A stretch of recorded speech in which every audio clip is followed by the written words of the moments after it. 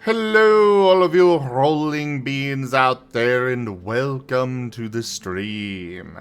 I am Raw Zim, and this is Ascent to Ascend Pathfinder, Season 5, Episode 9, The Builder of Atar. We shall begin, as usual, with introductions, so I do want to say that we will be having Wicked Whiskers here joining us to do art live here on stream today. And commissions are open. But let's go ahead and start with those introductions, beginning with Tal. Hello, I'm Taldirs, and I will be the storyteller for Ascent to Ascend Pathfinder.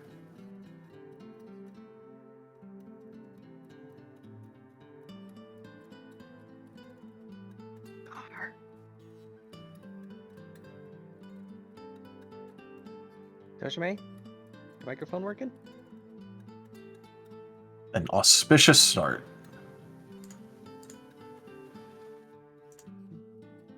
Could just double back to him. Yeah, I was about to say, we should just double back. Yeah. Well, in that case, hello everybody, I am Razim, and I am playing as the Marten twins, Pride and Pride. They are a pair of sentient feral psionic martens, and they are psionic incanters. Oh, was that a Tochemay? Yes, it was. Alright, do your intro. I am Gar, the Gnoll Barbarian, Played by... played by Tochemay. Also, It's been a while. Tanya, why do you do this? You wasted a 20.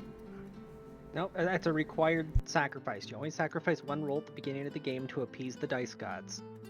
Besides, Don't worry, I They demanded already a 20 promised her. because it's been so long. Besides, I already promised her that she got to keep that one nat 20 from forever ago and could use it. Yeah, see, it's equal. Oh, It's yeah. equivalent exchange. I got a 20, so I'm giving a 20. That's how alchemy works. Totally. Anyways, Moriarty. Hello, I am the Fox Bard, playing Moriarty McCann, the Fox Bard. That's not confusing at all. I am Rosalia Narusignus, played by Tanya Sapien, and I think I just found some trading cards on the floor. Feel the backhand of justice!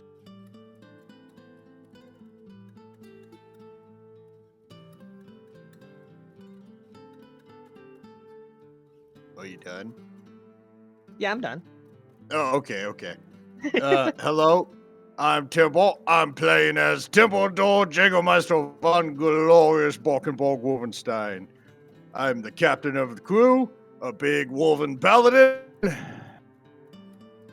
and catcher of the big brass ball. Yes.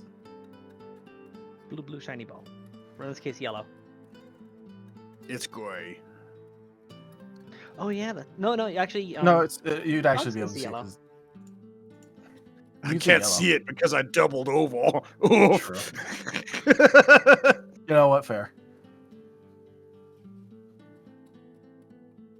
Alright, and now for a recap. Any volunteers? You know it always has to be me. Oh, Yeah, okay, Tim carry went on. out of his way to prepare stuff, so. Yeah. Alright, so, previous episode. Not a lot of stuff was going on. We were kind of just dealing with Chemo being a drug addict. And I decided to go tell all the conscripts about how he is a very bad influence and that you should never listen to him. And then we gave him the cone of shame. And then we shoved him in the brig. And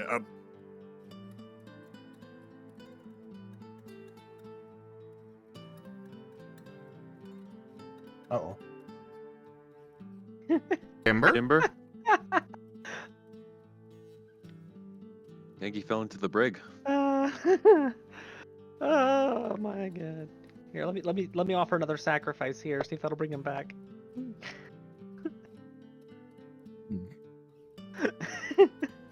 An auspicious start. Yeah. Yeah, he lost connection. He just disconnected from Fantasy Ground. Oh, of course. Of course.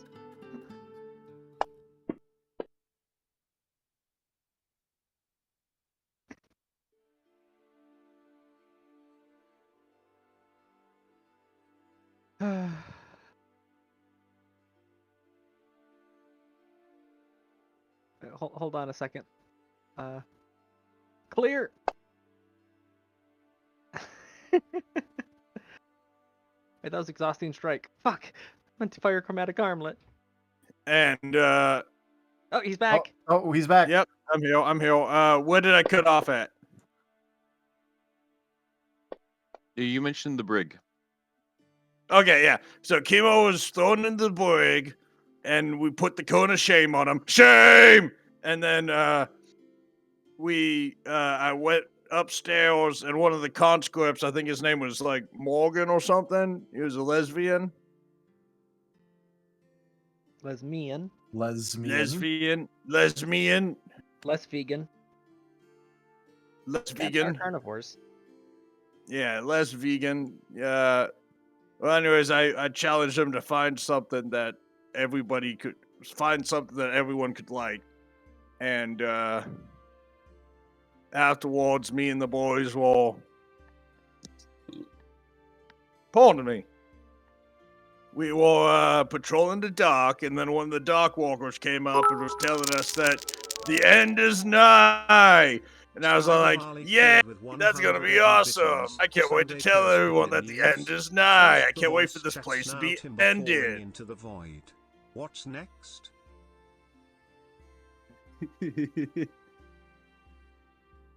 And so, well, you see, the thing about falling into the void is I'm such a dense woven that sometimes I no clip into the back rooms, and they gotta find my way back. You know, I just gotta pull on the chain till I get back. Anyways, he was saying the end is nigh, and the twins came up and was like, "Hey, Temple, we found a tomb," and I'm like, "Why are we gonna go there?" And then he flew off, so I guess I went to go follow him. And there's a bunch of, obviously it's a tomb. It's full of spooky, scary stuff. And so we're kind of going around, and I was like, "Hey, Kaiserman, should this guy in this place live?" And she's like, "No." And I'm like, "That's all I need to know." And then, we kind of just went downstairs and found a big old dude. And, everyone found out that I could speak giant, and I got this nice shiny silver nail at high velocity. It was pretty fun.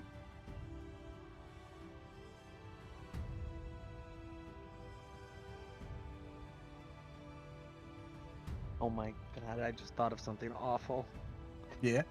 We take the brass ball with us, get it back to the ship, and hand it to Grug. We require this ball to be sharp. Oh, by the Kaiser one.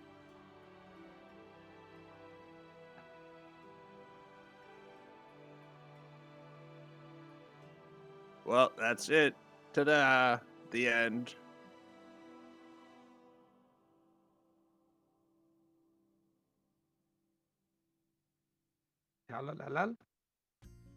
Nice. But yes, Timber has received ball. Quite unwillingly, but you have in fact received it. Just like everything else in my life. Yeah. All right. But just to remind people, Guy has enchanted sword dangerous. He also has ball he could throw. Ball hurt. Right. Were we fighting him? Yep. Combat was Yes. just about to initiate when we called it last session. Okay. Technically had initiated, but yeah.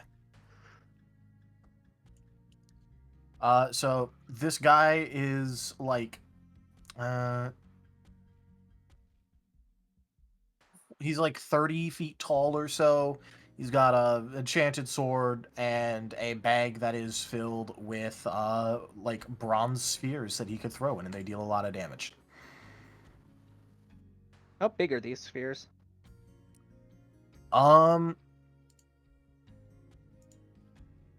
Whatever. Okay, hold on. What are Pathfinder size categories? I just assume it like beach ball sized. Oh no! So the thing is that he has a racial thing, which means that the things that he throws are 2 size categories smaller than him. So, they are the size of a medium creature, meaning they are probably about 6 feet in diameter. We're taking those with Oh, us after gosh. this. That is a lot of bronze. I don't know what the conversion rate on bronze is.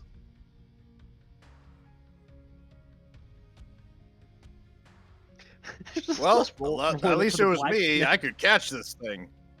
Us rolling up to the blacksmith, literally rolling up. Hey, we need these melted into ingots. How much time you got? Don't worry, we have our own forge. That You would do. take Totally. weeks. You could totally process all of these spheres. Assuming that we could, that'd take weeks. Also, I'm assuming the dead mass of that much metal is more than the ship can carry. We're already riding a red line. Do we want these for the copper or the tin, or do we just want these as bronze? Either way, I think we should counter chickens after they hatch. Don't worry, there are new cannonballs for our magic cannons. I don't think they would fit. Yeah, maybe for the Kaiserland's biggest fucking cannons. I'm ready to start now. Enlarge, reduce. Oh no! I'm talking Oh, you hell. already know. Chucks the ball at Moriarty.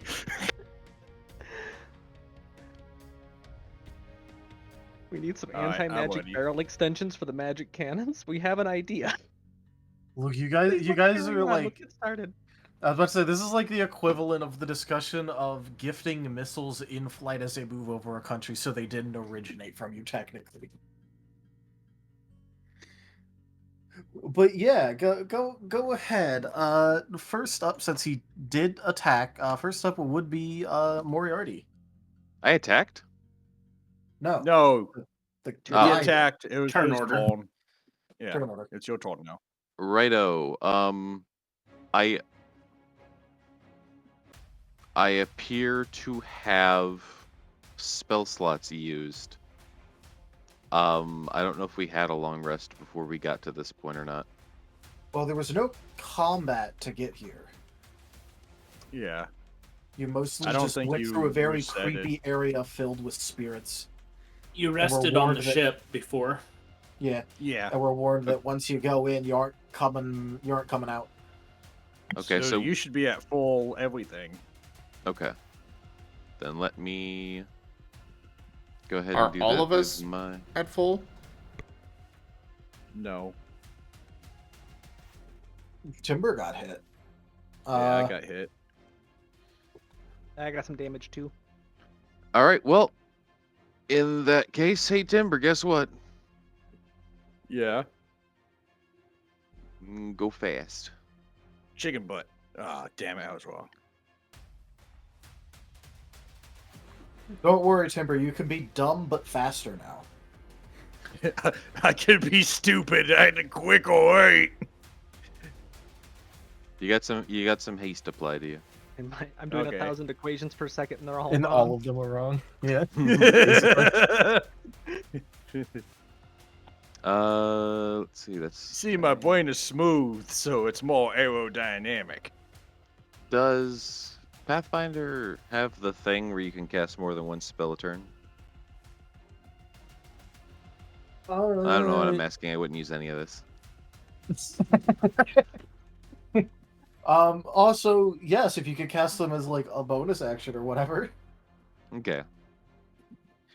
I like- You're like, hey, can I do this? Never mind, I'm not doing this. Yeah. Sorry, I thought I had an offensive cantrip in this one.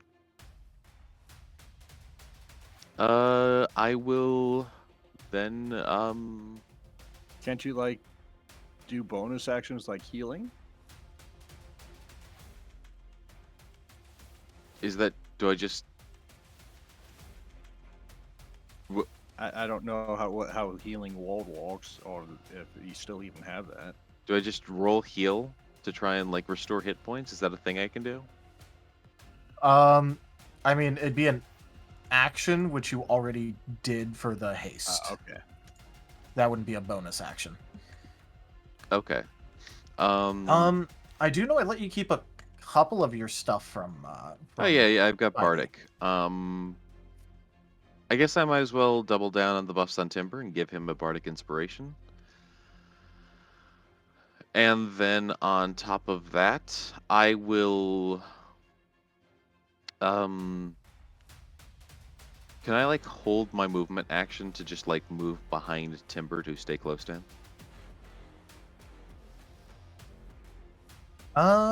Sure, you can. Okay. Then that'll be the end of my turn.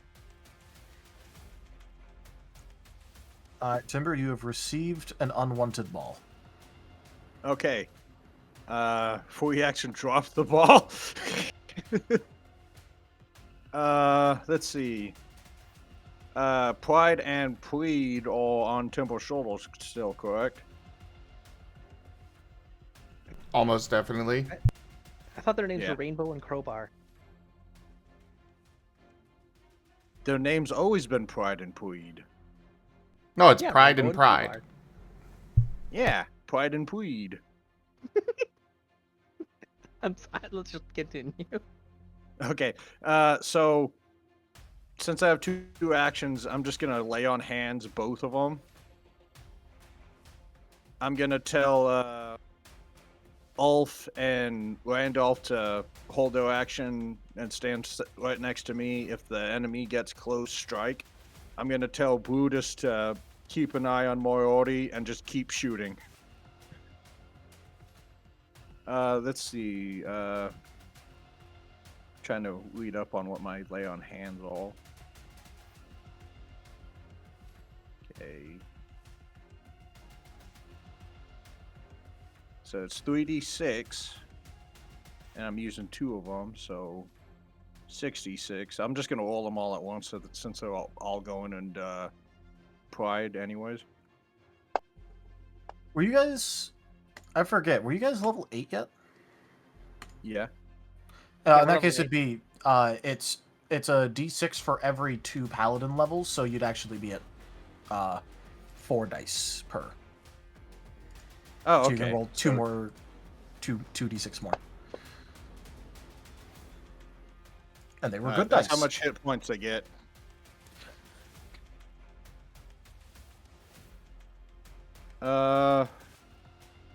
Is that Let's see. like each or total? Total. I Okay. changed it for you. Okay, thank you. Let's see, and let's see, for a bonus action, I can. How far away is he? The guy, he's like 100 feet away. Yeah. It is a big room. Yeah. I'll use a level 1 spell for as my bonus action to get 5. I'm gonna cast Armor of Agathes, so Temple has 5 temporary hit points and he's covered in frost. All right, cool. How do I do temporary hit points? There we go. I did it for you. Okay, yeah. Thank you, thank you. All right, and Torn. Cool. Gar, you are up. Oh boy. Get behind Timber, and that's going to be my action for this turn. God. Everyone's hiding behind Temple. So, how far away is he again? Like 100 feet. Oh God. Yeah, too far for me to throw a spear. Yeah, I'm guessing that's further than close ranged. Do I have And how far tall with is the these? ceiling? Ceiling is like 40, 45 feet. Okay. Wait, how tall is he? 30. Gordy. Okay.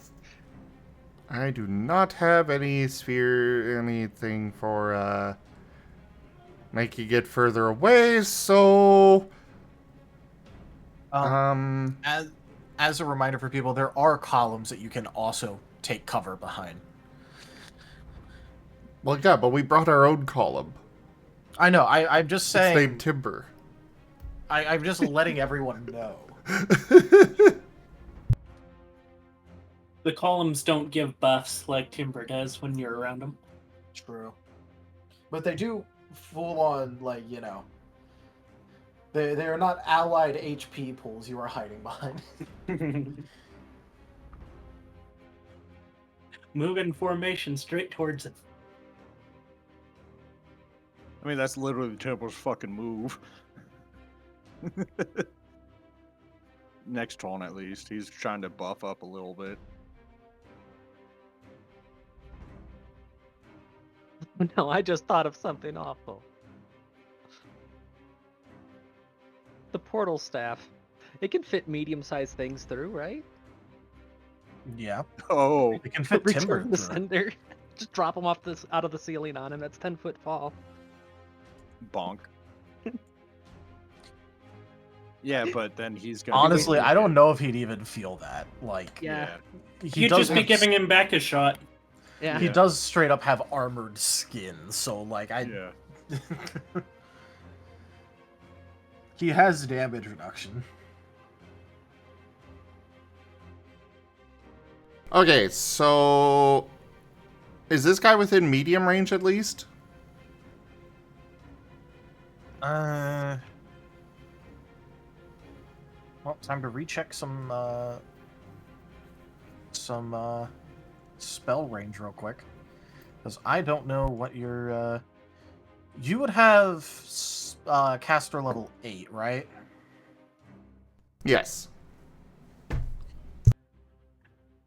All right. Hide behind the geographically convenient fortification. Yes.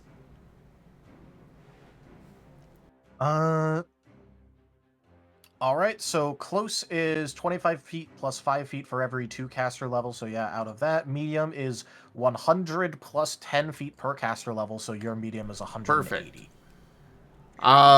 Since they are both back to back and he's outside of range of their regular destructive blasts, they're just going to both ready a catch with telekinesis. So if he throws another one of those balls, they're both going to try to catch it and return it. Return to sender.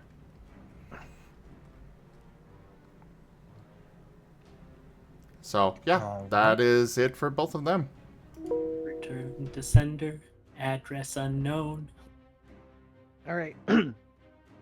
So McRib it has a melee weapon, so I'm going to have him flank Gar with the held action to intercept any thrown projectile by throwing himself in front of it. Just so you know, Gar is behind Timber. Yeah, that's why I said flank.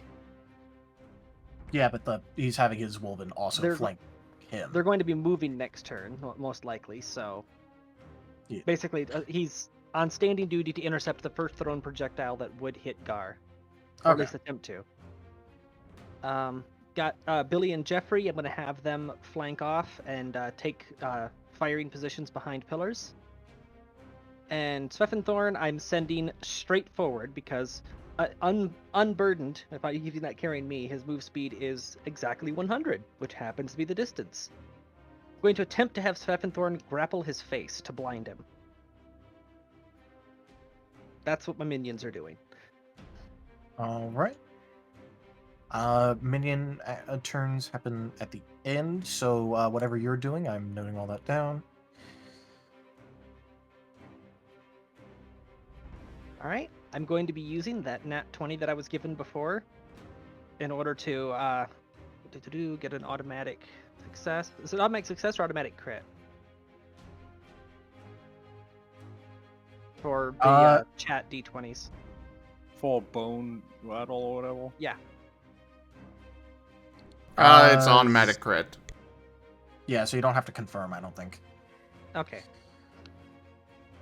So yeah, as she's sending, well, I guess this would be happening simultaneously, sending her minions off. It's like, would you kindly come closer so we can kick your ass? And I'm spending the spell point for the residual effect, and yeah, attempting to make him move forward one step. Rolling for damage. Not sure how the crit affects the damage on this, so. Well, first, Zim has to pull a spell crit card.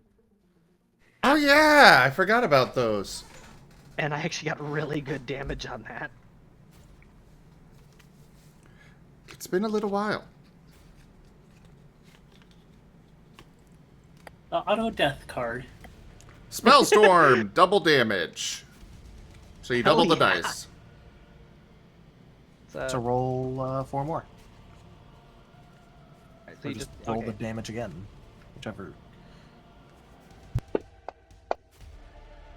Hell yeah, another good one. There you go. Yeah. Technically an even better one.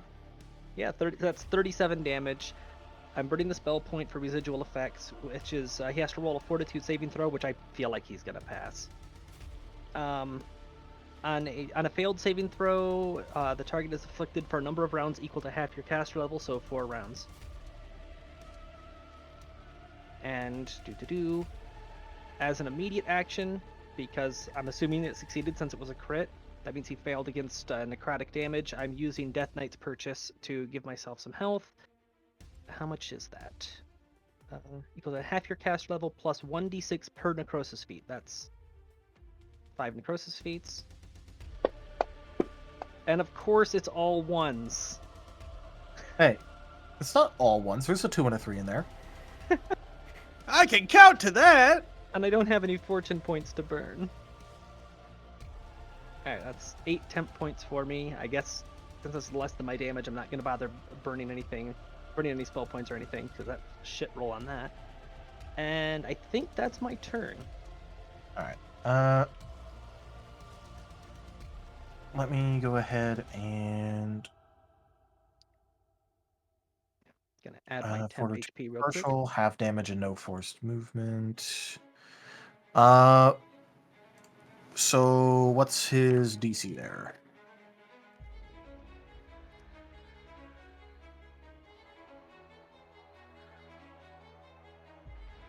He's probably made the DC, but just to check.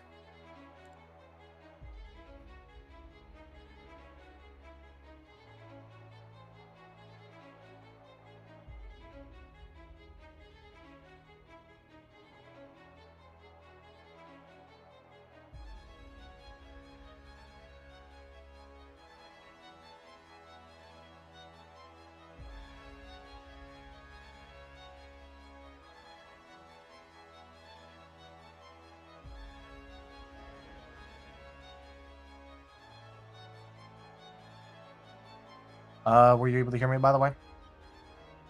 Yeah, that you're running a calculation? Oh no, I was asking what your what the DC was, just to make sure. Oh, damn it, I blanked. Sorry, say again. What was the reading it at the same time you were DC talking. was, because I know you, because from what you said, it's probably not very high, but I wanted to make sure. Oh, I can't remember how to calculate that. It's been over a month.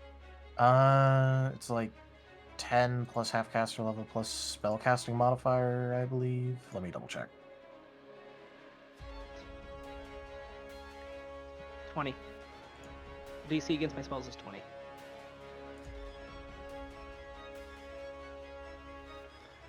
So that means if someone doesn't have any bonuses in whatever they're trying to save with, they have to get a nat 20 to succeed.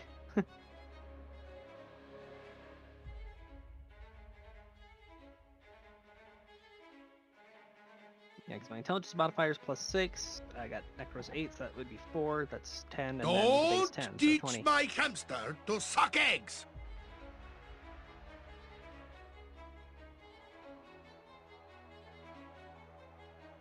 Saving throw difficulty class 10 plus half the caster level plus casting ability modifier. Yep, alright, I did remember it correctly. Cool. Oh, hey, influence. Sure. The twins now have 2 entirely ordinary top hats. Oh, shit, I just- yes. So let's go ahead and introduce them to our fisticuffs. Yes. Also, just double check. Just double checked Death Knight's purchase. It's 5d6 plus 3 temp HP. And equal to half your cash level plus 1d6. Oh, wait, now that needs to be leveled up to 4. 4 temp HP. Let me unlock and edit that because it's half cash level.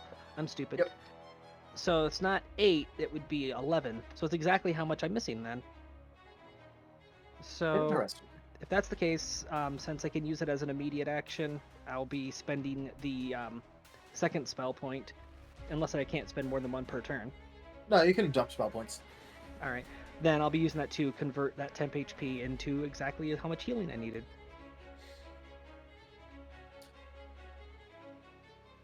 And let me update my spell points and then move my turn on. Wow, I only have 7 spell points left. Oh no. So you did just use 2 of them. Yeah. Alright. So he saved, got it halved, so let me... It is a fun mental image, Demon. And I'm assuming that he's out of range for Billy and Jeffrey. Right now, yes. As for Svethenthorn attempting...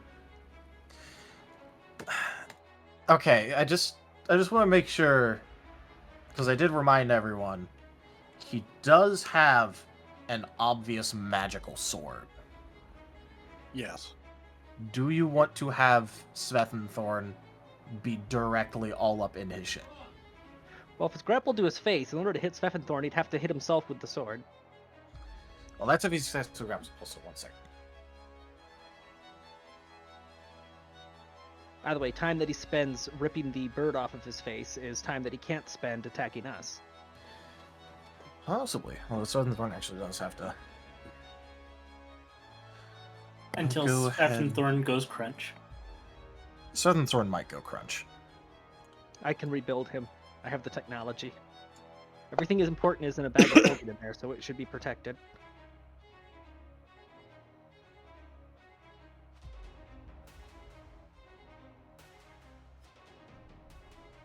Alright, Svethenthorn has rolled a 16. That is not, after modifiers, that is not going to be good, probably.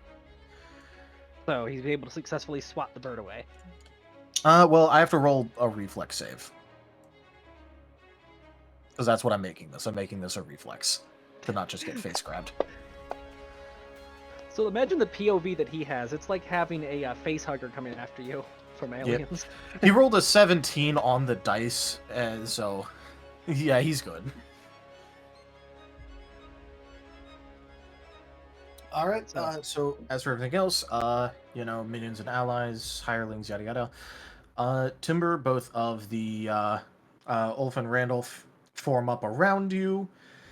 Gar, you now have a Skelebro next to you. The other 2 skeletons are going to be creeping up the sides, and Svethenthorn has gone on ahead.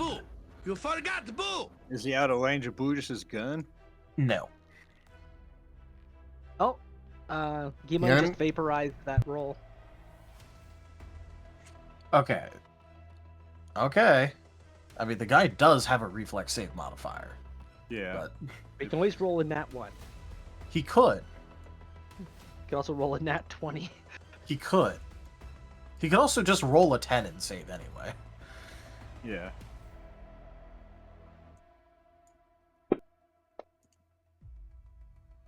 Oh, okay, yeah, no, he just decided to... Alright. 1 second. He failed, didn't he? Fumble No, he card. rolled nat 20. I just feel the need to prove it just because it got mentioned.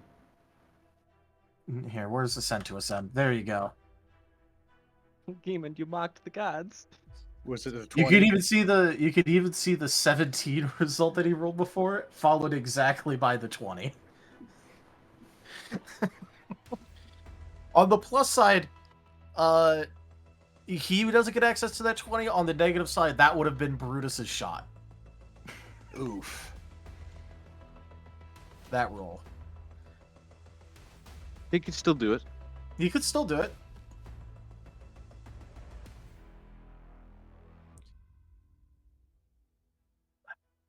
Sorry, it just takes a second to roll sometimes. You know what? I'm just going to start type rolling instead of manually rolling. Come on, Brutus.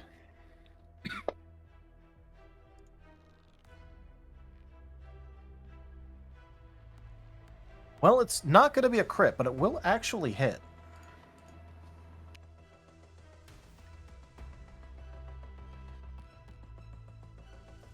We got a little shield wall and just cannon you over the top. Basically. Yeah. What? Blammo!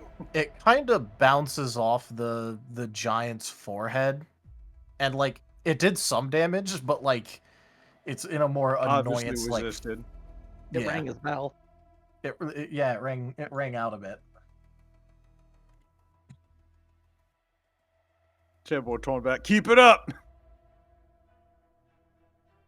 On the plus side, he has. Oh, you are now able to actually resupply his cannon shots. Yeah. All right, so that is all of that.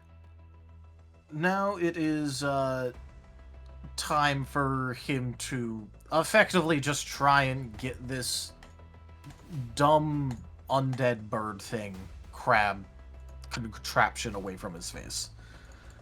Squished. I'm still making him waste a turn, so it's not wasted. Yep. Yeah. All right. So just because he's kind of hating this thing, he is going to power attack. He wants this thing gone. I'm making him waste a spell point too. No. No, Power attack he- with just abilities. he could just do Ah, that okay. whenever he wants. There is Ah, no. Shame. Timbo Alright. has that.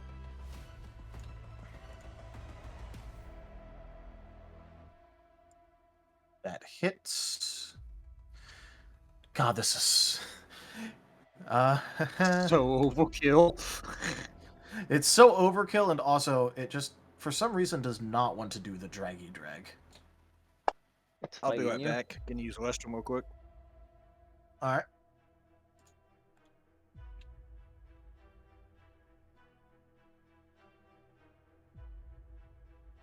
All right.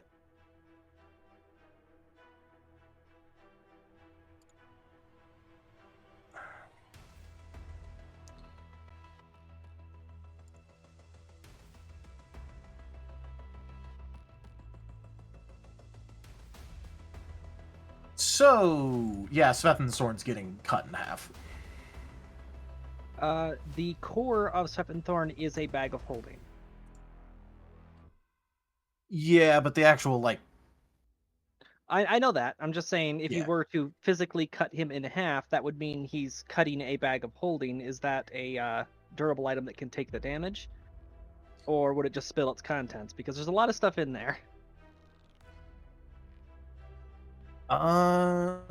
let me double check to see if it's any more durable on the outside. I am back.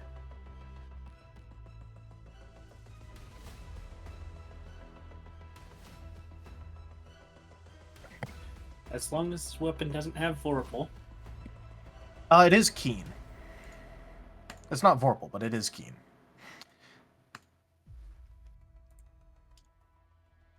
He hasn't even lit it on fire yet. Which he is about to actually do. But, because I can't find anything on it really quickly, I will just say that, oh hey, it won't touch the actual bag itself, but like, you know, Sveth and Zorn go bye-bye.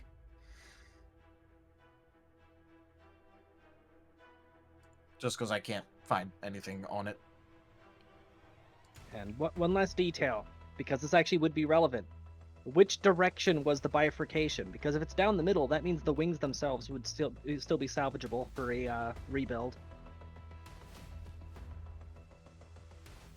Oh no, it's not. It's not down the middle. It was more diagonal-ish because it was. All right, so then He's guaranteed one-handed one with of- the sword. guaranteed one of If those it helps you, wings are shredded. he has. Yeah, he's like one-handed the sword. Yeah, so it's like Okay. it's like a side slash. Okay, so yeah, guaranteed one of those wings is destroyed. Yeah. I can get more. Or attempt to splice what's left. Either way. Yeah, he just hit Svethenzorn with like 44 damage, so you know. See, that would have been enough to one-tap me, so I'm glad that Pop. Sveff took it for me. Now you have some DR.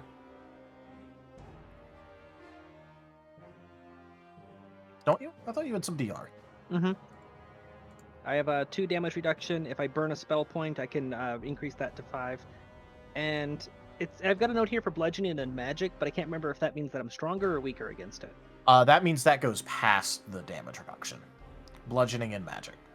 All right, because then it's got a 4 next to it. Yeah, so that means you have 2 against everything. However, if it's not bludgeoning or magic, it becomes 4 instead. Oh. Okay, Because it takes the higher. got it. But it means that if it is magic or bludgeoning, it's still, you know, it's still at least as damage reduction too. All right. And rather uninspiringly, at least for the twins, he's basically just going to say the word ignite in Igni, and his sword is going to catch fire. For everyone else, it just sounds like, you know, he says some guttural rumbling, and then his sword is now on fire. Bad show, I say. Bad show, yes. Very much a bad show, yes, yes. And he is going to cut the distance between the two of your groups in half, because he has a movement speed of 50. He has long legs.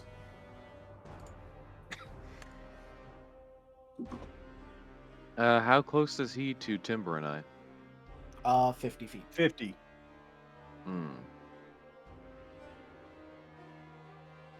Interesting, interesting.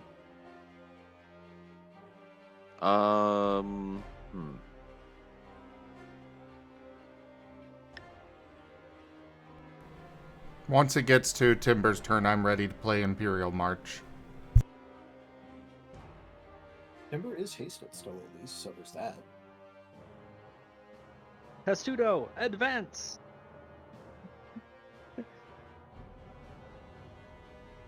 All right. Assuming that Timber is actually going to move toward this guy, I'm going to once again hold a few of my actions to. Actually, I was thinking, you know, now that I see how far he moved, let him come to us, and then once he gets into range with us, we can start, you know, doing held actions on him. But, Imperial March! Action economy. Me, fine. So wait, he's moving towards us? Yes. Yeah.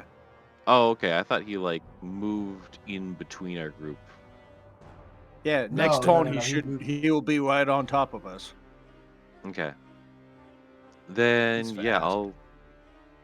I will go ahead and I will basically hold this turn after. Unless you can start shooting stuff at him. I'm sorry. I can start shooting.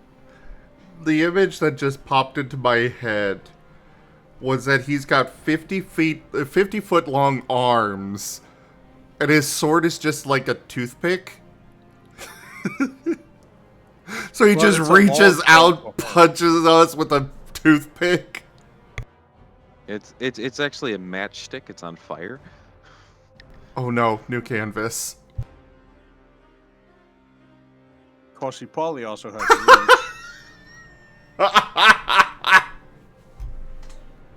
He has a lot of things.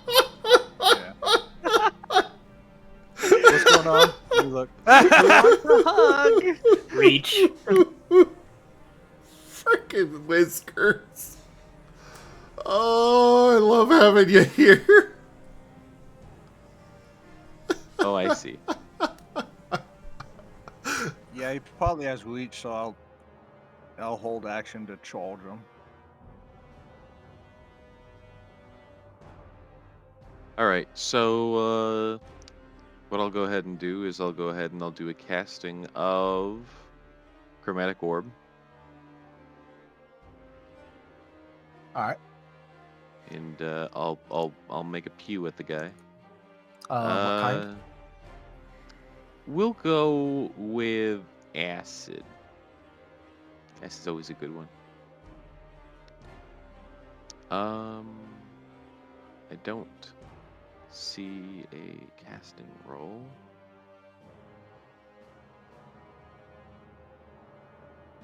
I don't know why, but I don't have an attack roll for chromatic, so I'll roll. If it helps, it'd be a ranged touch attack. Ah, okay. So ranged. I just roll a ranged, and we just have it against his touch AC, right? Yeah. Awesome. Damn. Does a 12 hit his touch AC? Yes. Okay. I had a feeling he's pretty big. All right. Then he takes that much acid. Dude, Cool. you gotta try this. This stuff is so good, man. Rank up. Hold the line. This Not that kind of shall acid. Not Oh, fall. okay. Tocolumbus Koru rated my stream with 8 viewers. Toggle! Toggle. Hello there, Toggle. How was your stream? Thank you so much for that raid. Welcome in. I hope you had a fantastic time with your stream. You guys have come into the, basically the beginning of our Ascent to Ascend Pathfinder campaign this evening. We are fighting a giant right now. And good time. Yes. Ish. Sort of. I mean, he did just slice one of our people's backpacks in half.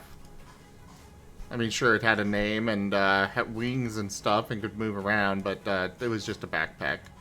Glorified backpack. Wasn't a bag of holding. Oh, it was a bag of holding. Well, it was basically used as a backpack, though. Yeah.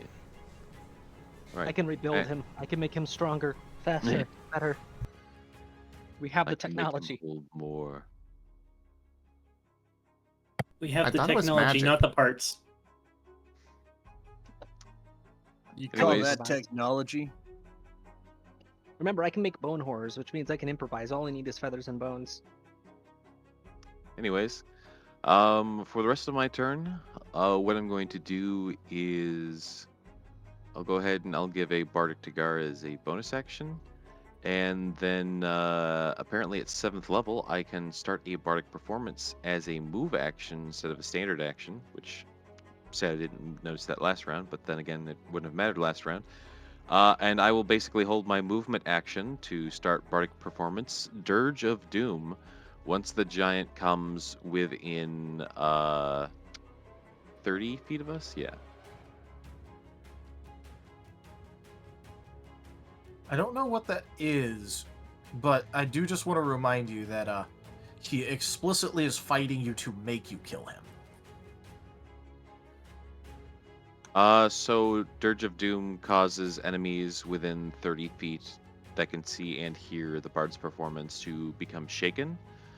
The shaken condition specifically gives basically -2 to all of his rolls.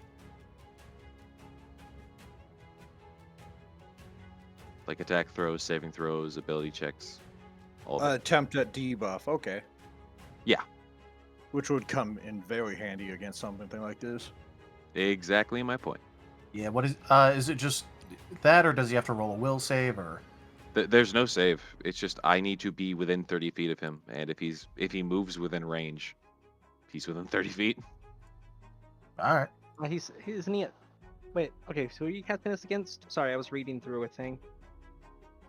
I'm going giant. to. Yeah, against it's. I mean, it's against all enemies within 30 feet. Isn't he still 50 feet out? Yeah, he he's is, which holding is why I'm action. holding the action until the guy Okay, so moves. once he closes the distance, got it. Carry on. Yes. And He's that will end my standing turn. there with his instrument menacingly. Okay. Oh, hold on. Temple will raise his sword up and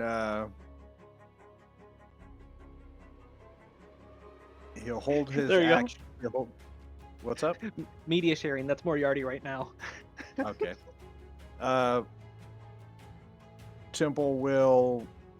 Let's see. Yeah. Okay. So since he has 2 actions, his first action will be to lay on hands on himself. So that's 46. Hmm. 11 more hit points. And for a second action, he will wait for the monster to approach and then fall around him. If you target yourself, by the way, you could use it as a swift action if you want. Oh! Oh, sweet. Okay. That's the thing with lay on hands. You could lay on hands yourself for a swift action. Oh, okay. So then I'll just try to smite evil him if he gets close. Wait, no. That I can't do that since that was a swift action. Well, I'll still fall around him with both attacks. If he gets close. Temple will order his men to, follow his lead and Buddhist to reload.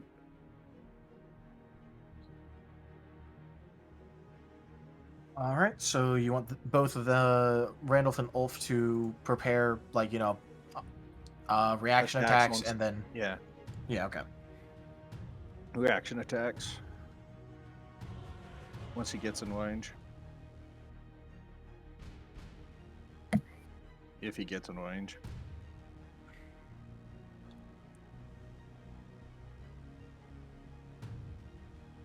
Anton.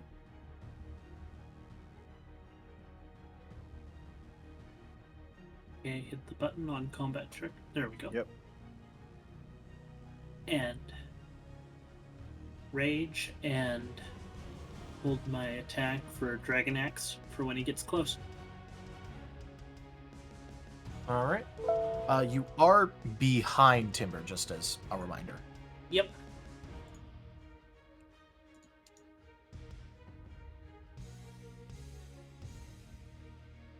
Yeah, I guess on Timberstone he just yells, "Hold the line," as the giant comes upon him.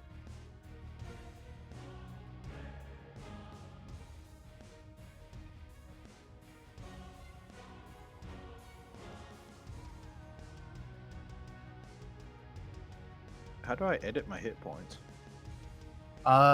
You add or subtract wounds, the WND. Okay.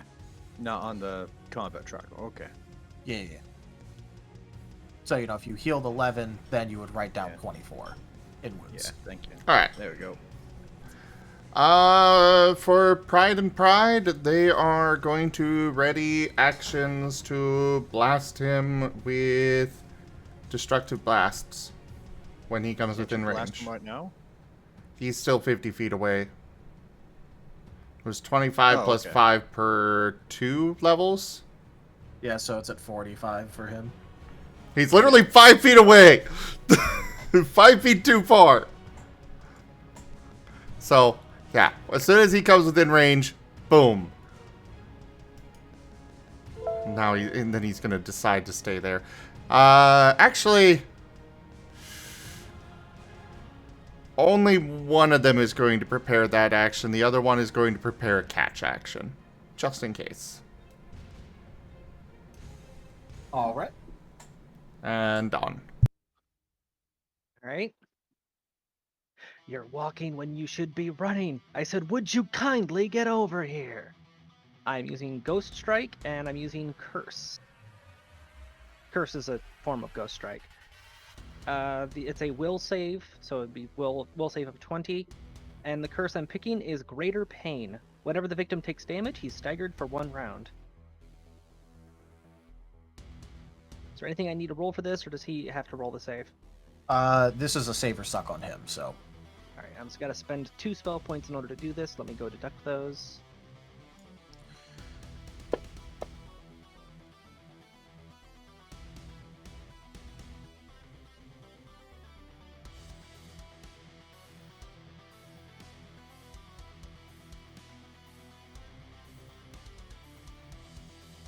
He has rolled a 24. Damn. Why is it anything that's worth actually using these on is always making the saves? I need more magical gear. Moriarty was right. Also, this is a boss that has exactly 0 ads. This is true. So, spell starts to take effect, but he just shrugs it off. What's an ad? Additionals. Oh, okay. No minions. Little minions and the like. It is just this guy. Unfortunately, that's all I can do, and I'm not moving from my spot behind the front lines, so I guess that's the end of my turn. And of course, my minions would come after. They'd be firing, because I'm assuming he's within range of the crossbows now. Yeah, they will be.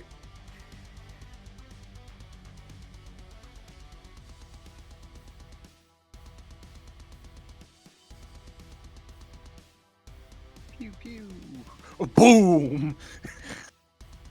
Well, when you say boom, it might not be on the right target, considering one of them just rolled 1. Oh my god. So crossbow jams? Probably, but crit fumble time. Zim? I'm getting the card. You didn't respond, so I didn't know if you heard him.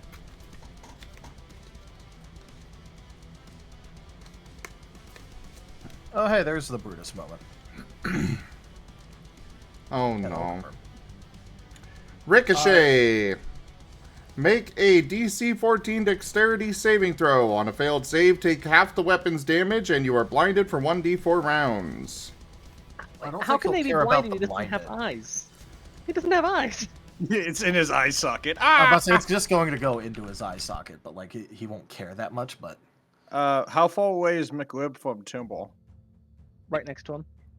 Okay, so yeah, +3. these are the crossbow ones, which are by the pillars. I'm bashing something. Oh, okay. Hold on. Then not +3 then. I've just been given a nat 20. I'm going to save that for myself rather than for the skeletons, because knowing I have a nat 20, I have some powerful attacks I can use that are save or suck.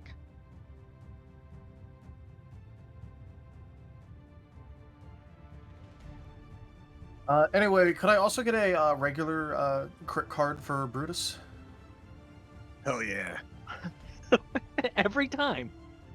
It's not every time. He just rolled a normal hit last time. He would have crit though, unless if they didn't make me re-roll something. What's the damage type? Bludgeoning, because it is cannonball. Soften him up. Triple damage, and the target must make a DC 14 Constitution saving throw. On a failed save, the target has disadvantage on saving throws for 1d4 plus 1 rounds. Is Brutus about to have, like, a full-on hero moment? He's on in those bleeding rights.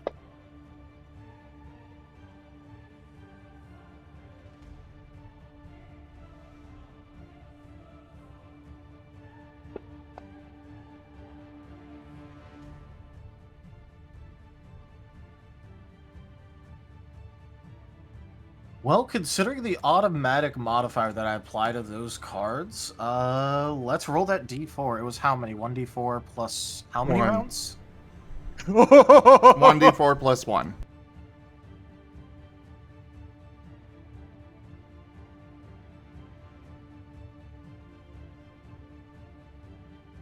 Oh wait, shit! I just realized these things are balls. He has rock catch, which counts for cannonballs. So he gets to make a reflex saving throw first, I guess.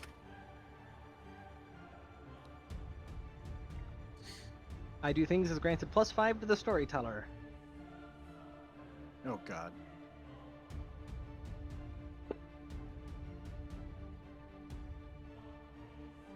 Well, he failed the DC for the rock catch anyway, so. And nah, I think having a disadvantage on the saves is actually kind of funny because of Brutus, so I'm gonna save that for a bit. Besides, this is just his defensive saves. Yeah. He still has offense. Also, anyway, this was triple damage, so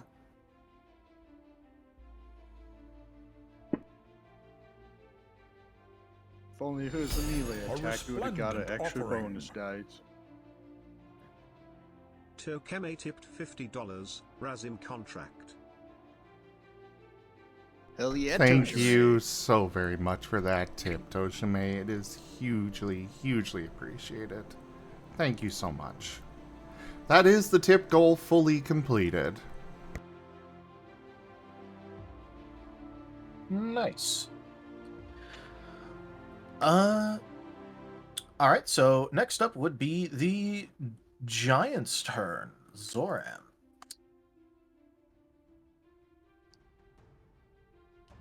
Alright. So he's going to be charging now. Which means that as he moves in, people who had already actions to attack and can actually reach him, go ahead. That would be Timber And the twins. Yeah, the twins. and Moriarty spell.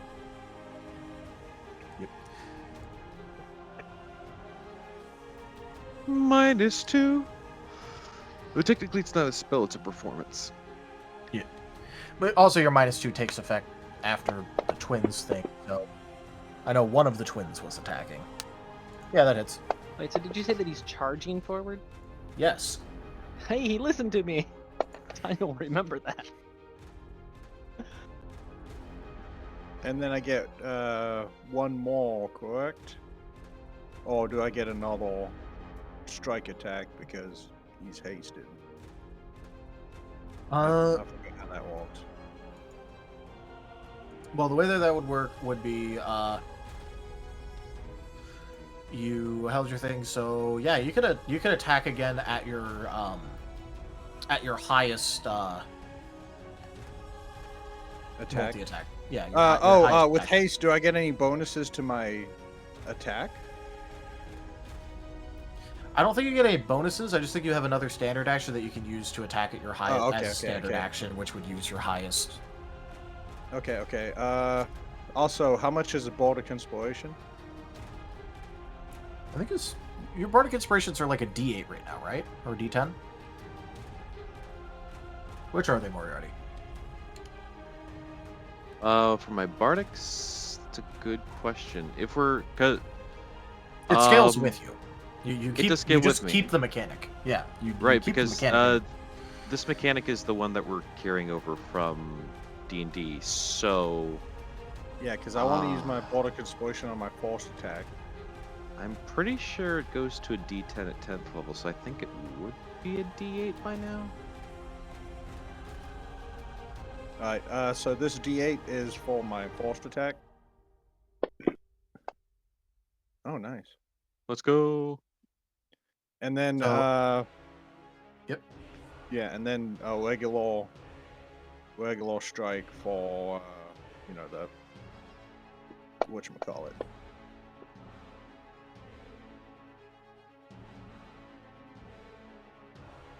Ooh. All right. So that first one will hit, second one will miss, and your haste attack will hit, crit, confirm.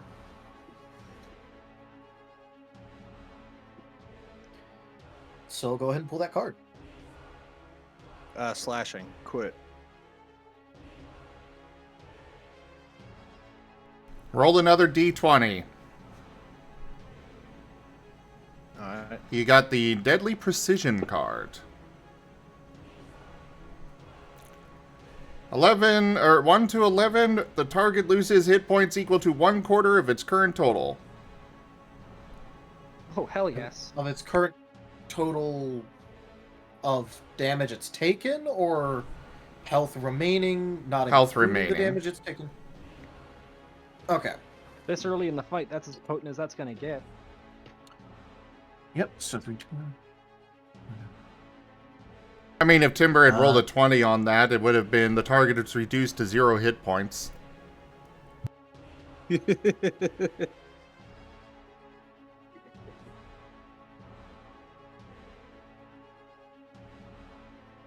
All right, so go ahead and roll damage for that first attack, Okay.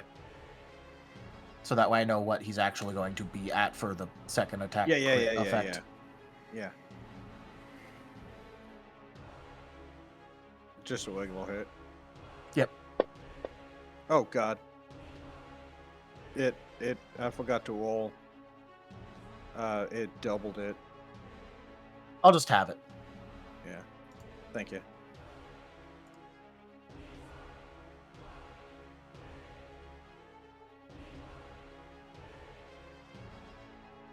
Seeing Brutus do a great shot, Temple did not want to get one-upped by his guy. Bang, bang, bang. And then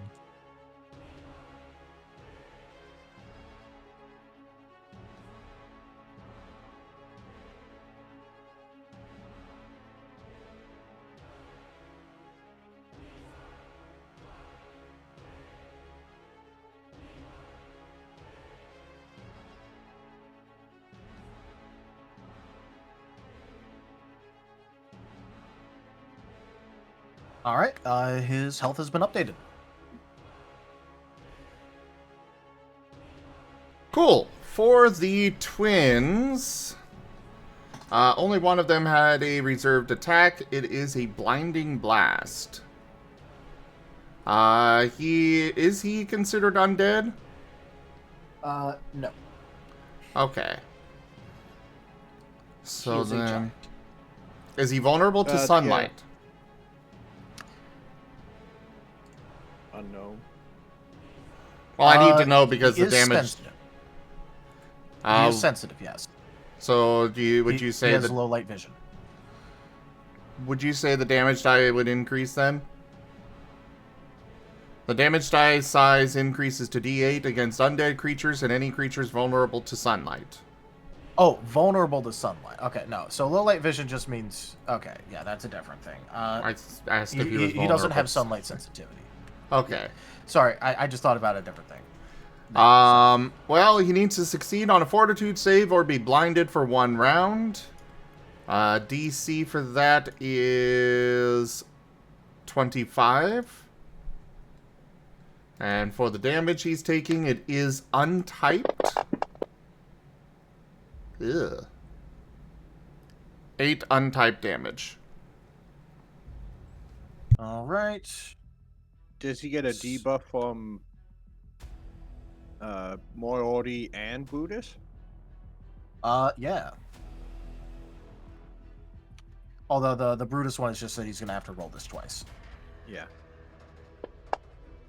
And well, he happens to have a extremely good fortitude, so Yeah. It could be helpful. close. One of them was 25 exactly, but the 25 one was the lower one. Yeah. So he does meet the DC. 8 untyped damage.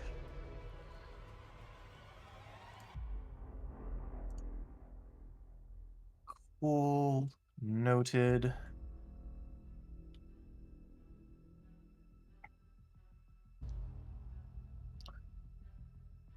Oh yeah, Ulf and Randolph. Oh yeah.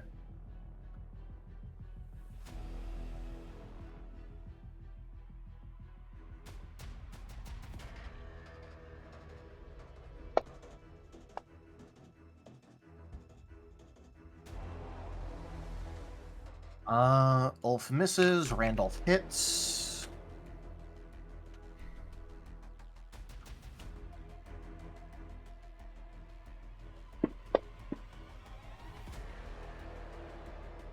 And rolls pretty good, actually.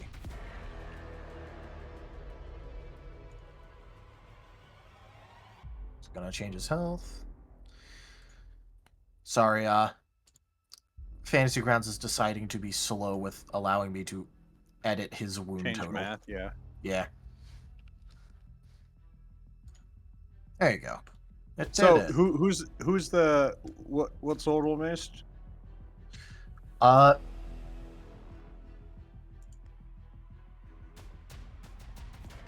so it would have been, I believe, Ulf missing and Randolph hitting.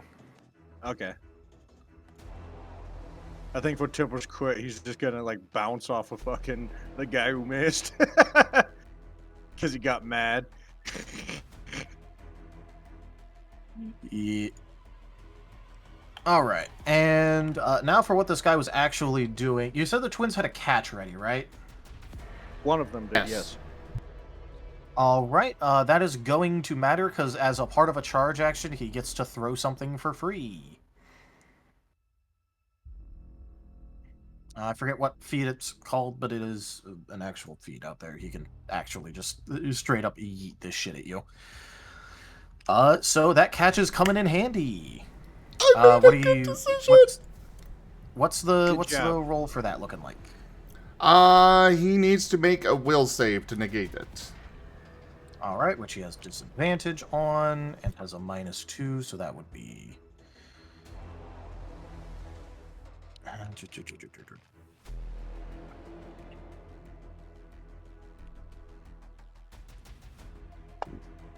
What's the DC on this?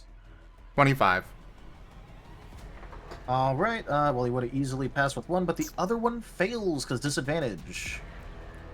Hooray! So, what does this do?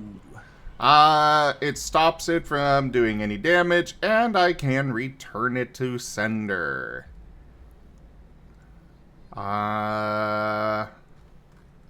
Which will be...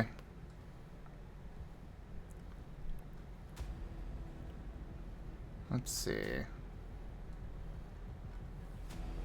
has the potential, what is the object size? Medium. Okay, so it'll be treated as a large, which means, a whole 1d8 damage. Because I've got another thing that makes it count as a size larger. And I need to make an attack roll.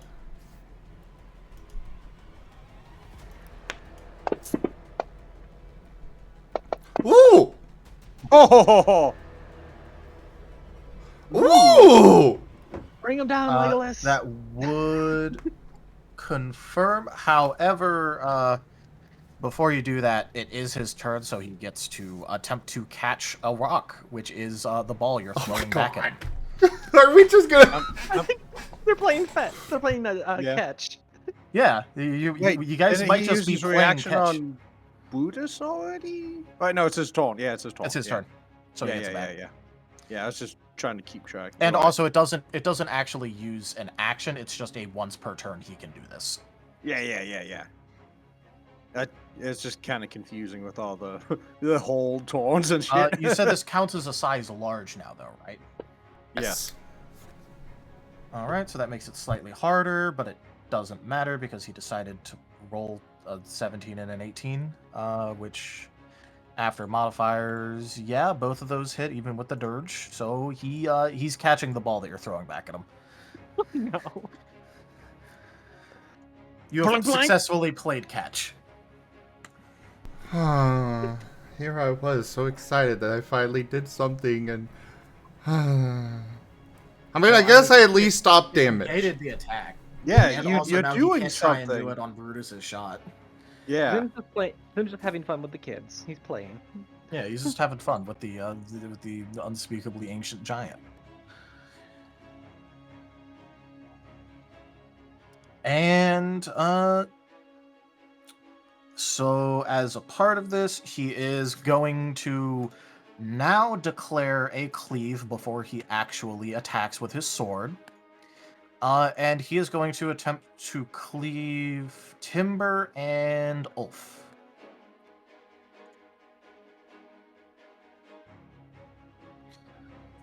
Does whatchamacallit, does haste buff my AC at all? Moriarty does it. What was the question again? Sorry. Does haste buff AC? Keeman, why did you put a mustache on Taldarius? Oh my god, it landed perfect. Actually, they updated it. You can place them manually now. Oh no. Haste will Oh, no, give Whiskers. +1 on attack rolls, AC, and reflex saves. Okay. +1. Okay. So 22. All right, so that will still. Oh, you said it's on 22, correct? Yes. Well, can I get a crit card? This one isn't surprising though, because it's keen and he has proficiency with it, so he's critting on like 17 through 20. Yeah. So a GM crit card? Yeah, GM slashing crit. Okay. Also, you should take a look at the doodle. What are they doodling? Oh my god, it's Oh perfect. God. The mustache. It's me with the mustache. Yeah. A most glorious mustache. Mustachio. It's not a bad look for you. So how much would it cost for Mirai to go and do an update to that? To Taldarius' storyteller icon? Make an alt version with a mustache? I'm afraid they are a bit busy. What type of damage? I know. Slashing. Brutal Slash. Attacker rerolls any damage dice with a face value of 1 or 2 for this attack. Oh! Oh no. Ouch. And the sponsor has a Santa hat. Ho ho ho. He he he. It's a gift. Oh, and we've started a hype train. What's the gift? The gift is Yeen. Or rather, a hype train is close. You guys gotta complete that first level in order to actually start that. Okay. Oh no. How much damage? I have to. 1 second. There's 2 ones. In order, it rolled on d6s. 4, 6, 6, 1, 1, 6. So I have 2 6s to roll. And Timber's got googly eyes. Timber's about to have googly eyes in character too, I guess. It only rerolls it once, right? Yeah. Smack him so hard you can hear Correct. that one brain cell doing laps in his head like a marble. Well, I mean, it's up. I guess it is technically up to your discretion because it doesn't say once. It just says any. So I guess that actually could mean, you know, any amount. But up to you. And now apparently, Tao, you are being drawn with your mustache leading the hype train. Nice. Choo choo. There's googly-eyed Timber in the back.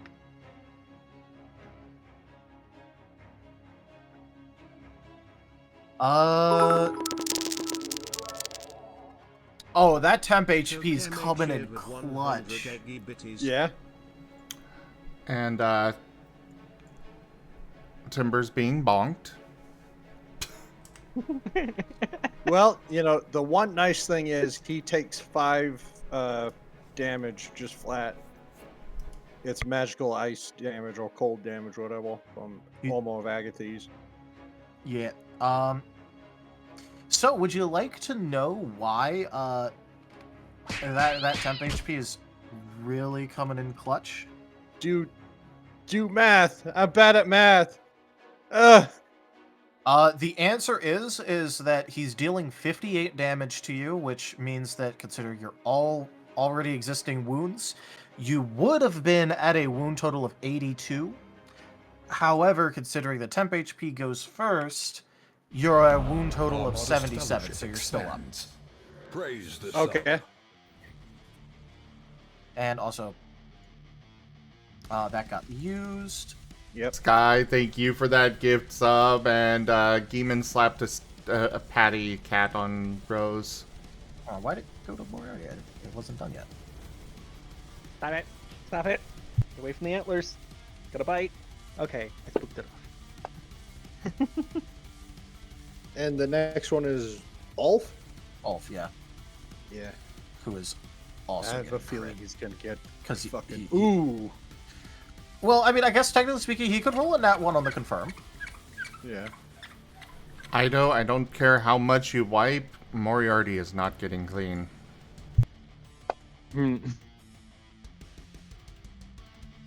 No, he's still getting crit.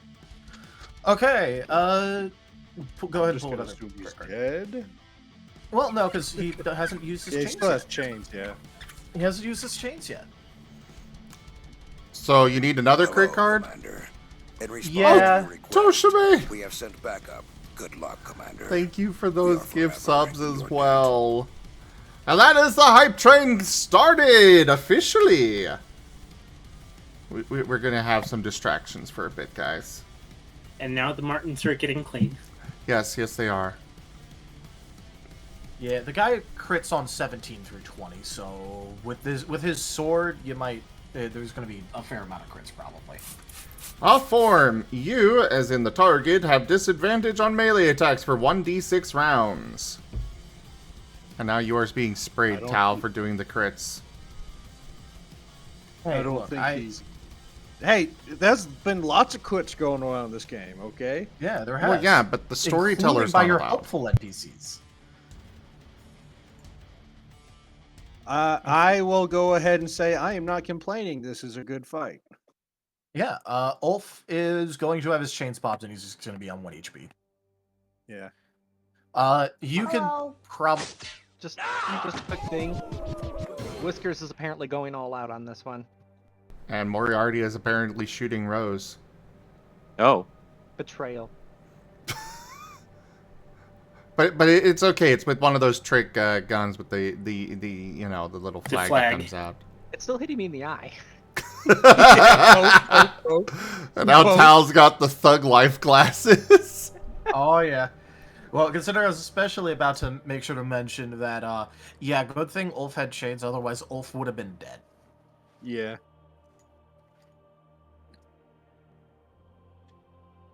And yes, And when Whiskers is here and we now- have a hype train, Whiskers Draw works on hype train art until the hype train's done. So if you want to see this get more done, keep the hype train going, everybody. Choo choo, mother fluffers.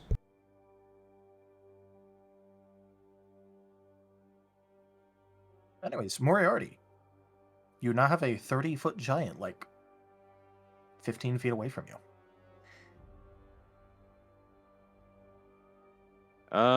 Okay. And he cleaved to Wolven. They're both still standing. Yeah. Is Ulf's chains got popped?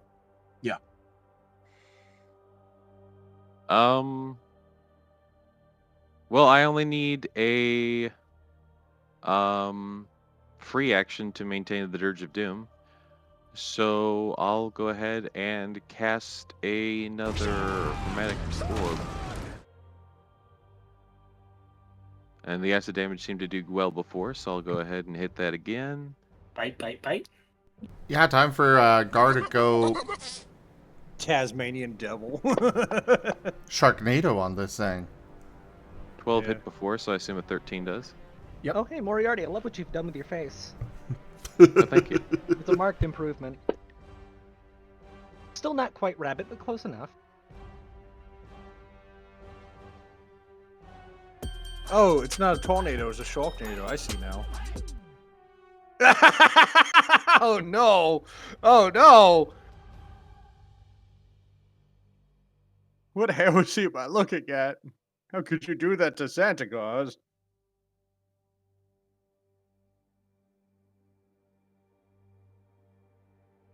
So it's 19 acid damage. Yep. And You've successfully chromaticed him. yeah.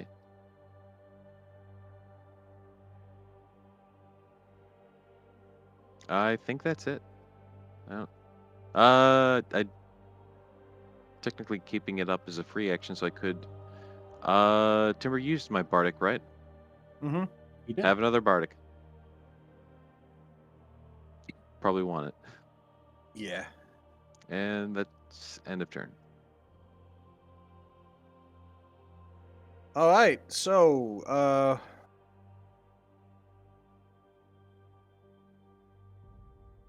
let's see. Temple is just gonna go full out attack mode, and since this creature decided to do a cheap shot on us, he's gonna try smite evil on this thing. 4-ounce smite evil. I use the thing. Does it give the bonus or no? Yes. Okay, it does give the bonus, and that is. Trying to remember off the top of my head. It's been like a month. The first attack you do is at double damage. In terms of the bonus, so it's 16. Real quick, thank to you hit. so much for that support, everybody. Thank you for those 6 subs and the 1,500 biddies. Thank you for the help, everybody, in that level 2 hype train. Okay, so the bonus damage on your first successful attack increases by 2 points per paladin level, so Okay. 16. 16 on attack. You bypass his DR, Mm-hmm. and every other attack you do against him will have charisma bonus to your attack rolls and +8 to damage. All right. So, what's the kind of the modifier for the forced attack? First attack will be on the attack plus your charisma bonus Okay, so on the plus attack 3. roll. And then on damage, you get +16 damage Yes, and bypass yes. DR. Yeah, I get that part. I just wanted to know what the bonus to hit was. Yep. Since it's the forced attack, Timber will use his Baltic on that. He's just trying to make this hit. All right. So I'm gonna roll the attack.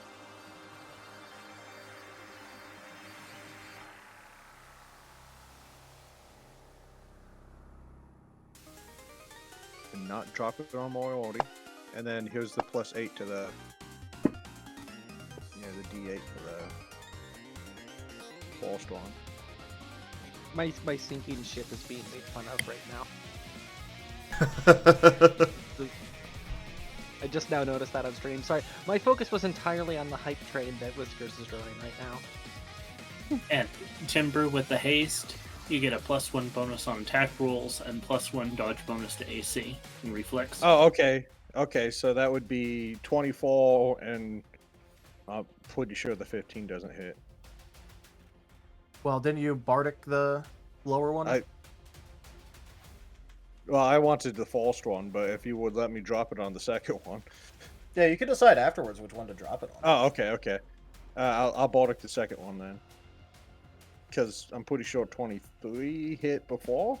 Well, I mean 24 hit before, right? Yeah, so he's dropped his AC a bit because both charge and cleave drop your AC, so he's at -4 AC, so yeah, that would hit. Okay. When it goes back up though, he obviously he'll have a higher AC. Yeah. So both attacks hit. Yep. Right? Okay. Yep. And then +16 to damage. Here's the forced one. Oh, get me up. Yeah, +16. Yeah.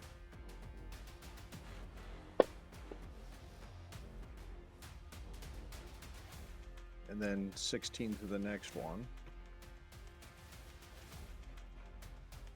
And negates his special ability would damage reductions. Okay. Second attack at maximum with +3 to hit.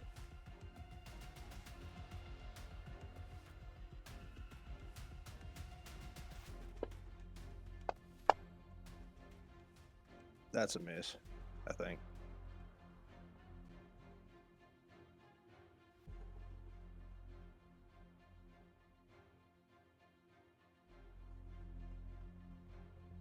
I'm pretty sure.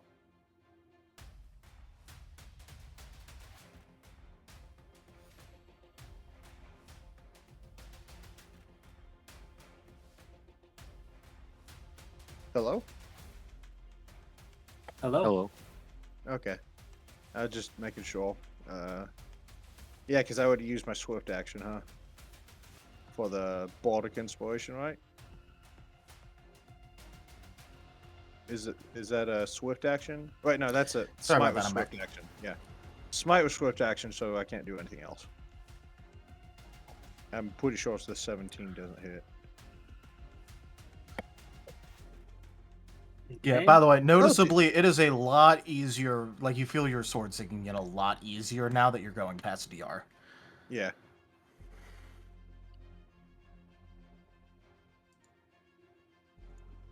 So rage, and going to step around and attack with the dragon axe. All right. Also, real quick, Timber, just as a reminder, the first one is at +16, the second one's at +8. Oh, okay, okay, okay. Yeah, so I'll go ahead and change his HP total.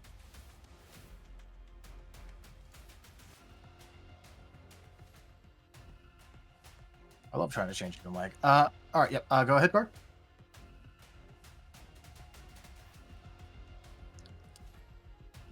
Gar? Okay.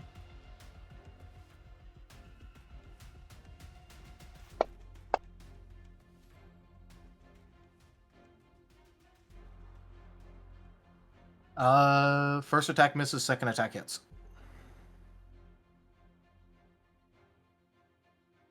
Oh, sorry. Second attack misses, first attack hits. It did it on the opposite order on my side for some reason. Yeah, it did the same thing for mine. All right. 20 misses, 24 hits.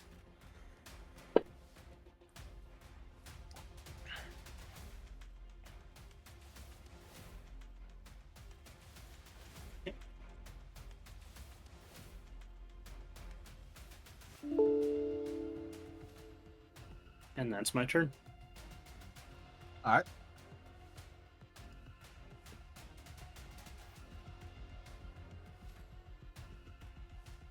He's now All right. For the twins.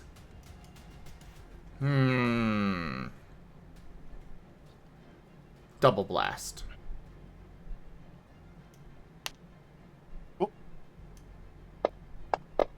Oh, wait. Timber's not doing well.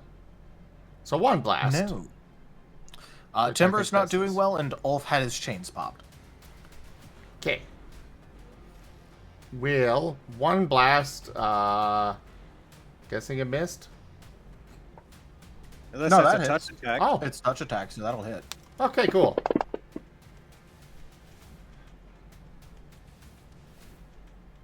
Just standard bludgeoning damage. Alright. And for the other one, gotta remind myself how the heck my healing works. It has been a little while. Just by a lot.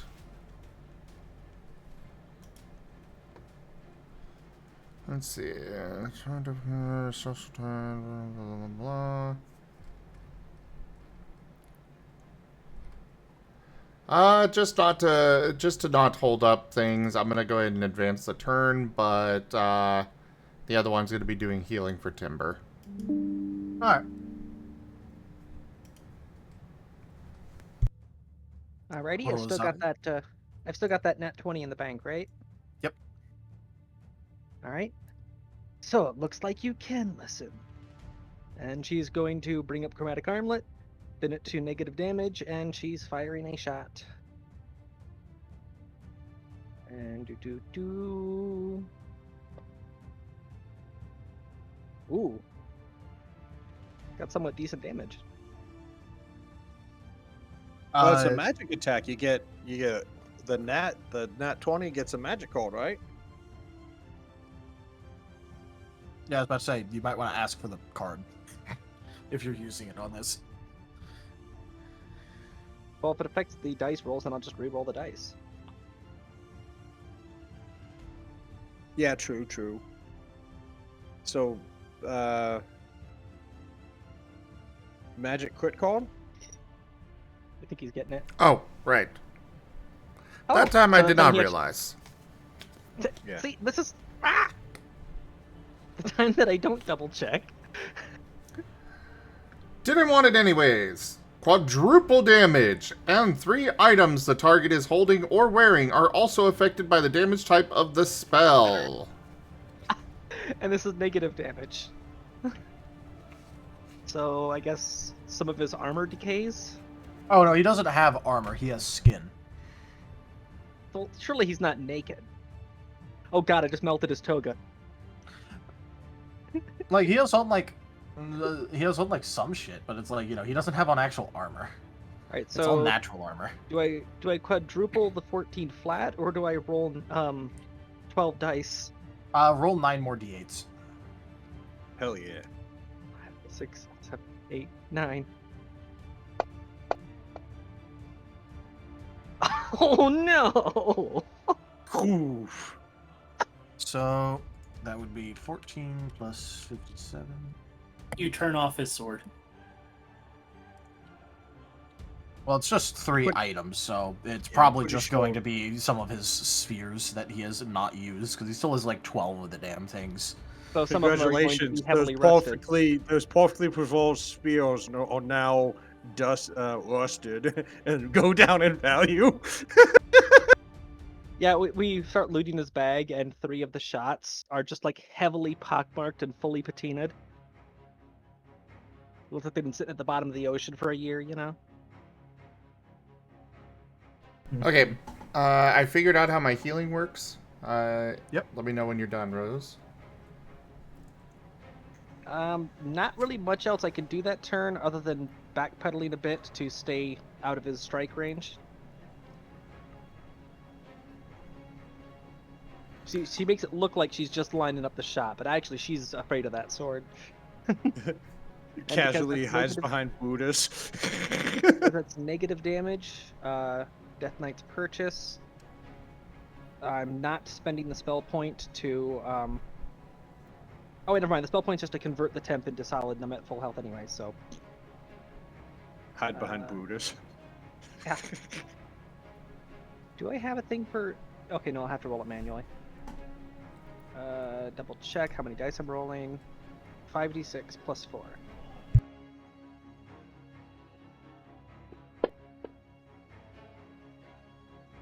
T plus 4, so that is 23. 23 temp HP.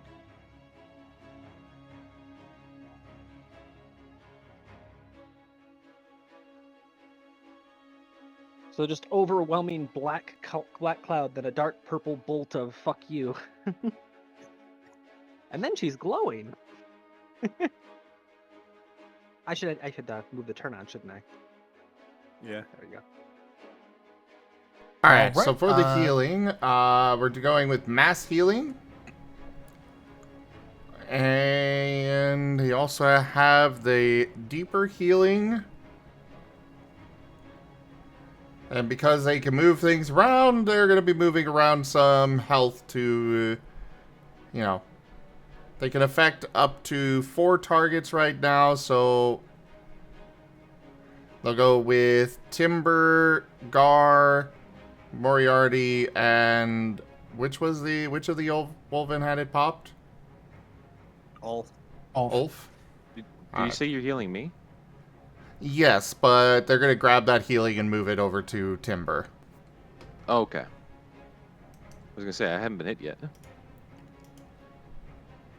You just feel the book good vibes. And just pure flavor text here.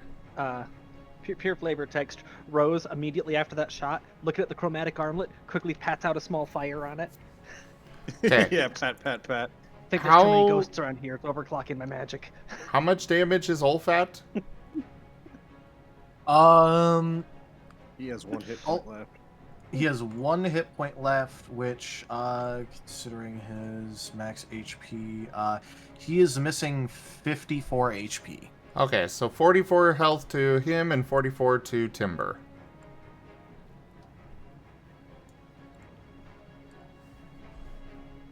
And that would be That's pretty freaking good. 2 of my spell points.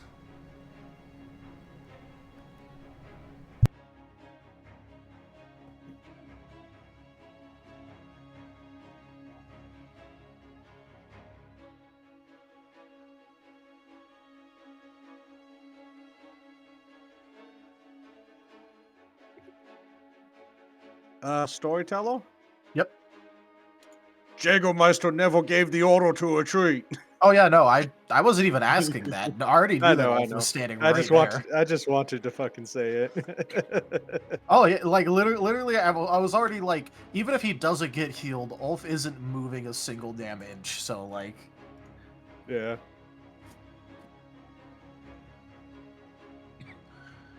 all right. So let's look at what the bones are going with. He dies and Miss rigor and miss. mortis sets in so fast from his pure determination not to move that he stays exactly where he is. Goddamn right he would.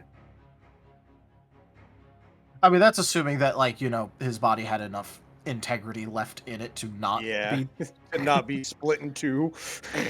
considering keen sword. Yeah. His 2 halves are still standing there. He's just split down to the middle. They're just leaning against each other.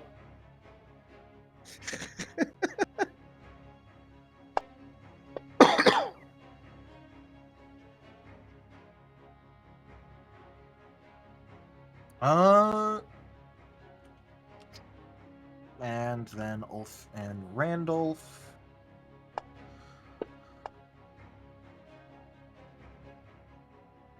They both rolled. Okay. Looks like they're both hitting because they both rolled the exact same dice. Brothers in arms.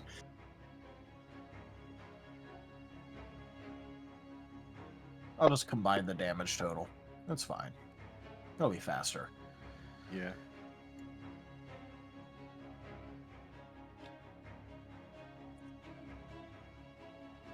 If only they had magic weapons. I know, right?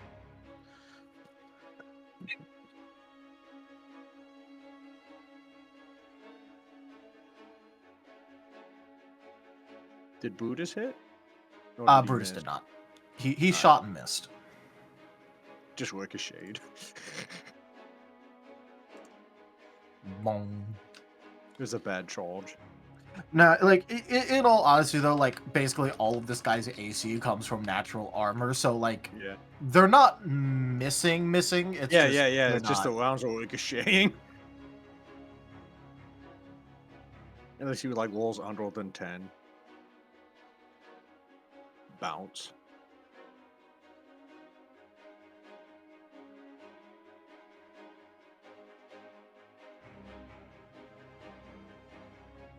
All right.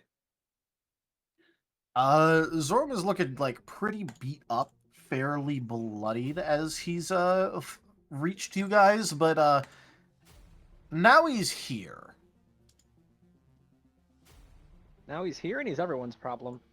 Yep. Now he's here and he's going to explode. I mean, I don't know. I guess he might. First attack's going to be against Timber, which man just rolled an 18. Okay, as in on the dice. So Timber, you might be getting crit again. It's okay. I saved a level 2 spell just in case. You also haven't had your chains pop, so like. Yeah. Like I said, I left a level 2 spell just in case.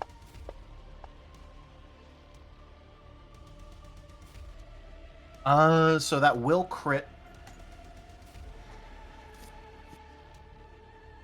I'll just move on. Second attack is going to go at Randolph, which will just be a normal hit. Come on.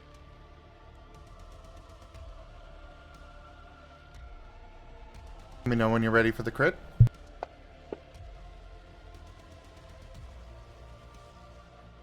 Barely not a crit. That was only a 16, not a 17. All right, crit.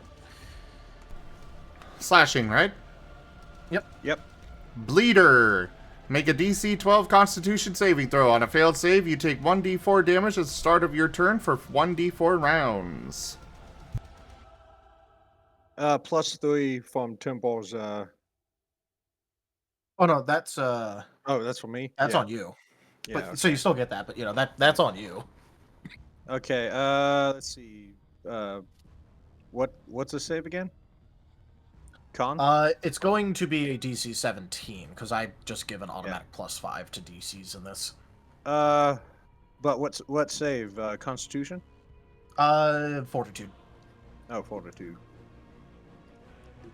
It would have been Constitution in 5e, but over here that's just Fortitude. So Yeah.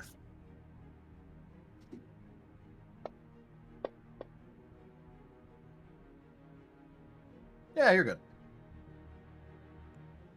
My blood stays in me. That's Imperial property.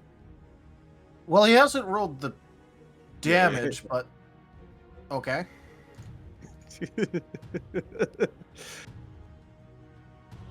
Let me say my cheesy line.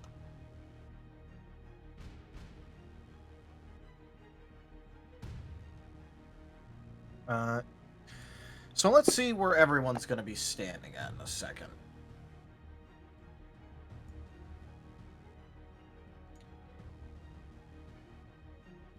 Timber, does your armor refresh the temp HP on it? It does not. It does not. Okay. But he will just be taking 5 more damage from hitting you, right? Yeah. Wait, no. It's not active anymore. It's gone. Oh, okay. Unless I put another one on, but I didn't. Because I didn't have a extra taunt. Well, I did, but I put it on sword stuff. Ulf got 44 healing, right? Yes, we both got 44. Both got 44. All right.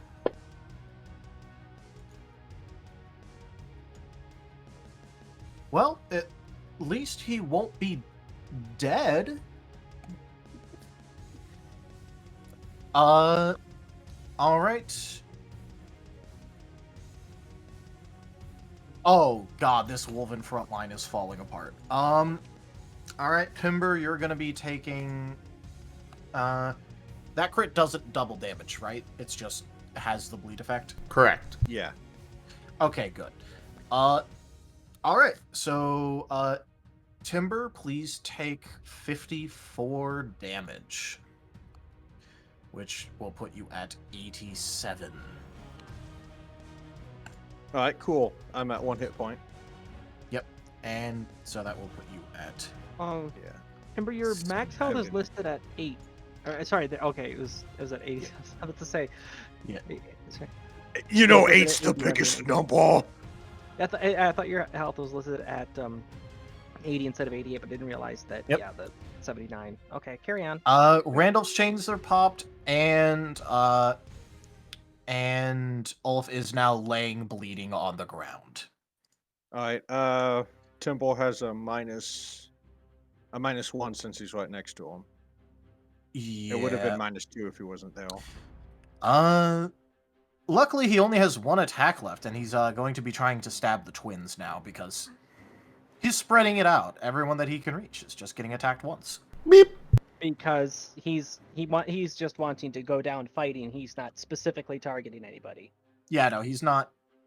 He is not like. He's not fighting smart. He's fighting to make you kill him. Well, it's not a crit. So you got that going for you.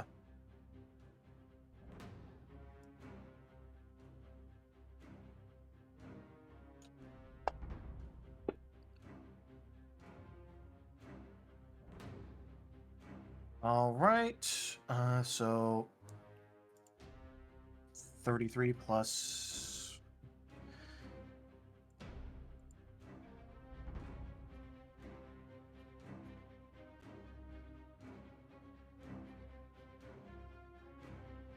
Nope, not 20. That's 0. All right. I've updated your health total. Luckily, he rolled really bad on damage on you. Okay, so you did So- subtract the 6. Yeah. He only rolled 50 damage on you, which put it down to 44. And 33 plus 44 is 77. And he still has a swift action, so he'll just... you know what? He's not going to be able to use it later if he doesn't do it now, so...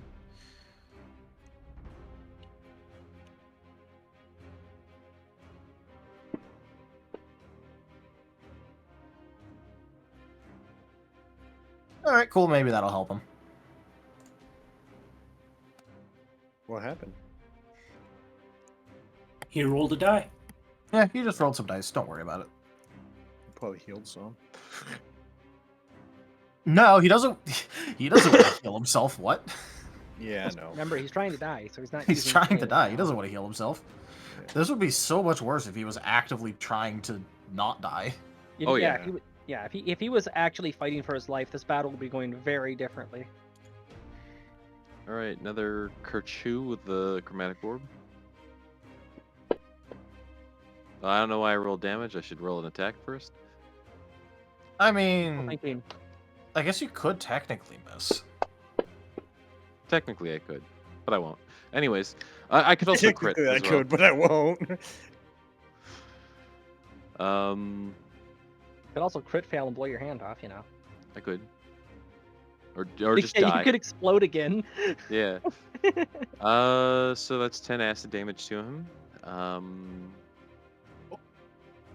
Up. I'm keeping up the dirge, so he still has -2 to everything.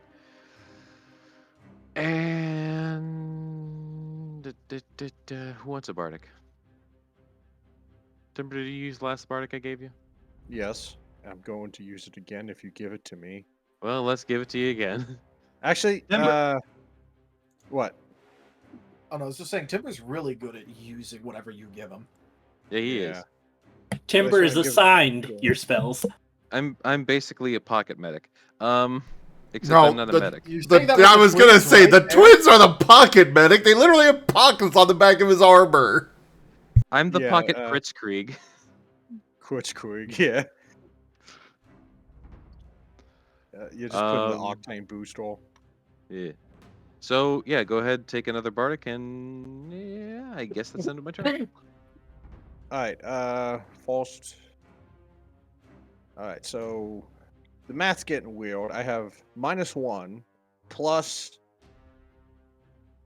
3 to my for my charisma for attacks, right?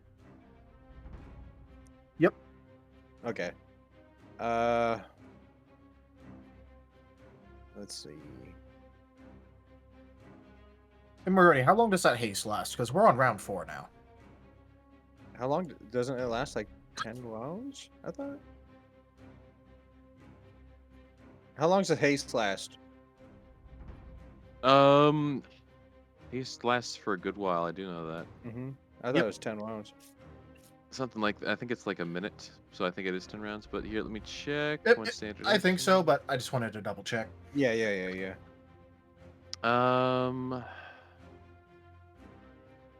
Oh, 1 round per level, so it lasts 8 rounds.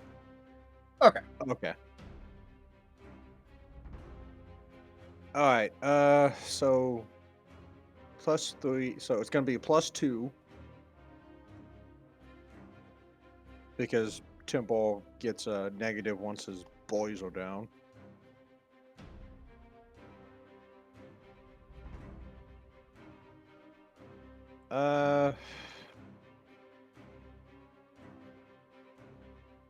Actually, I'm not gonna Baltic. I'm gonna go for the safe all once per day, +10 to hit. You can't do both? I don't think I can. Well, also, you don't get anything for getting like double his AC or something. Yeah. I was just trying to, make sure it hits. Yep. Plus, you can just Bardic after, I think so. Oh, okay. So the +10 to hit, which would be a +9 instead, because Timbal reduces as he uses Guided Strike on Zoram. Timbal looks down, sees his brother's bleeding out, just yells for the Kaiser, and then fucking swings for the fences.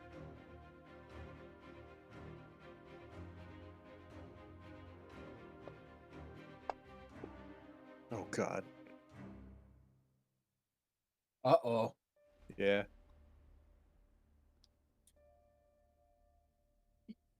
So that one attack's going to be a fumble, and that other one, you might Yep. want to Bardic that because you're not hitting on that. Okay. I will Baltic. It's a D8. Yep. And now you hit. All right. But we will need a first. Yeah, we're gonna because see what happens first. The fumble resolves first because that's on attack 1. Yep. Tildarius, I did send you a DM. Crit fail. Melee? Slashing. Melee. Is the room spinning? For the next 1d4 rounds, make a DC 12 Constitution saving throw at the start of your turn. On a failed save, you are blinded for that round. So Rang is now even harder. now? What was that? Does it start now? Do I have to do it now? It does save for, or it did save for the next, so... Yeah. Yeah. Okay, what do I save? DC 12 Fortitude, though Yeah, so it'd be 17 DC with... 17. Yeah. One second. Let me... Skills, combat, fortitude. Well, here goes nothing. That's more than nothing. Well, roll that D4.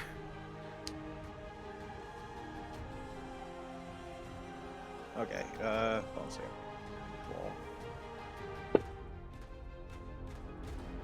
4. Right, so I'm Nice. blinded. Well, how does that affect my attacking? Um, Can't attack. well, for the blinded status effect, Yeah. actually, here's a funny thing, high or low. I'm gonna go with high. After all, the Kaiserate is on a mountain. And I'm attacking up. And he always takes the high road. Yeah. He has the high ground, Timber. All right, it's a 50% chance to just straight up miss. Besides that, it also counts as -4. Okay. So, you chose high, I rolled high. That means that the 50% chance you would hit if you were to hit. It is what? 22 plus 6 minus 4, so you would miss. Alright. And then I still have one attack left. Which will be at -4. -4 blind. plus plus what's my bonus for the smite again? So you have +3 on your smite. Yeah. So Minus- -4, +3, +1 from haste. Plus 1 from Minus haste. 1 from Minus 1 from downed friendly. from down friendly. Yeah, so this is where the math gets hard. I'm confused. Yeah, so overall you're at -1 from this, all your modifiers. So Alright. whatever your normal is, -1. Okay. And then, since you chose high, roll like a D100. If it rolls high, 50 plus or 51 or above, you hit, or goes through. 50 or lower, it'll just auto miss.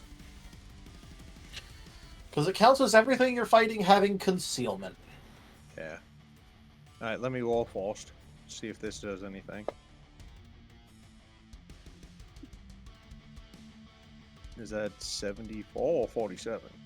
That is a 7, so you would miss, no matter what. Oh, okay. That I rolled an actual 7. Yeah, actual 7 on a D100. Oh, nice. Okay.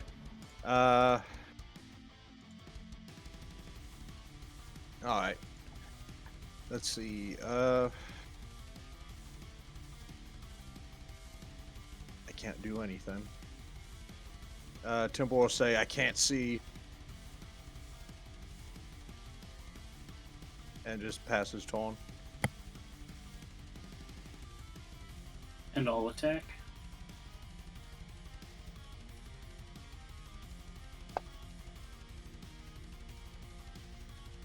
Get him, Gaul.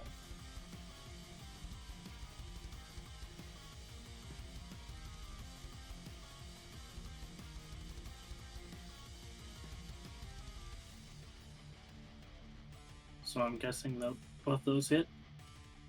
No. Remember that his AC had dropped earlier. It's back up. His now. AC had dropped yeah, or back up, yeah. now. Okay. So, no. Neither of them? Neither.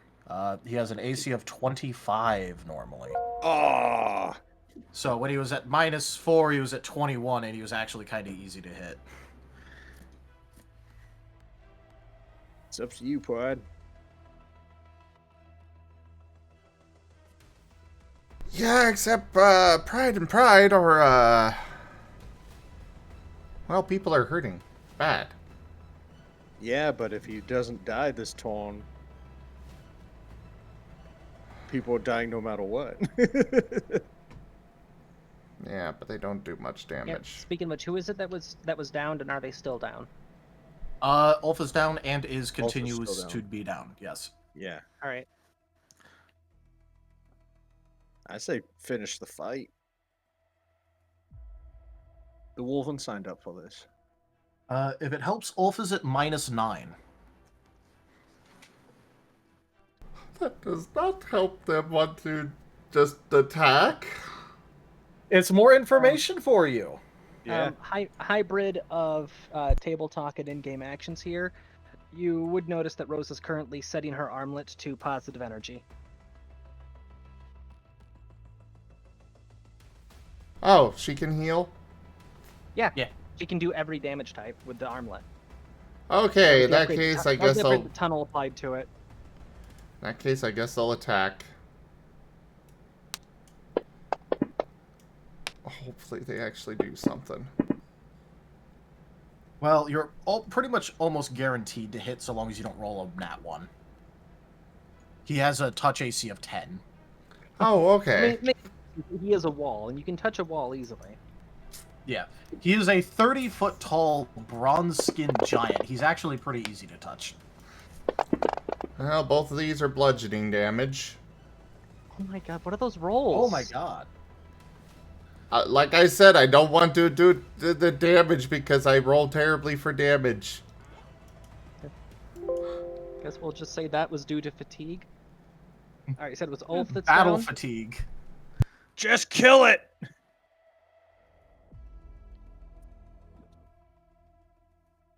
Alright, do. Sorry, Timber, but no man left behind. It wanted that 17 so badly.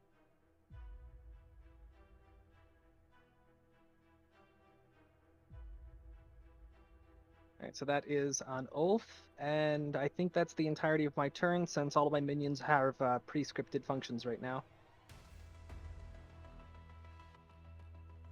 You could always, have the skeleton that's supposed to jump in front of Gar jump in front of Ulf if he gets attacked. Actually, I'm gonna reassign the skeleton that was guarding Gar to guard Timber. Guard Timber, okay. So yeah, she hits Ulf with positive energy to get him back on his feet, and then McRib takes up a defensive position next to Timber. Alright, make sure to roll for how much you're healing him. I did. Chromatic Armlet, 25. Or was that to hit? That's attack. That was an I'm attack stupid. roll. I'm stupid. And there's always a chance that I could miss a prone target, you know. True. 15. That's enough to get him on his feet. Yep. And he will have 6 HP.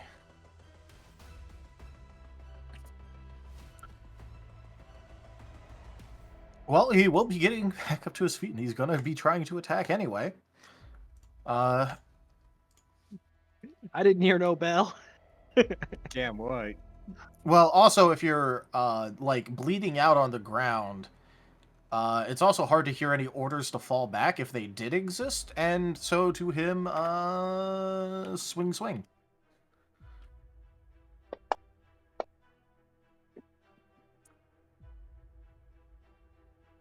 Ulf, you are a glorious bastard, because he might crit on this. Yeah, he's critting. Hell yeah. Hell yeah. mean he might? Give me a crit for my boy. Holy shit. This Wolven keeps itself up on This Wolven keeps itself moving from the power of rage alone. Yeah. he got up and he's critting the guy, so like, shit. What type? Bloody scream. Slashing. Bloodied nose. Maximum damage. Max Apparently, he damage. somehow reached this giant's nose. He And just ran he- right he- up the giant and stabbed him in the face. maximum damage with the extra bonus melee dice. Oh no. With the bonus dice, yep. So that would be. I have to roll for. So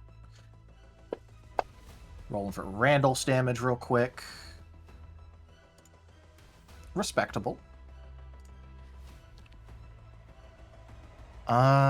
And then that's a total of like 32 damage. Yeah, that's a pretty good hit.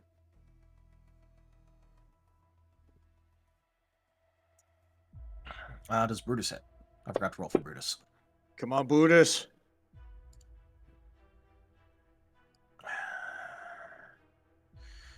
It's gonna bounce off of him. Ah. Unfortunate. All right, well, cool.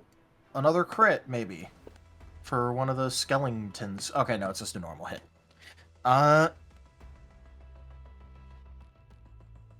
Unfortunately, Brutus's like proficient attack roll with the Kanonengewehr is lower than if he was actually just using a sword. Yeah.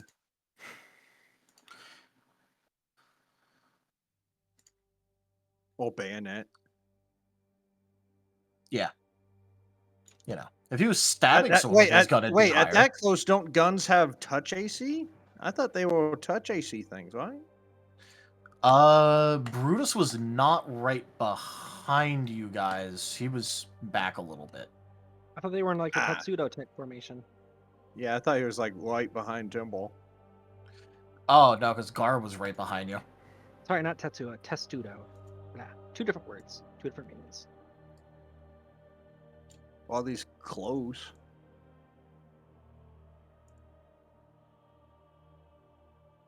Oh well.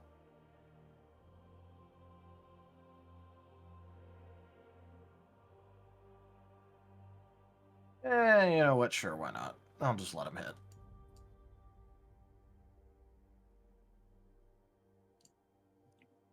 If I could get the dice to roll. But you said you were gonna just type it in. Yeah, but it was... Tedious. Yeah. Yeah. Just... Also, sometimes getting the text box selected is also hard. Little laggy. Yeah. Very laggy.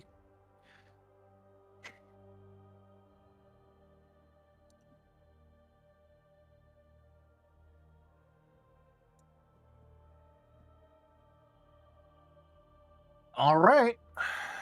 That is everyone's turn, and I will let you know that this guy is on like 20 HP now.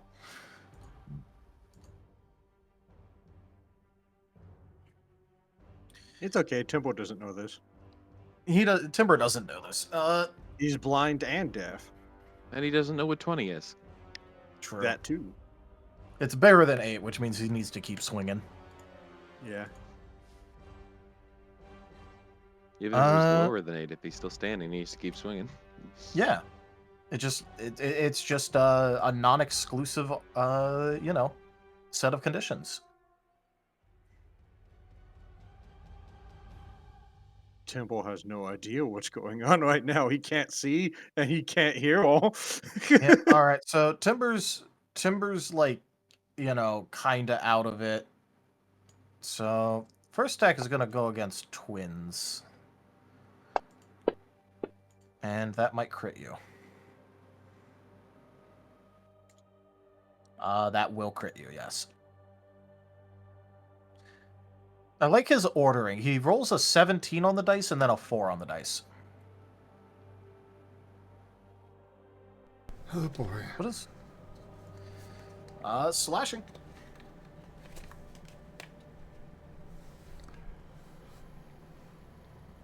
Oh no. Wild swing. Any creature within 5 feet of you and your attacker takes the same damage you took. Oh, shit. But it's just normal damage, right? Yes. Okay. Oh boy.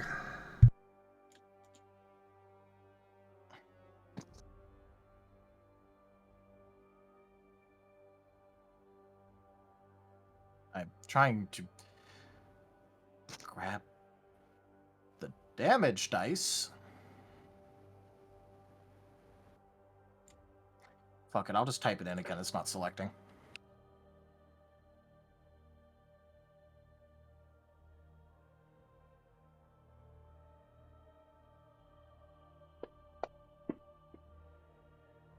Oh, thank God, he rolled a lot of ones. On the downside, I think this might...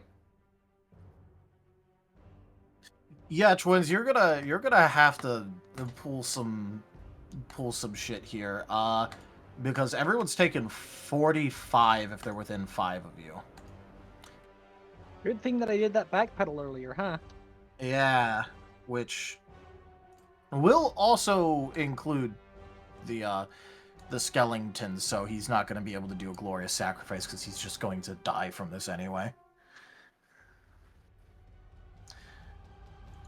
And would include the twins. Yes. And that would include the other twin, right?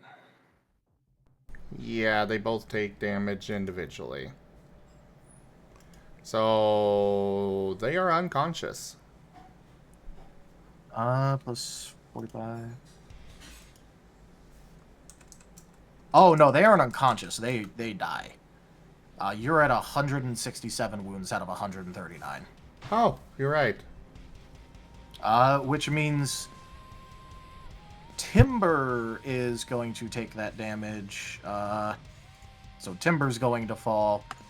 All of the Wolven have used their chains. Gar, you're going to be alive. Yep, I took the 44 points. 40. How much? 5. How much DR. damage? Oh, DR, okay. Whatchamacallit? You are going to be taking a total of 45 damage. All right. Well, if it's anything, Temple's gonna use. I know it might save him, but whatchamacallit, the Hero's Defiance. All right, what does it do? He's gonna. It's lay on hands as he's going down. Well, hey, let's see. Let's see.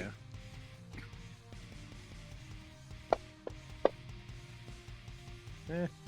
Something. You. No, that's still gonna kill you. Yeah.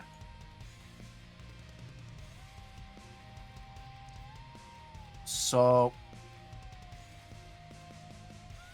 So Tal just yeah. TPK'd the party. No, you guys have the No. obelisk still.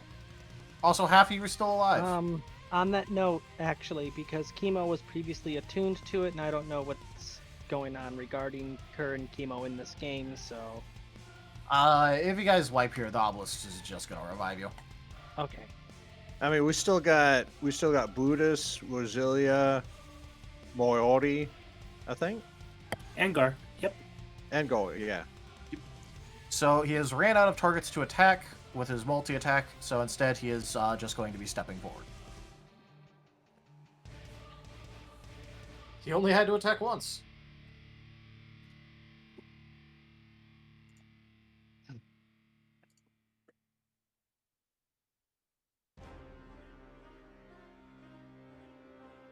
Moriarty?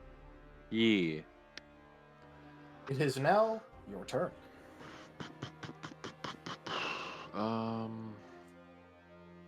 Real quick, is Timber actually dead? Dead or? Yeah, Yeah. Timber. Okay. Timber dies, yeah. I told you I should have Here. healed. Hey, I'm not the one picking adventures, while injured. So wait, Timber's like full dead? Oh, yeah. Timber's dead. So are all the Wolvenar except Brutus. Yeah. Okay. The twins are also Uh, dead. Yeah. Yes.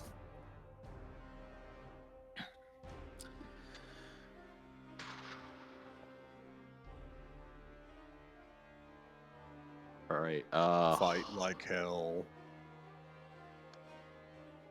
How do we want to play this? I don't know, dude. Keep The guy attacking has like the 20 thing. HP left, so I mean...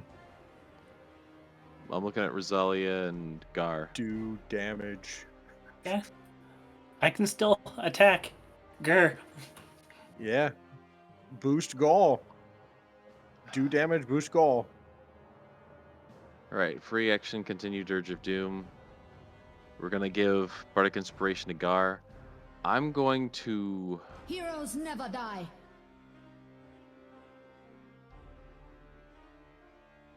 I don't know if that takes effect if someone's dead. Oh. I don't know, does it?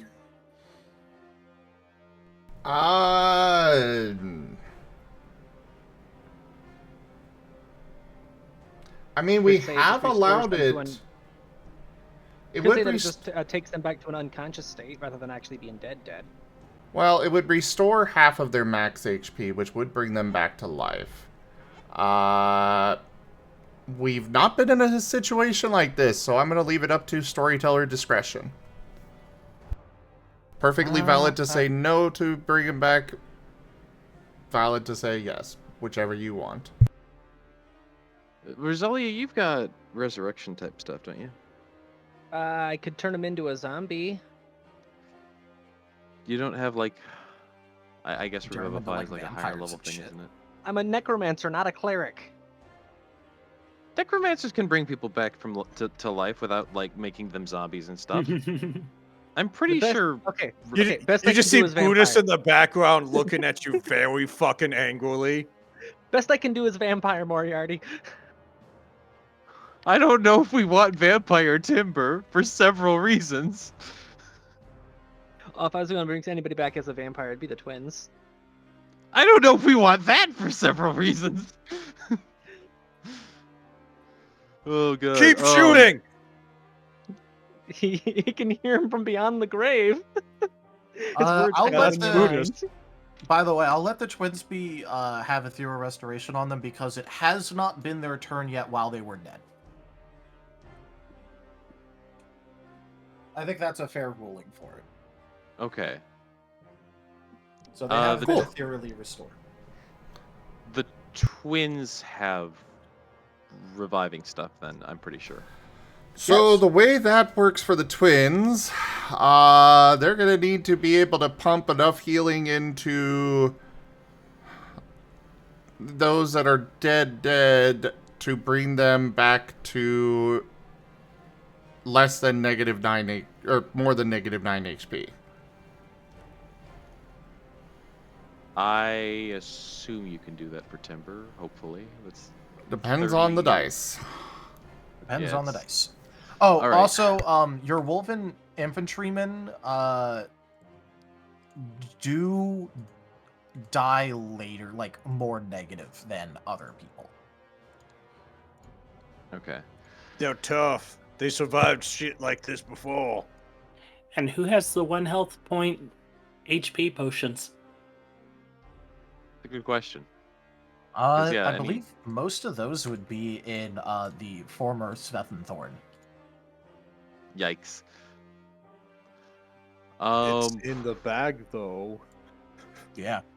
I'm Which is the gonna. bag on the that's on ground the- other side of the sky. Yeah.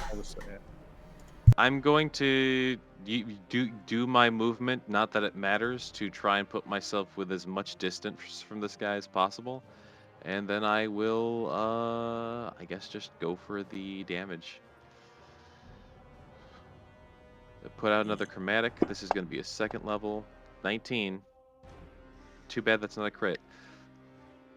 Yep. Oh, Chat?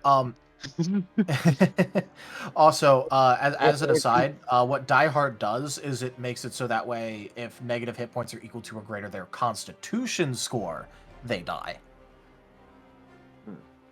Why do I So- have calm emotions? Why would I ever have calm? I don't know. Use it I'm on just- yourself right now. Oh, Timber's chains broke before he went down, right? Yep, Tempo's dead, Okay. dead. Okay, good to know. Carry on. Same with all of the Wolven except Brutus. This may I'm have an effect on upcoming events. I'm casting this to just burn a 2nd level because I'm casting Chromatic Orbit 2nd. Casting it at 2nd, I think gives me an extra 2d8, right?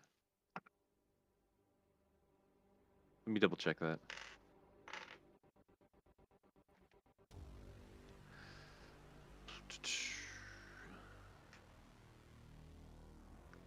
Oh no, just an extra 1d8, but still extra damage is extra damage. Extra damage is extra damage is extra damage. More acid. Hey, pretty high roll too. All right, Do I secure the kill? No, because damage reduction. Damn it. You don't have Timber's bypass DR. I didn't know if he was like weak to acid or something. Nah. Oh no, he has DR all and then extra DR for other stuff. Damn. How much HP does he have after that, out of curiosity? 7. Okay. So not too much DR. That's Yeah, he's stupid. got 10. All right. I think that's all my actions. Dead.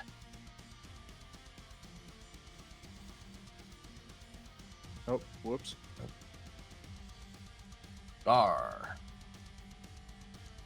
Gargoker.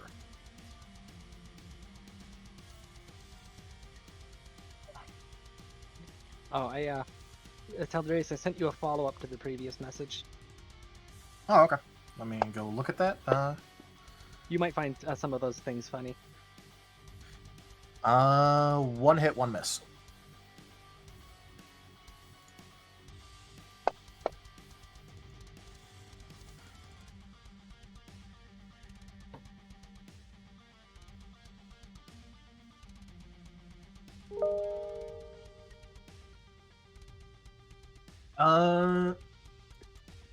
Yeah, no, some of this is pretty funny, yeah.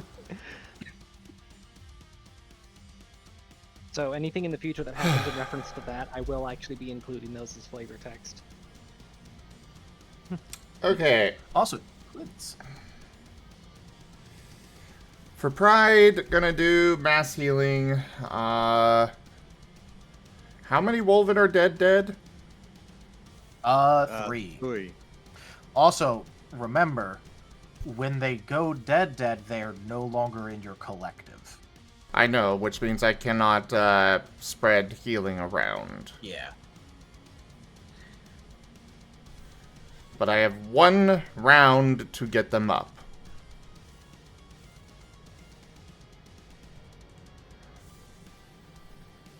Have go for the 2 other Wolven, so you only lose Timble.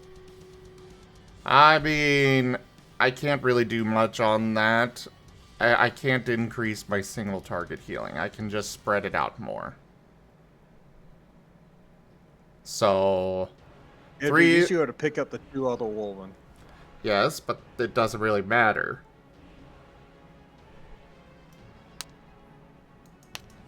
The most I can do is single target healing. Or mass healing on targeting all 3 of you. And might as well target the twins themselves as well. So, here's hoping for good numbers!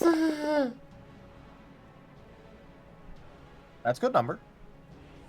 That's a decent number, yeah. So all of them are the 2 dead one, or the 3 dead, including Timber, and the twins are healed for 25. Yep.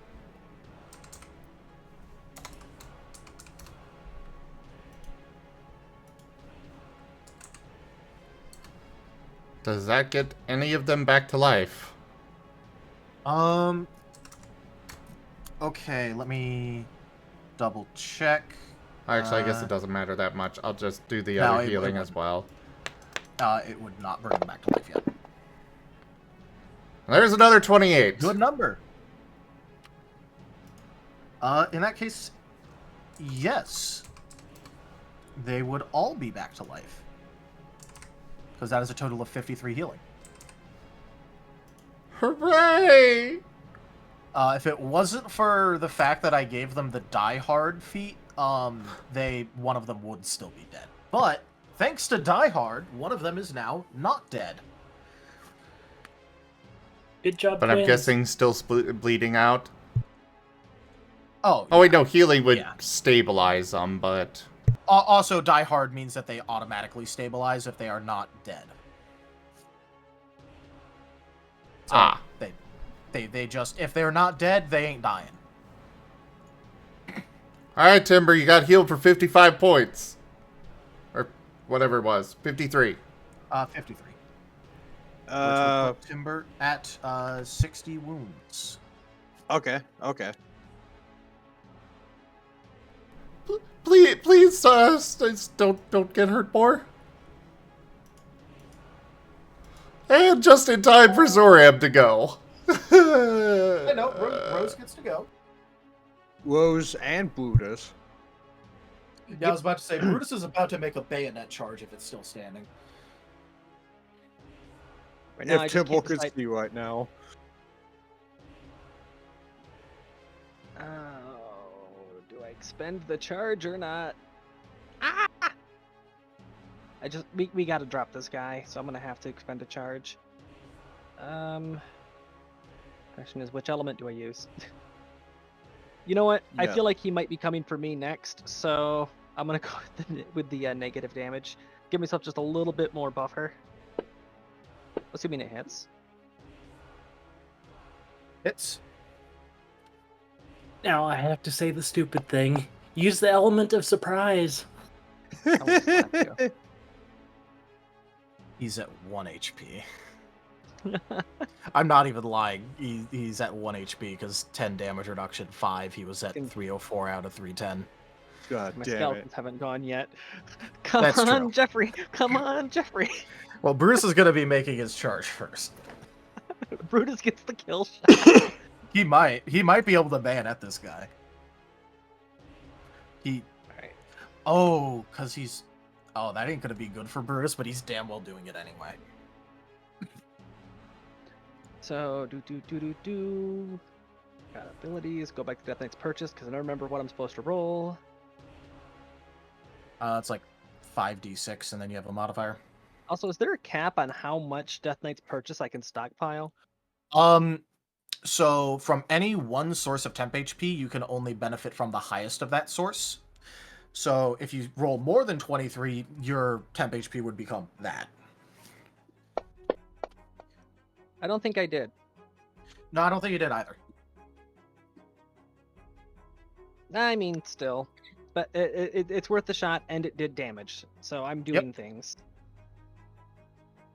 And I'm not injured, so I don't need to spend the spell point to convert that to actual health. So, boop. Make the Kazron proud.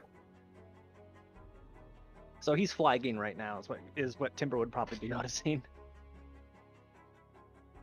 Temple can't see or hear anything. He's still Ah. deaf and blind. Why are you deaf? He was always deaf. Yeah. Oh, he's yeah, hard but to I mean, hear. like, more deaf than normal. Yeah. Because guns.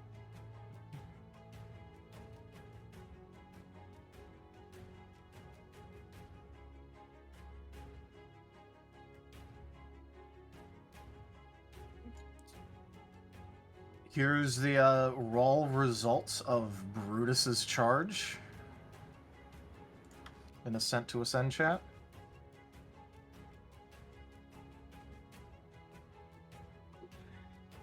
Oh. Did you roll a 1? Oh, the opposite. Oh yeah! Hell yeah! You say, oh, god damn it, Kazron, damn it. Oh boy. Okay, That still only counts as one. will it crit? That would be +6 +2 from charge. Which means he's hitting at 26 on the confirmation, it's confirming. Can I get a piercing crit? +1 extra damage dice. Yeah, but I need the crit card first to know Yeah, what's yeah. happening. That does actually confirm, though, unironically.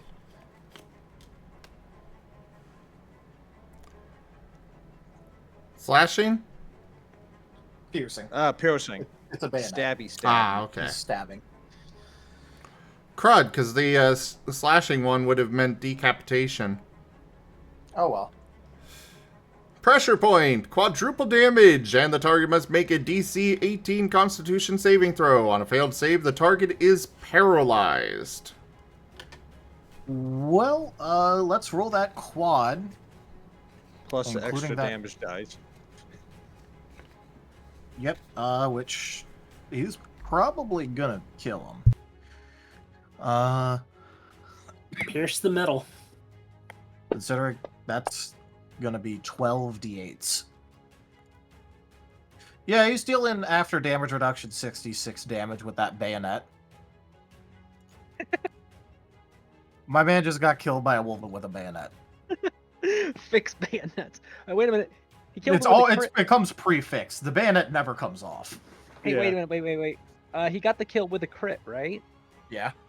Does that mean that Timber gets the line? How do you want to do this? Yeah, sure. You know what, Timber? How do you want your Wolven with a bayonet who's technically speaking not supposed to be doing this right now to do this? Well, first of all, Jägermeister's down, so I think fucking Brutus is gonna run, and Timble's starting to fucking get up, and he uses Timble as a goddamn fucking a springboard, and like jumps, yelling for the Kaiser, and just spears this thing right in its chest, and like hangs and wiggles and tries to fucking drive it,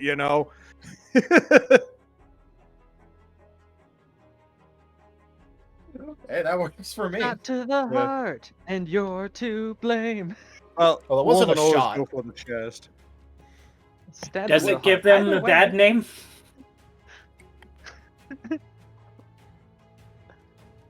Honorable fight? Yep. Anyway, this the guy has died. The giant has fallen, and there is now a rather stuck in cannon gewehr that Brutus is now attempting to remove. I think he's still driving it and yelling at him. Just going full sewing machine and screaming. Yeah. Are we out of initiative? Yes. Hallelujah. Another round of healing.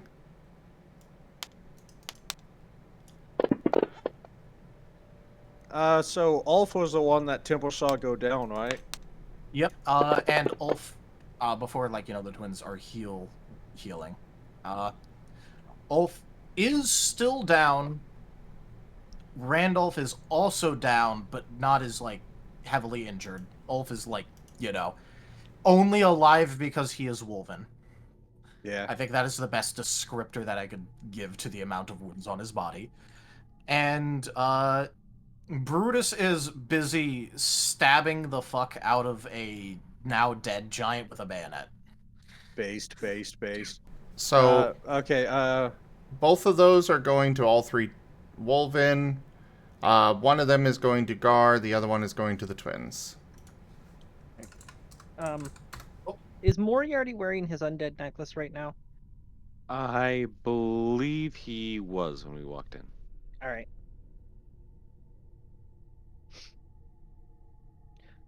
So, since it doesn't seem like anybody's immediately dying, and that's being dealt with at the moment, Rose is going to take the chromatic armlet, her pocket watch, and her phylactery, and hand those to Moriarty. I've already set the stun necrotic. In order to cast, you just hold out your middle finger. I need to go talk to him.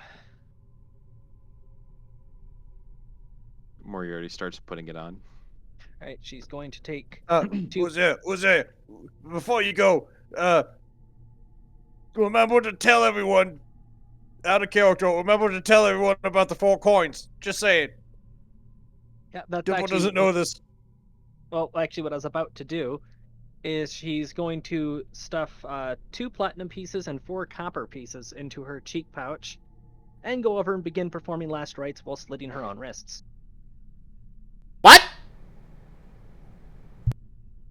She's performing last rites on the giant while slitting her wrist. She needs to talk to her deity. Well, more specifically, the giant owes us a story. So she has to die to go to Death's realm at the River Styx to find the giant, to talk to him. Rosalia's died before to go talk to Death and stuff. Like this Pride, is yeah. Pride, don't worry. Moriarty has everything he needs to bring me back. Trust me. Wait, do I need to flip you off to bring you back? Yes. That's how I set it up. Each element requires a different hand gesture. Fair enough.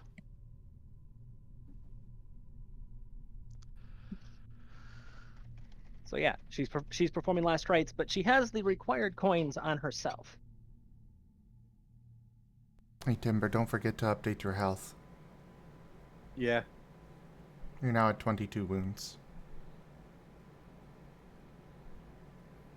And the twins are currently bouncing very nervously. They do not like this. For the couple of seconds Timble's deaf and blind, he's just going to be crawling around yelling brother. He doesn't know where his men's at. He's looking for his men. Oh. The twins are going to reconnect and use their sight and give that to Timber. Okay. Yeah, Timber's just going to go over to fucking Ulf and Randolph. Make sure they're up. We did what we could. I did not realize what Tao meant by that tip goal. I didn't realize it either until just now. What's it say? Move aside. Oh, okay. Okay. So You know all the Okay, Wolven are up. Zleach. Tildarius is embracing his inner Zint right now.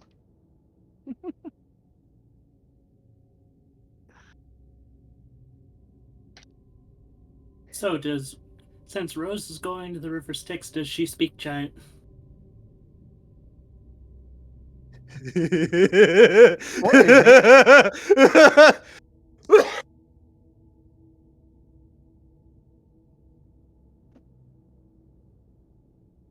That's hilarious. Oh no. Well, I always act on the supposition that the dead speak all languages. Maybe he does know English and he was just unwilling to use it before. You mean People common? just pretend Just not to know a being- language, so people try to talk shit about him.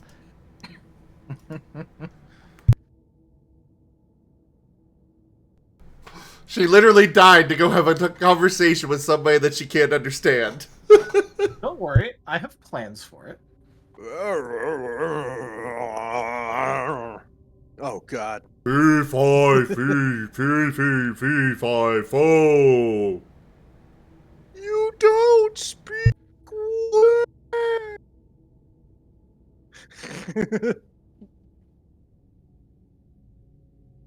So yeah, Rose, you're gonna be going and looking for the giant that owes you a story, right? Yes. All right. Go ahead and roll perception to attempt to locate. The riverside is rather full as always, so. Well, I mean, he's kind of 30 feet tall, so Yeah, but he also could just be sitting and is a little bit okay. less So he's 15 noticeable. feet tall. He's still He could be having a bath in the river. True. no. See, there just so happened to be a really bad war up north, so there's a whole bunch of fucking polar bears, and Rose can't see. Hey, it's Arctic animals in general.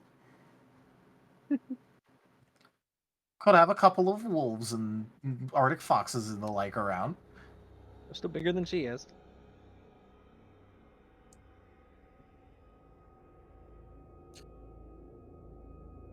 All right. But yeah, you would be able to find your man.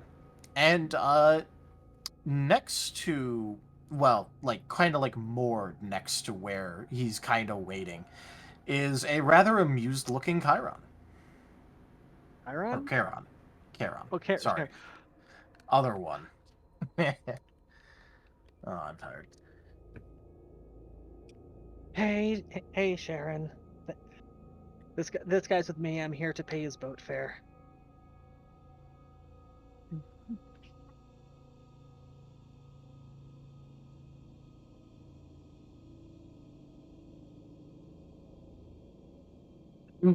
Sorry, I was about to cough and I didn't want to do it in the middle when I was talking. Charon is gonna go ahead and like look over at you and then go, weren't you just in the middle of killing him? We just finished killing him.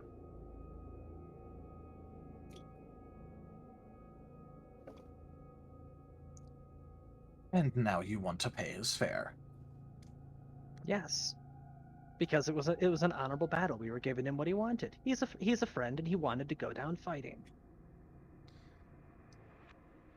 At this, then Charon is just gonna go ahead and like reach out with one hand, kind of like, all right, hand over the money then. So, since he's a friend, does he benefit from my discount? I don't recall your discount including you and friends. Oh, congratulations. She's going to pull out the money, setting aside the 4 copper pieces and handing him the 2 platinum. I just wanted to see how greedy you were. He's just gonna pocket them. So, big guy, we held up our end of the deal.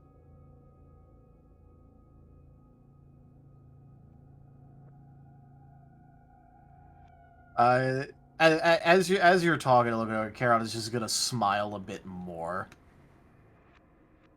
He doesn't speak common at all, does he? Oh no, not at all. But I do have some amount of pull and power, and I could arrange some things. You're gonna charge me a fee for that, aren't you? Well, it'd be bad business to do it for free. Unless you really want to rack up some more debt. It's always nice to tip. Just gonna roll her eyes and hand him the 4 copper. That's literally all I have on me right now.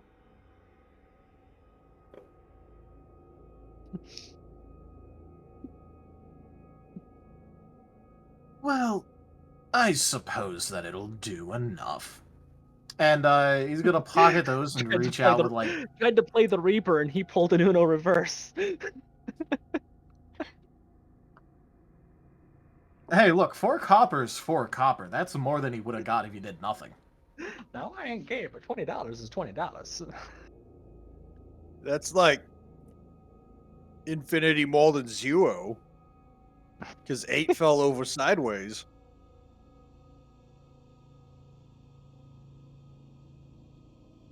And he's gonna kind of like reach up, snap some bony fingers, and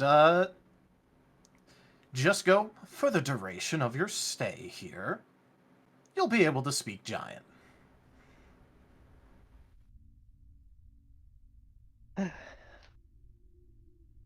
So, again, we held up our end of the deal. All right, bring her back. No, that's what I gave him the stopwatch for, so she can get the maximum time. Oh, sorry, not stopwatch, pocket watch.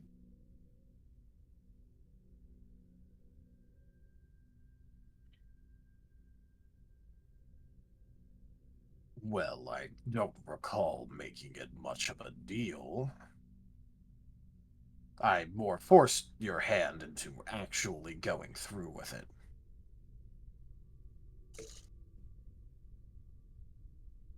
Yes, but, you know, we still did have the option of leaving. We had our ways out of there.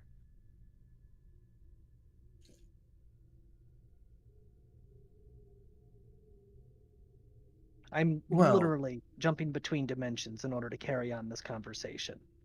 We have means and methods.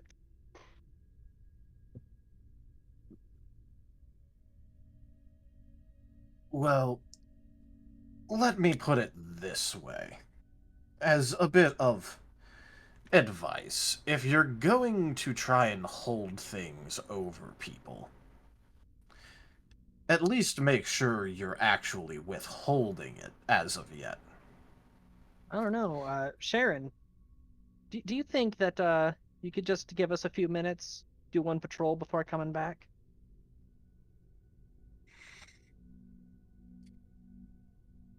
Well, if I recall, you just said you already gave me everything you had on you. Oh no! And it costs you nothing. And yet, I have nothing to lose, and you have things to gain. There's an exchange there. See, in the original version of this, that I had actually thought out and planned out, I actually was going to hold it over. But see, I tried doing the nice thing here and not being evil. You're just conditioning me to always pick the evil option, Teldarius. However, I was also going to point out that noticeably the giant hasn't moved to go onto the boat at all. This is more Charon being just kind of a prick.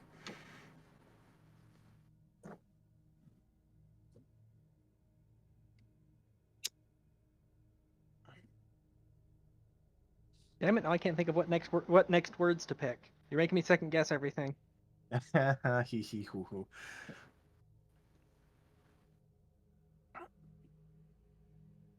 Next word is would you kindly. See, I would have assumed that you'd be more honorable.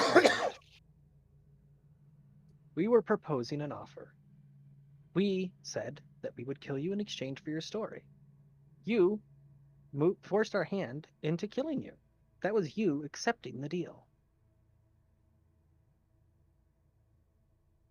Well, by another argument, it could also very much have been me deciding that, your deal was insulting to me and trying to kill you for it. You know, you keep up talk like that, and it might be worth it for me to resurrect you. Possibly in a smaller cage.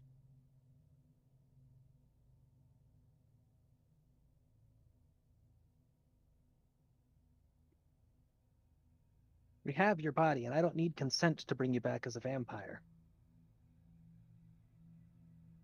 No, but if you do something like that, I could always just try to kill you again. Are you going to tell your story or not? I didn't say I wouldn't tell the story. Well, I only have limited time here. Well, that sounds like, first of all, a you problem.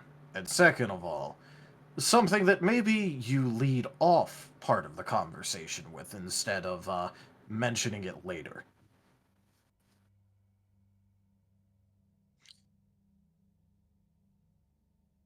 But what part of my story do you want to know? How and why you ended up in that tower? I suspect there were things that you weren't telling us. And perhaps where you came from. What led you to the path that you ended up taking? Well,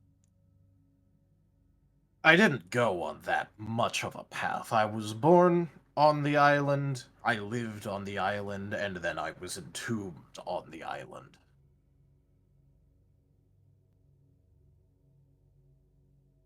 And nothing happened that entire time. Well, I didn't say that. I'm just saying it wasn't that much of a path. It was more that others' paths led to me. And I decided that, well, if you're going to intrude upon my island, you're going to work to better the island. So you collected conscripts to build and construct. Something of that. Gather resources, make food. And, well, they didn't need to be conscripts. I just kind of decided that if you're going to show up here, live and work or die. And then, well, it turns out that, there were a few that disliked that decision.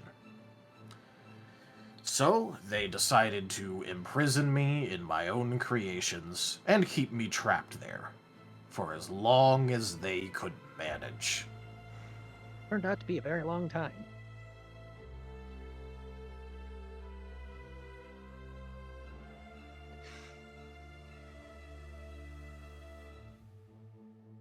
Well, it was shown very early on that while I could get tired, they very much so would not. So if I turned it into a battle of attrition, I would just lose and they'd finally be able to kill me. Which wouldn't exactly be bad, but I also didn't exactly want to die to my captors. Yeah, that's kind of humiliating. I've been there.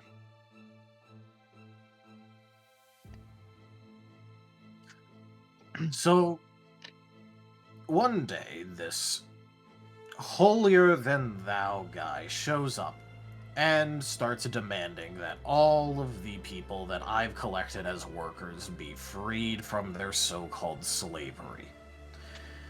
I declined, as I gave them a very clear offer of work and live or die, and as they were still alive and working, they had made their choice.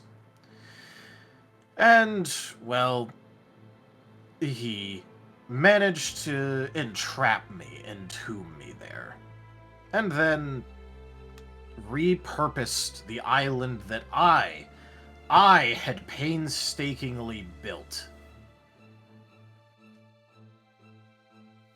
To be fair, they've done amazing wonders with the place. It actually looks pretty good. It kind of gives you a look of, I could not physically care less about what you have just said. On the note of repurposing, I hope you don't mind, but I fully intend to use your skeleton.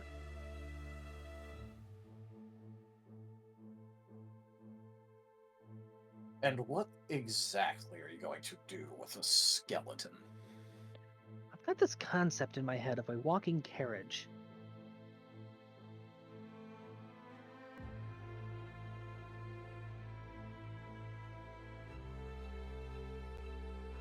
Well, all I can really say is good luck getting whatever remains of me out of that place.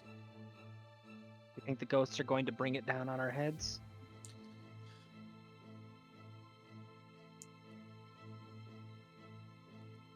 Well, maybe, maybe not. How much insight do they have on you? They know I'm a necromancer.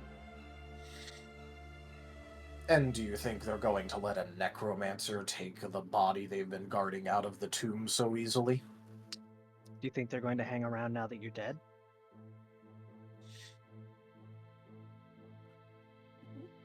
Probably until my body rots. Oh, well, just accelerate the rotting process. It's the bones I'm after. You know what I mean. The bones rot as much as the body does, just slower. Oh. Seems what was originally a rescue mission is now turning into a heist.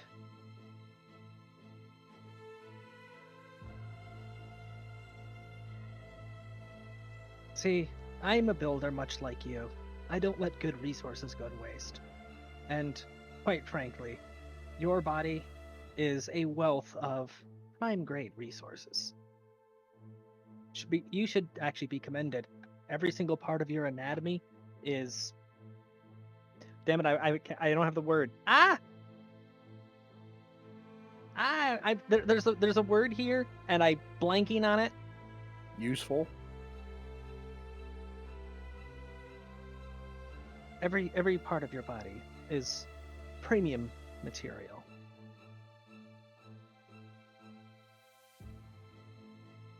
I don't think that's the compliment you seem to think it is.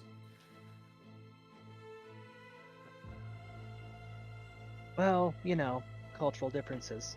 Just like you offering people employment wasn't the compliment that you thought that it was.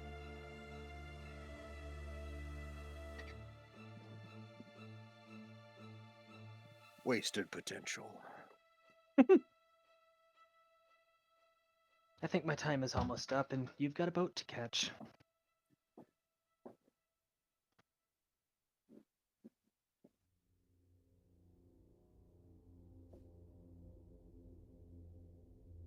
Well, if nothing else, I finally got what I wanted. Hopefully your afterlife will be more restful or less boring.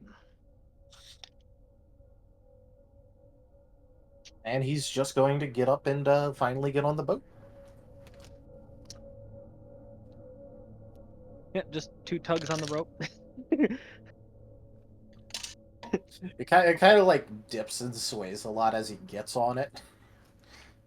But Kara doesn't seem to mind too much. She's just leaning over, looking at the water line. What's the load limit on that thing? Yes. How much are you willing to pay for the information on your next visit?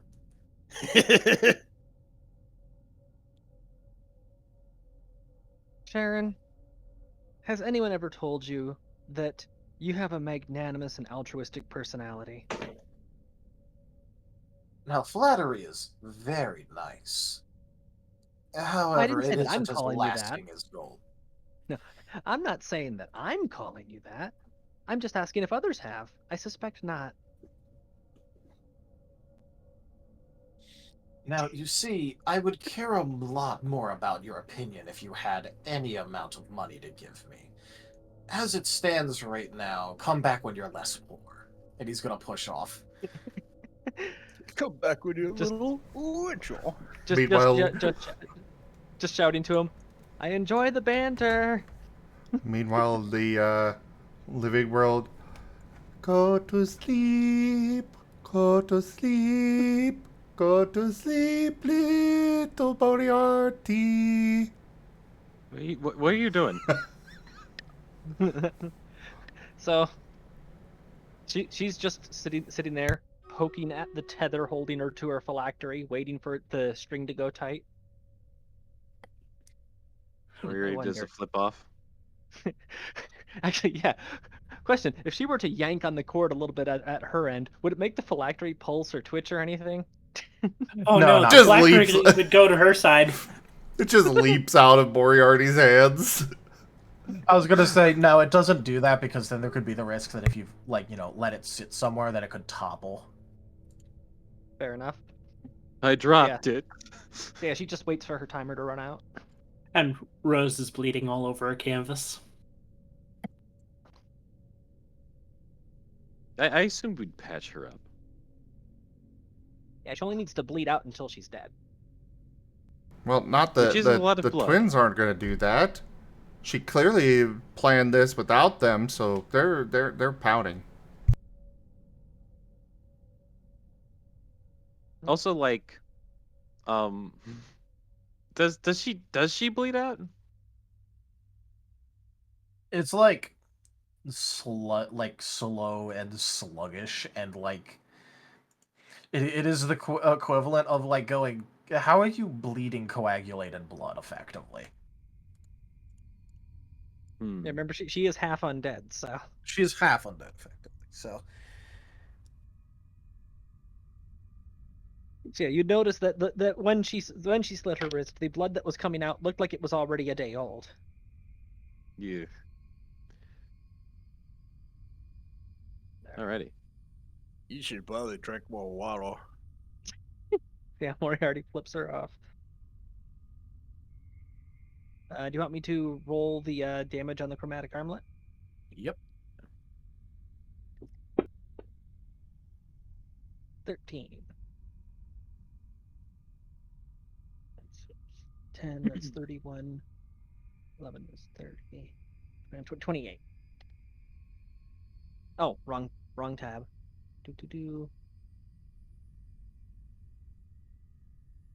There we go.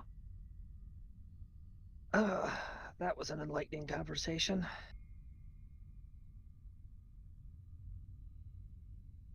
We might have a bit of a hiccup ahead of us. Aye, how's that? He was of the firm belief that the ghosts would want to eliminate witnesses. Also, apparently the whole reason why they locked him up down here was because he was keeping slaves. Oh! Well, glad we killed him. Oh boy.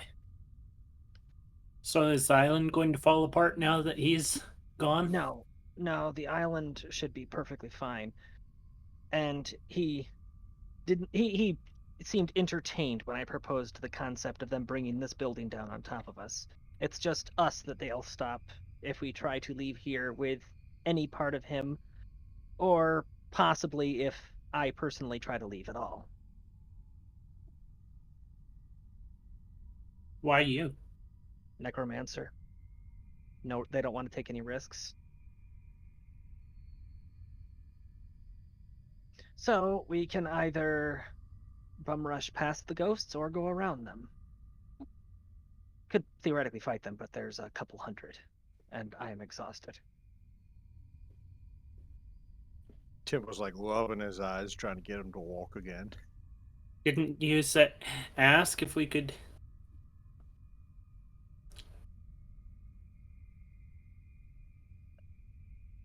Before we went into the temple, you talked with them and said that you could use the tombs after, if we survived. People can lie too. Could try negotiating our way out. Point out that I made damn sure that he got on that boat, which means bringing him back would take even more effort.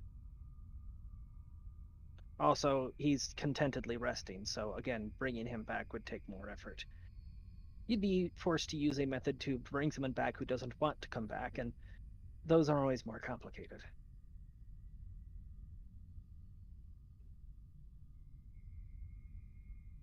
Brutus! You beautiful son of a bitch! Get over here! He's gonna like kind of stagger like away from the giant, who's like he's got like more than a few stab wounds in him, like just from the bayonet now, and he's kind of like covered in blood that's a bit too hot. He's slightly steaming. The wolf is gonna put him up on his on their shoulders and like parade him around.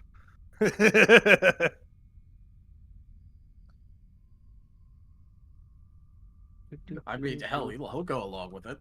Wow, I have no bonuses to that. Never mind. So I don't have any bonuses to that.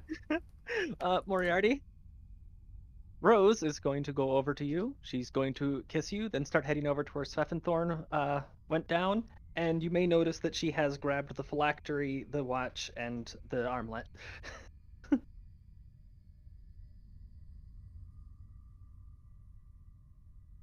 She's learning from me. I thought it was going to be sleight of hand. Okay, the giant's put away in Stephenthorn. No, she's got to go collect the remains.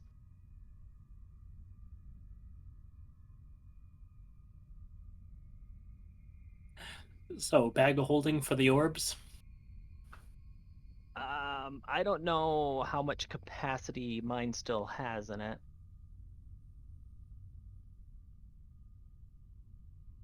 How much can you store in a bag of holding, and how much do each of these orbs weigh? Or is it a matter of volume, not mass? So the bag can hold up to like 500 pounds and about 64 cubic feet of material.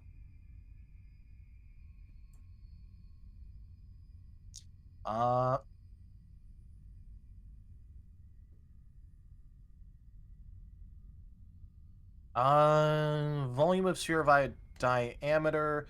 There were 6 feet, so it's 3.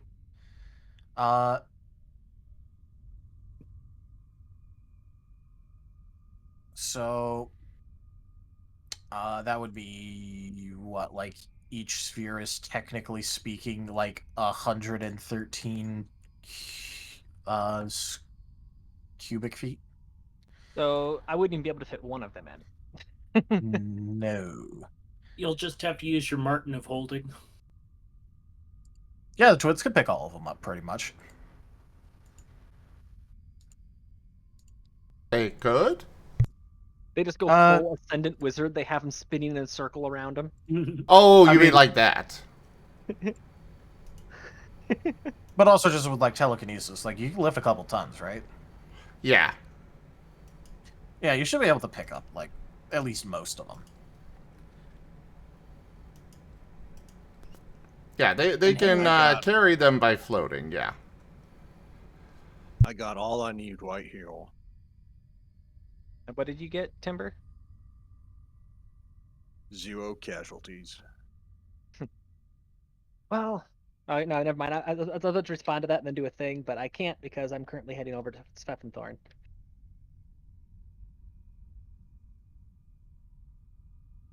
Although she definitely would have heard him since it's timber and it's a dead silent tomb. Yeah. True.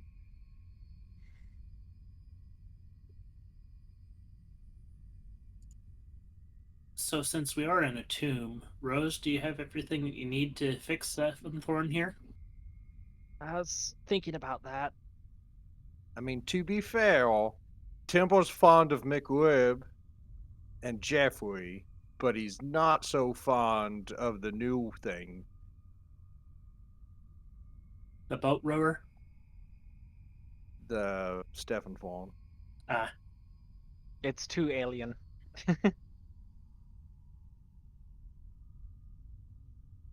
Just find an arrow cockra or something like that. Actually, I had something else in mind. Alright. So McRib is currently down, right? Yeah, he got like just absolutely murked. Alright. Is the sword still on fire? No. Yeah. It has since extinguished. That sword alone is probably worth a freaking fortune. Just a matter of getting it out of here. Well, yeah, but if you attune to a sword, or a magic item, it shrinks to your size or grows. Oh, that is true.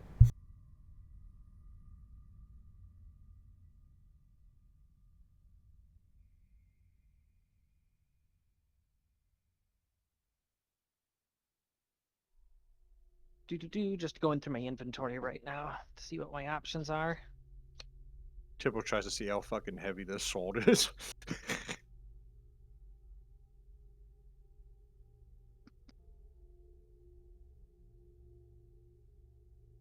To be fair, it's mostly armor that resizes. Yeah.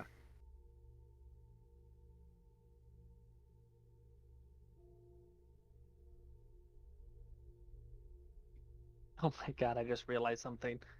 I still have Moriarty's antlers in my backpack. Yeah, you do. Yeah, I forgot I had those.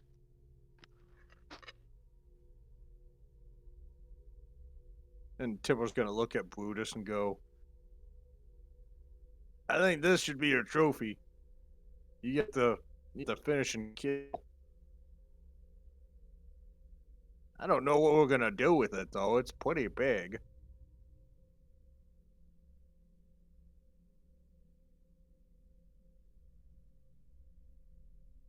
Alright. So when Rose gets back, she's going to set to work next to the corpse. She's going to be harvesting a few things and attempting to at least restore Svefenthorn to functionality as a backpack. She's not going to be reanimated him quite yet because she's missing a couple vital components. But there's an ample supply of fabric at the moment because there's what parts of his wardrobe were not rotted.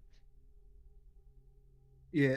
So long as you, so pretty much right now you're just taking, like, from his clothes and shit, right? Yeah, she's just cutting some scraps of cloth, using those to patch the backpack portion of Svefenthorn back together. However, she is also cutting off several large sheets of that copper skin, rolling them up and putting them into the bag of holding. All right. The moment you try touching the actual body like that, a very familiar spectral ghost is gonna kind of like show up from a wall and like kind of give you a look. What?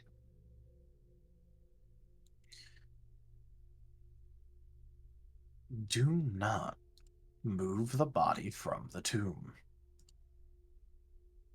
You can keep the bulk of it, I just need some of the skin.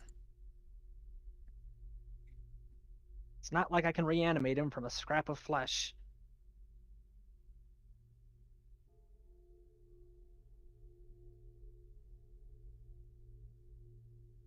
All right, go ahead and make a persuasion, I think would be the diplomacy. That's My first reaction here was, I'm gonna add some dots from assist. And I'm like, oh, right, they don't have that here. yeah, diplomacy. Sorry, that is... I know I decided myself, but that is still my favorite come on. feature. Oh! Oh! Why? Oh no! Next, you're going to use Would You Kindly. No, actually, I have something far better than that. I do have a save available, depending on how he reacts to that. Oh yeah. Well, how he would react to that would be by throwing a spectral spear between you and the body.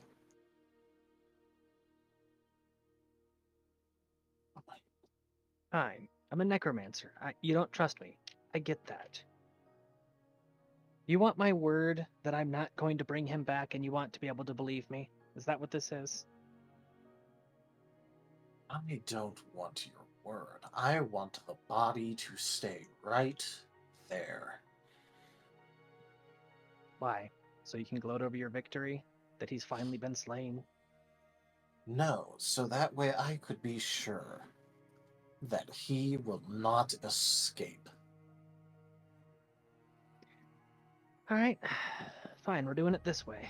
She's going to reach into her locking pouch and pull out the scroll of Zone of Truth.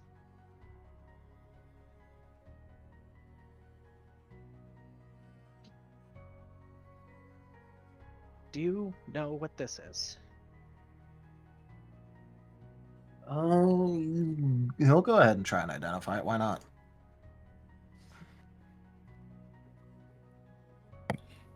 Gets out the teeny tiny glasses. He'd be able to identify it, yeah. And when cast, how long does a Zone of Truth scroll last?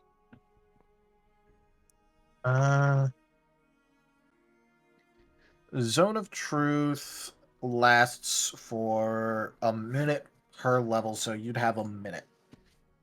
All right. Because it's just a level 1. Do I need to roll anything to be able to properly use the scroll?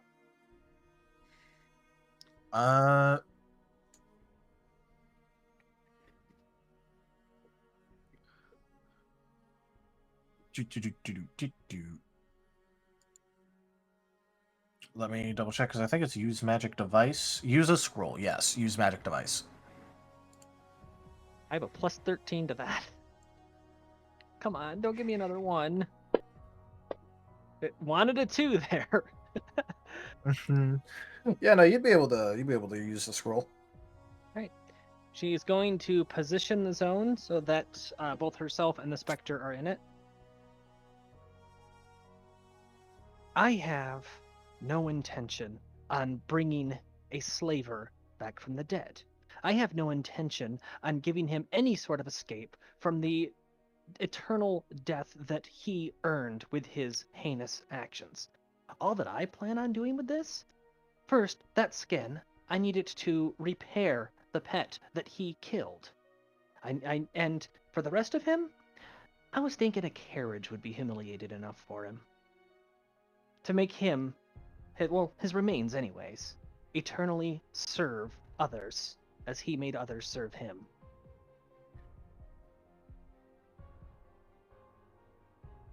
That is what I plan on doing with this.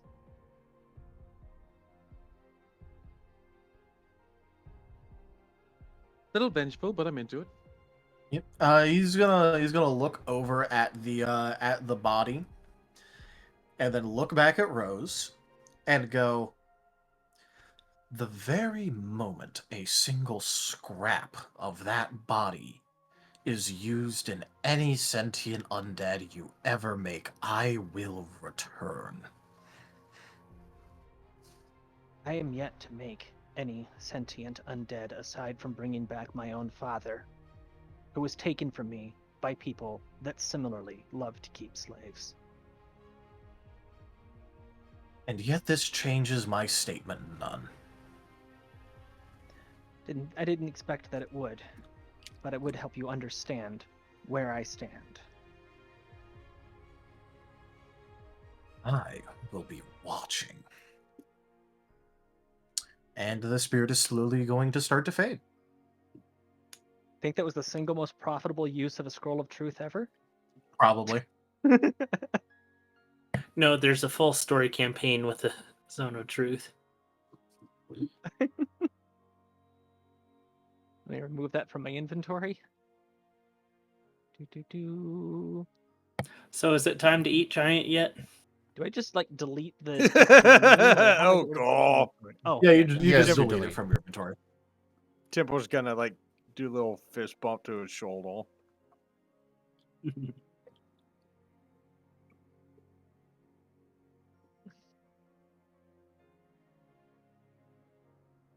There it is.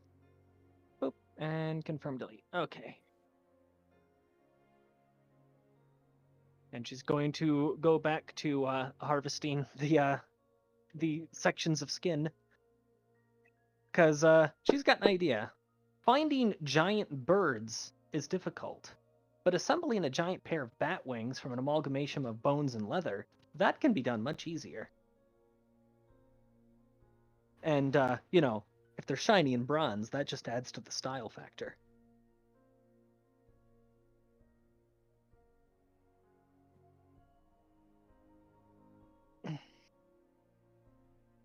When did you get a hat? Timber looks down at Pride. Oh, top of the morning to you. We've had these. Definitely. I don't recall seeing them, but they're awfully fancy. Oh, we think so too. You did a good walk today, Pride. Proud of you. We did our best to keep people alive. We didn't keep them alive, but at least we brought you back. Timber looks left and right and goes, as far as I'm concerned, the report is 0 casualties. On that note, Pride, I do apologize for not discussing it with you before I took that dive into Tartarus, but I was on a very limited clock. I needed to get him before he got to the boat.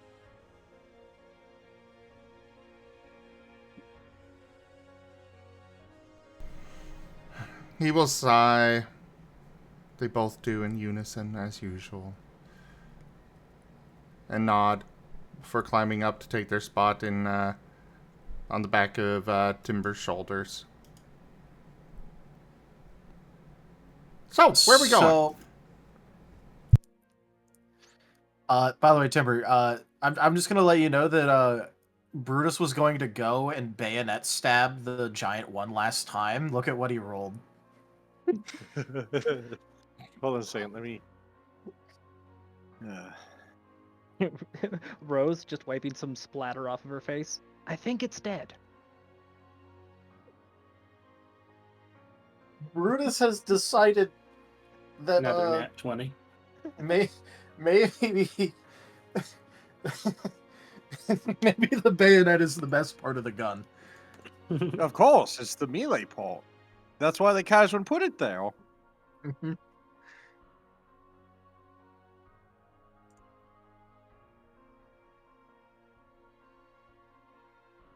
Only conforming the superiority of the Kaiserman's ideas to Brutus. I don't know why, but Brutus, like, I guess when Brutus uses that he'll just, I don't know. I guess he just does.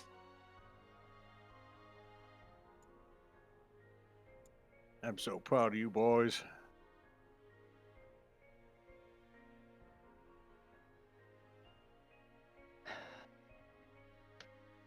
Well, I honestly wasn't expecting that negotiation to get us anywhere, but it was worth trying anyways, and guess we're free to collect the spoils. How we gonna get that out of that tiny front door? I barely squeezed through it. The same way they eat an elephant. One piece at a time. Brutus, what's an elephant? I don't know, Jägermeister. Fuck. Ah, okay. blink at the stage whispers. Now just use the Marten twins as the Gmod ragdoll sounds start happening. Okay. Oh god. An elephant is a very large creature, a bit larger than a polar bear. It has very large ears and a single tentacle on its face.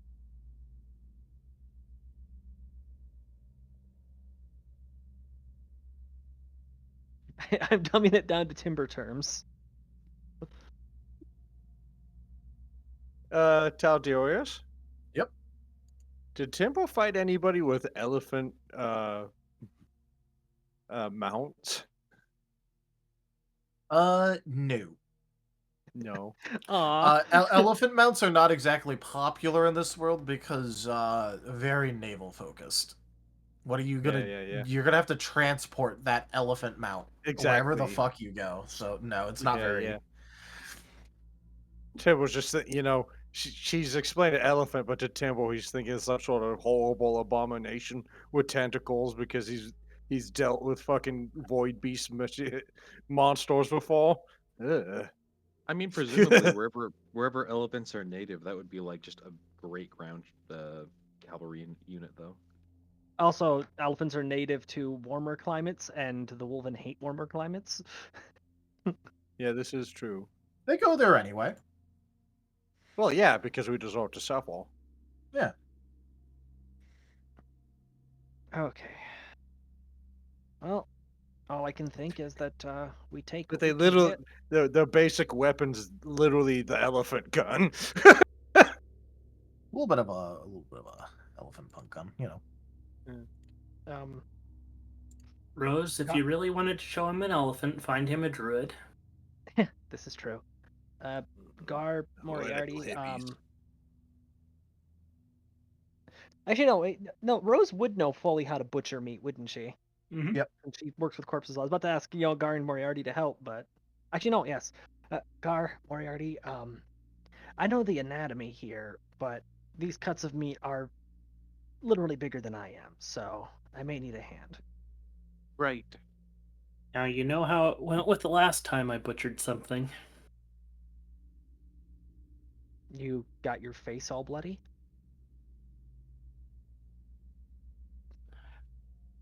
The pieces went pop. Well, you see, when it comes to gutting something, it's it's going to be the same application. It's just bigger parts. It's just we do the same things, just over a larger mass. So we just you still make incisions here to bleed it, and then we're going to have to open up the general stomach area to get the guts out and get those cleaned.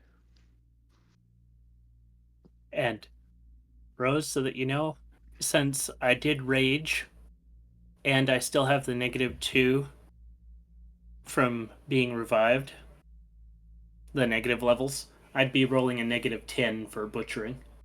Oof. Speaking of butchering, Tildarius.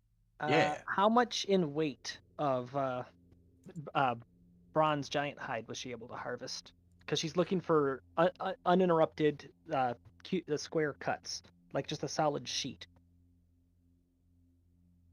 All right. Well, it's like 30 feet tall. So, assuming you're going after the torso on this.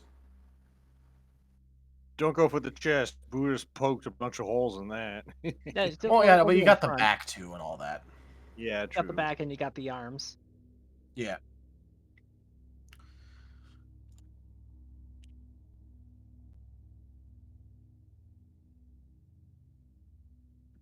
Go ahead, ask the wolven to butcher this. I dare you. They're just gonna start attacking it again.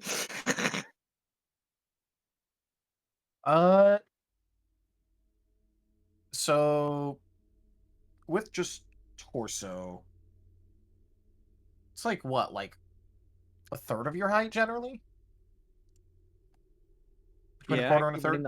Are you actually running the hard numbers right now instead of just throwing out a number? Well, because I'm trying to think about like how long of sheets you could get. Because I feel like that'll matter to you. Hey, Chat GPT. I'll just say that his torso is like a third of his body. So just a 10-foot square. Yeah, like you get like 10 feet long strips of flesh. All right. So bronze giant hide, 10 foot by 10 by 10, 10 by 3. Depends. Like, what kind of strips do you want it? Do you want it in square sheets? Do you want it in square sheet. Square sheets? Then yeah, you could probably really easily get a 10 by 10 sheet if you Okay, go there. around the sides, all along the back. Yeah. Do, do, do, do, do.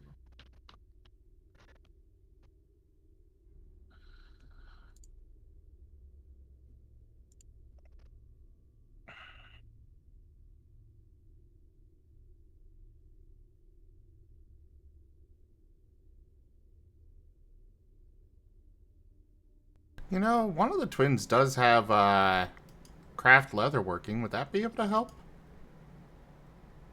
For actually turning it into leather, yeah. Oh, Honestly, probably your she's just forged stuff harvesting would the work skin better right because now. it's metal skin.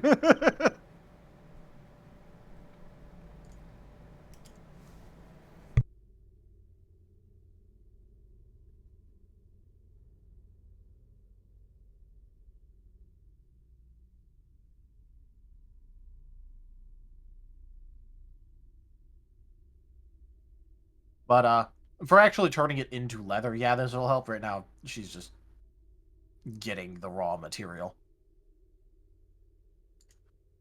Yeah.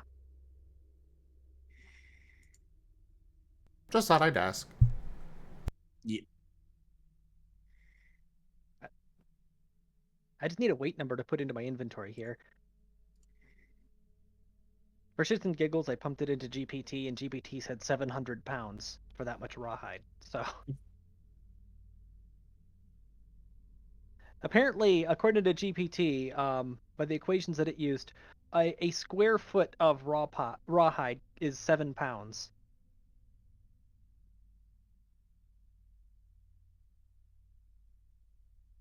And it depends if you're making offal out of it or if you're just using the hide normally. Either way, I just need a number to put in the weight category. That's all I need for this. I don't know. I look. I don't really care too much, considering, even if it weighs too much, you can just ask the twins. The twins, I'm all just- the I'm full just- woven. I'm just gonna put in 10 and call it good. Cool. By the way, you want to know the weight of literally just one of those spheres? Several tons. One of those spheres is 62,000 pounds.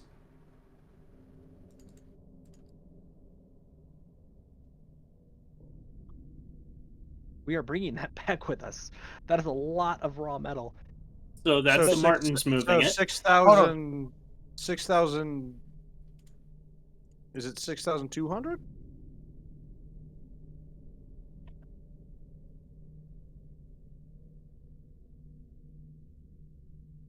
How heavy was it?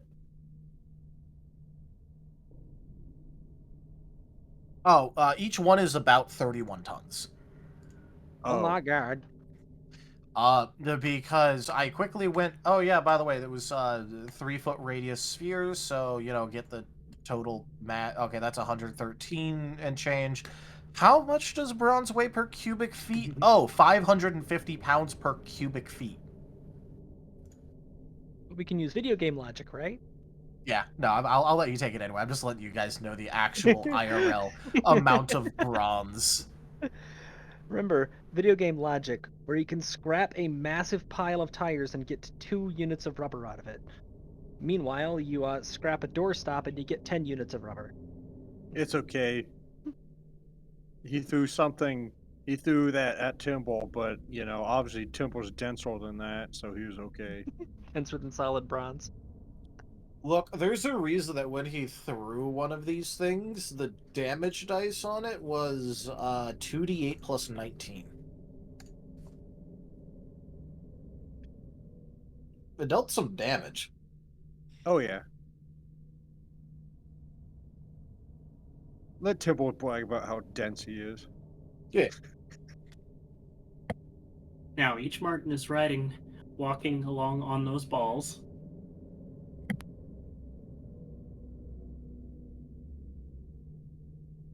Timble's gonna pound on the door, see if it even freaking opens. Hey! We kicked his ass! The moment you touch it, it opens. One thing that really sucks Yeah. about this, though, is originally, way back when I first started thinking, man, we could kill this guy. Alright, everyone out. I was thinking that I could possibly try to use some of the body parts to buy favor with Birdie Boy. Obviously, that's not an option now, because I can't take any chance of him coming back.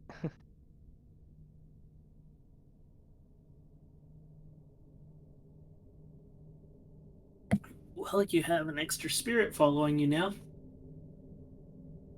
Well, he's in good company. And that's not the reason why I can't risk it. I thought this was just some random bronze giant that had just given up on life.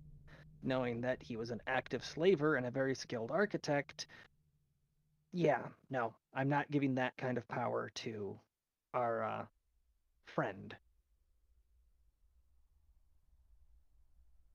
And she's saying friend with air quotes. do you tell this to Temple? Well, she's saying it out loud. Yeah. But like Neo Temple.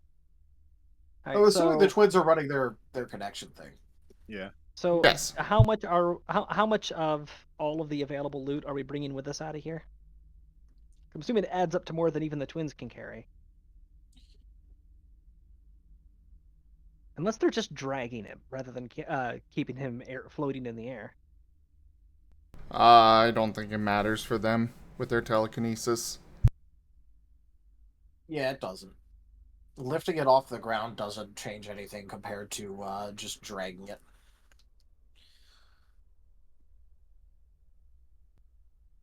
Well, I'm prepared to head back and start repairing Svefenthorn. Of course, McRib would be stuffed into the backpack while he's regenerating. And Rose, as long as Chemo's dad doesn't revive him.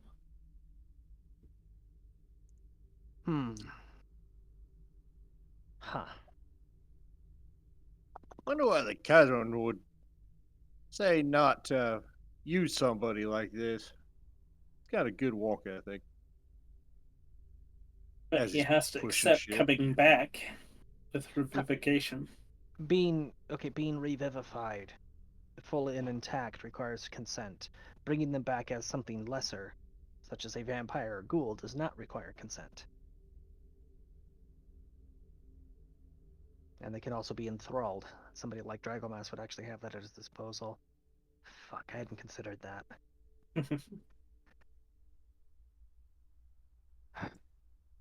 I had ambitions, but you just revealed a serious risk. If Dragomas were to discover where we got to the body and I were using any significant portions of it, he may decide to just steal it from us for shits and giggles.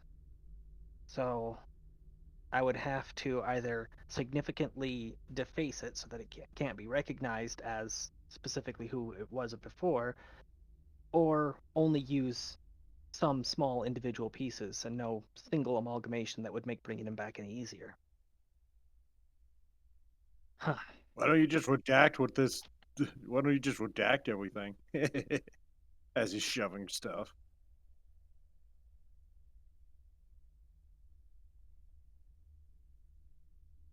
Let's just get what we can back to the ship for now, and I'll think about how best to keep Dragomas unaware later. Be perfectly content knowing that we took down a bronze giant. It's just a matter of making sure he doesn't deduce which one it was that we took down. Because, yeah, he might decide to steal the remains, which... Yeah, so if I mangle them beforehand, then he won't have any suitable materials to bring back a vampire. Yeah, and as long as he didn't have anybody watch us come to the tomb. Well, considering that he has a rival with a significant presence on this island, his information network might be sparse.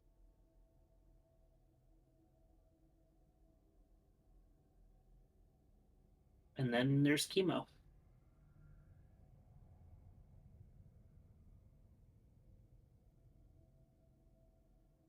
I don't think that Chemo would willingly leak that kind of information if it was explained to him the gravity of it. He's not on good terms. He with still his changes his mind a week. It shows. Rose, I leave it up to you to explain to Chemo about this giant. By the way, are we talking and walking right now? Yeah. Okay. I'm just shoving. He's enjoying himself.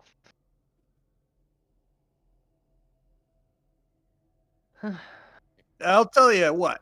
Wolven love like less than 8 things, and one of them's a Kaizuan, the other one's pushing heavy things, and the other one's fighting stuff, and the other one's making more Wolven, and the other one's making less heretics. And Rose, were the slaves to be freed? I would have assumed that they all got freed after he got trapped, unless he was using some sort of magic thralling, in which case that very likely would have broke when he died. Or are the Magic slaves the ones who are falling. guarding him Oh, as soon as no, he's gone? The Uh, spirits. during our conversation, he explained that the people that were watching over the tomb and keeping him trapped were slaves that rebelled.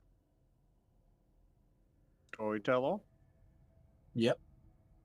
Now that we're out in like the tomb proper, can Timber like do a balk to see if there's any freaking ghosts around other than, you know, Another detect undead. Rose and the thing that's following him? Sure, go ahead. Balk. Like, kinda, but imagine like in an inactive state instead of active like they were before. So they're resting. Yeah, it seems like they're. Seems like it's nap time. They're probably settling down.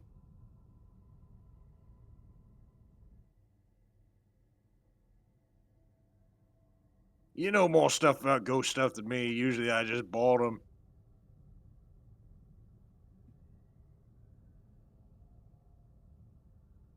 I can't wait to write my report that I faced down countless ghosts. The Kaiser's gonna be so proud of me. Oh, burning. That's actually a very... Hey, Timber, Yes? I've heard before that when it comes to eating certain types of meat, that there are limitations on who can eat what brains. Would a bronze giant's brains be something that is safe to be prepared into a meal? I don't know. Maybe ask the chef, because he's the one who's he's educated and learning to cook stuff. I just eat stuff from a can, but you know man, this is heavy. Well, if I were to specifically make sure that the brain is destroyed as soon as we get the opportunity, that makes sure that ghoul, vampire, mummy, and zombie are off the table. It limits the options. Why don't we just cut it up and throw it in a forge and then go out to sea and like frisbee it off the side and have Buddha shoot it with the cannon cue. Don't worry, I can eat it. That'll be a fun day. Well, that's right. Gnolls can eat pretty much anything. Well, you're perfectly welcome to eat as much of his brain as you like. I'm going to be scooping it out of that skull at the first opportunity.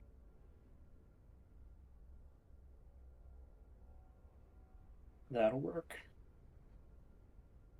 I don't know, man. It's kind of old. Not the oldest thing I've eaten. Yeah, you specifically mentioned that munching on bones from tombs, they tend to have a very dusty flavor. I was assuming that was speaking from experience.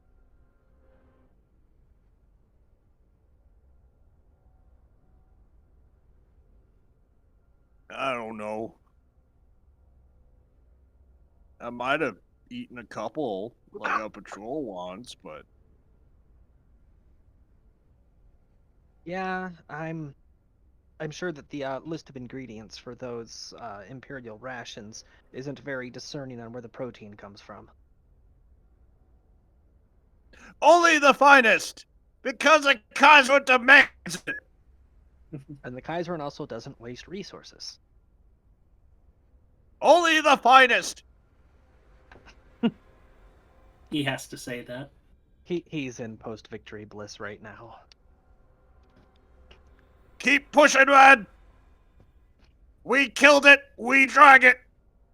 Meanwhile, above them all, there's just, what the twins are carrying without any issues. Just floating along. I've got a lovely bunch of coconuts, dee. There they are, floating in a row. Do. Big ones, bigger ones. Any will crush your head.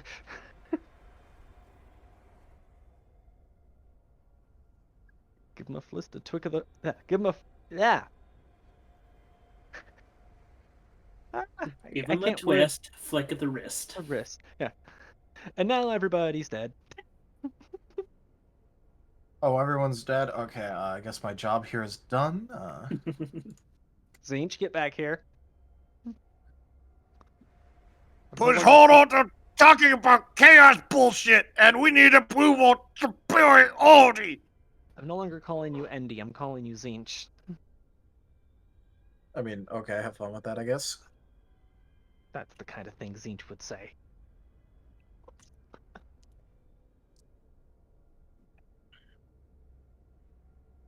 So, I guess next question would be, what happens when we get back to town? Because that's where the ship's moored, so...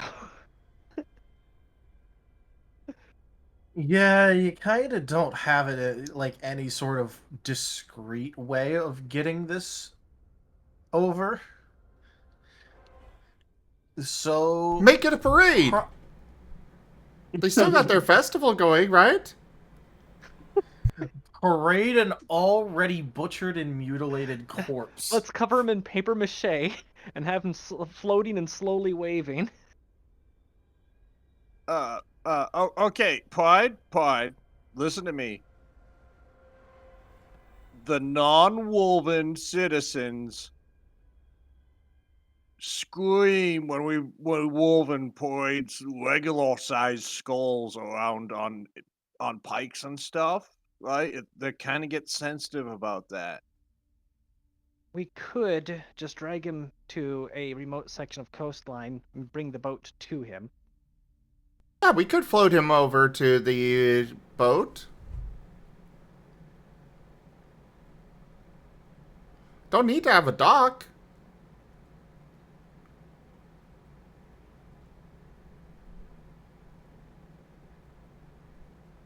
Though I kind of do want to parade the giant sword through the town.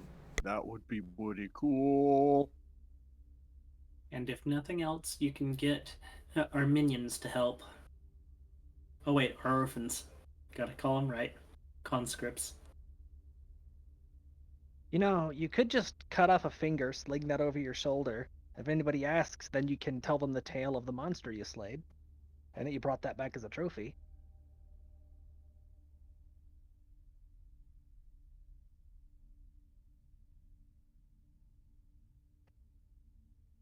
Whatever. So long as the Imperium gets a bell, freaking, like,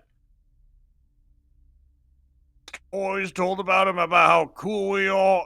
You know, the easier my job is, the less Wolven die. Well, you just have to have a bard write a song about it. Yeah, that's why I haven't. All eyes look over at Moriarty. Hello. He is my favorite coward. What? Okay, Moriarty, we need you to write a song about their victory. Right now. No, I can probably work on it. Yeah, it doesn't work like that. You don't just snap your fingers and then there's a song. There's well, as with anything, it takes time. Yeah. Well, of course not, Rose. We don't have fingers. Yeah. And they wiggle their toe beans. Yeah, any good quality. Speaking of, how is it to have time? I've never had that. You mean the spice? No, time. Rose, do you have a watch? Yes. That's the time he's talking about. Of course, he lives so much in the moment that he's, yeah. I never have time. Uh-huh. And I'm always running out. I just took 1d4 sanity damage.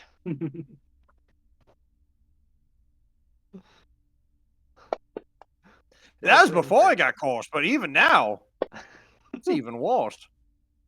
I thought that told Darius. Yeah, do you want to go with my roll or yours?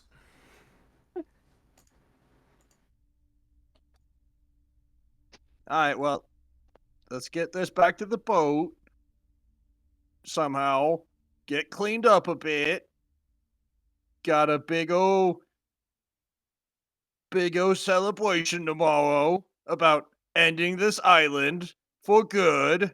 Imperial victory. Temple high fives Buddhist. Yeah, it's gonna be awesome. Hmm.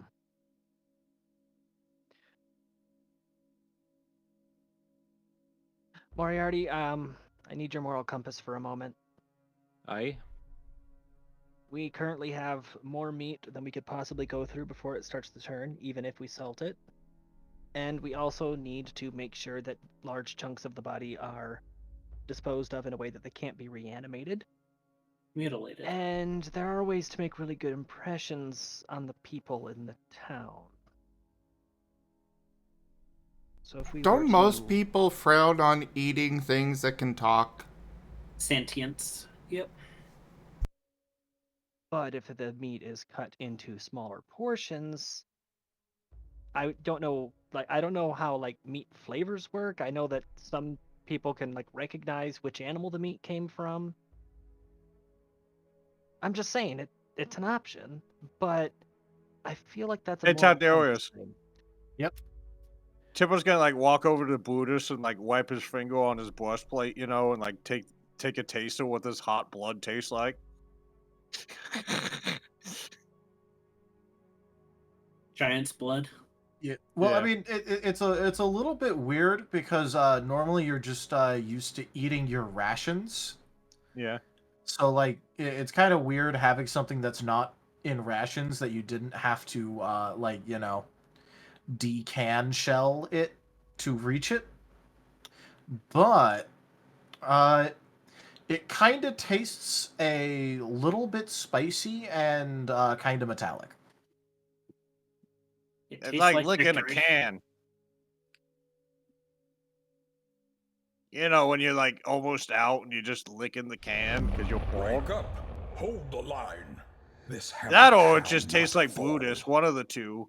It was on Insult Buddhist for quite Fairy a raided while. my stream with 5 viewers. Well, apparently it tastes like salt.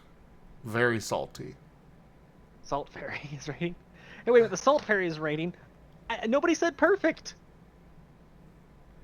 Oh, this is a good salt fairy. This is not Domino. No. Hello, Salt. How are you? How was your stream? How was Sea of Thieves? I hope you had a good time. I hope you all were lurking for her, because she's trying to get to affiliate. We need all the lurks for that. And hey, Salt Fairy, you showed up just at the right time. We're trying to discuss how to properly dispose of a giant. I say we pawn it.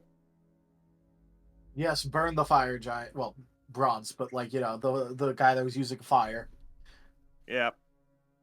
Obviously, we grab more fire and push it over on it. True. But seriously, Moriarty, what's your moral compass say on that? Well, as far as something like that is concerned, I feel like it's more of a gray area. It's generally a more frowned upon thing, but that's also just a general societal issue. I got a nasty idea. Hey, tell Darius. Yep. Timber's gonna ask the Kazron how should he remove this body. Oh no.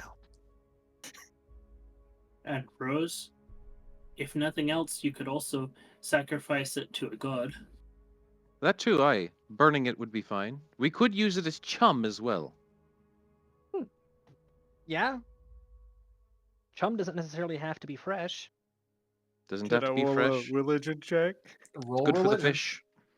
And if if you're feeling weird about eating a thing, you can use it to catch other things to eat that are less controversial.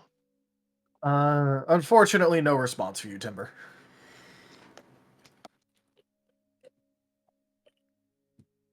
Tim was just So- waiting. So that's a no on cutting it into steaks and passing it off as something else at the festival. Rose, Hold we on, couldn't guys. Do that. We couldn't do that anyway. We can't give it to the town because of a certain necromancer who lives in this town. Guys, stop talking. He would recognize what? I'm waiting for the Kaiser.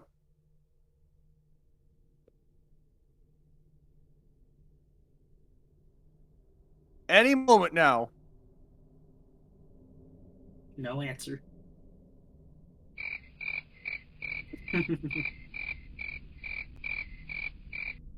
So, anyways, Any moment now. The whole reason why we're on Well, this you guys island- lack faith. I do not. I know she'll eventually get to me. Oh, yeah, Gar, you do make a valid point. I feel like of all people there, he would recognize something unusual about it, and it's only one quick snap of the fingers to find out what it came from, and then he would probably have questions for me that I wouldn't be able to answer, so yeah. so it's not Well- only morally dubious, but also impractical. Unfortunately. That's why we need to rush it to the ship and keep it away from parading it through the town. Thankfully, with the way the ship is designed, we've got a straight shot down to the brig, so if we cut them into manageable pieces, it should be easy enough to move that to the cells, and then I can begin processing it piece by piece. And that sword, do you think it could be used for the ship to recharge its flamethrower? The problem is we don't have a way of knowing exactly what the charge threshold is on that. It's good in theory, but we would need to run experiments. We would need to run tests and push it to its breaking point to find out where the capacity is and then calculate the time from that. Quite frankly, there's no way to discover how... There's no way to do that without risking explosions. Okay. I would need to forcefully overload the flamethrower at least 3 times in order to deduce exactly how much fire we would need to charge it each time. Yeah, Meanwhile, in just the kinda background, you can see Timbo looking super excited, like he's waiting for something. It's a good idea, Gar, but it's just the science that it would take to get us there would require setting the ship on fire, and I'm not a fan of that. Yeah, and the dwarf was just throwing alchemist fire on it, so that's what I was thinking. Yeah, that it yeah, because he must was charge, but- charging it for a demonstration, but remember his warning about what happens if we overload it, and we have no way of knowing what its charge threshold is. So, yeah, I would have to figure out the charge threshold through a series of experiments. Yeah, Or use a magical item. I could attempt using some arcane methods, but it's one of those things where it's above my skill level, so I don't want to touch it, because with magic, the once you start dealing with forces beyond your control, they very quickly want to destroy you in the most painful ways possible. Don't worry, I'm sure I could make it blow up. Haha.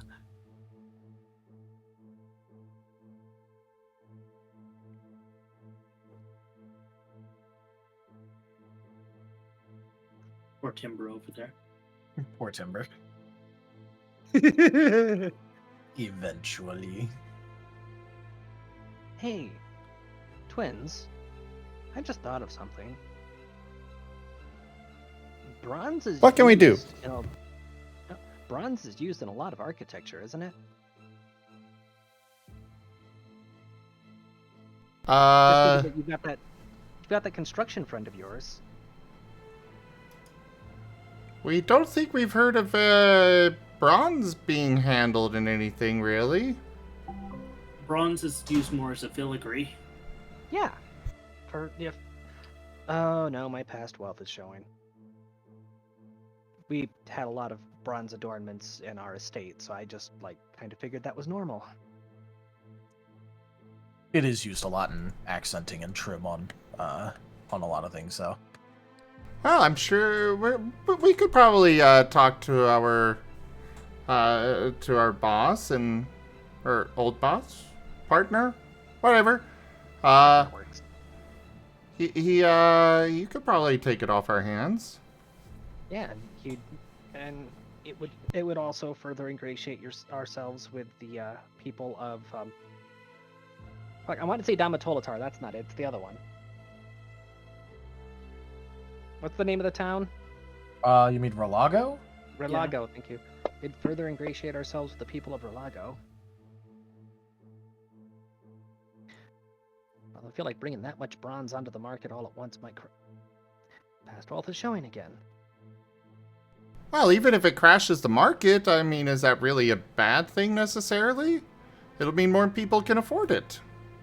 It'll also mean more people coming after us. Rich people don't like it when stock markets crash. If nothing else, there's Jakovich, there's the Imperium. Tim was looking a little less enthusiastic now.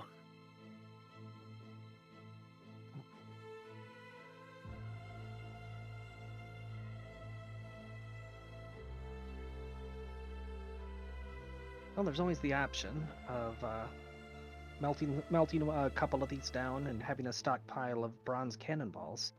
Those definitely would hold up a bit better than iron or stone. Also, in case this is more of like an out-of-game thing, bronze was used a lot in cannons. I'm actually making cannons. Yeah, like the actual cannons themselves. Well, I say, we get all this stowed away. Oh no! Of course, of course. Of course, when it comes to which metals are used for what, Timber would know. Of course, the Imperium could use it.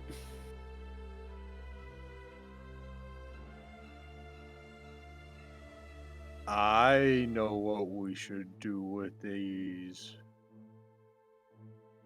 The world needs more Kaizen trophies everywhere. Of course, we should donate Define it to Kaizen. Poseidon. Okay, Kaizen Trophy can mean a lot of things based on context. Well, you know, idols, trophies, statues. Very big statues. Feel the Statues that look over hand the of wall. justice. So when you're on patrol, you know she's watching you, and you better be on patrol and not fucking off and on patrol because the Kaiser's watching you. And Have we reached the coastline yet? Yeah, sure. Okay. So yeah, she's just going to turn and start heading towards town. How about I go find the blacksmith and ask if they're willing to process bulk bronze into ingots first? Because those balls are a bit unwieldy. We need them chopped down into something that we can actually manage.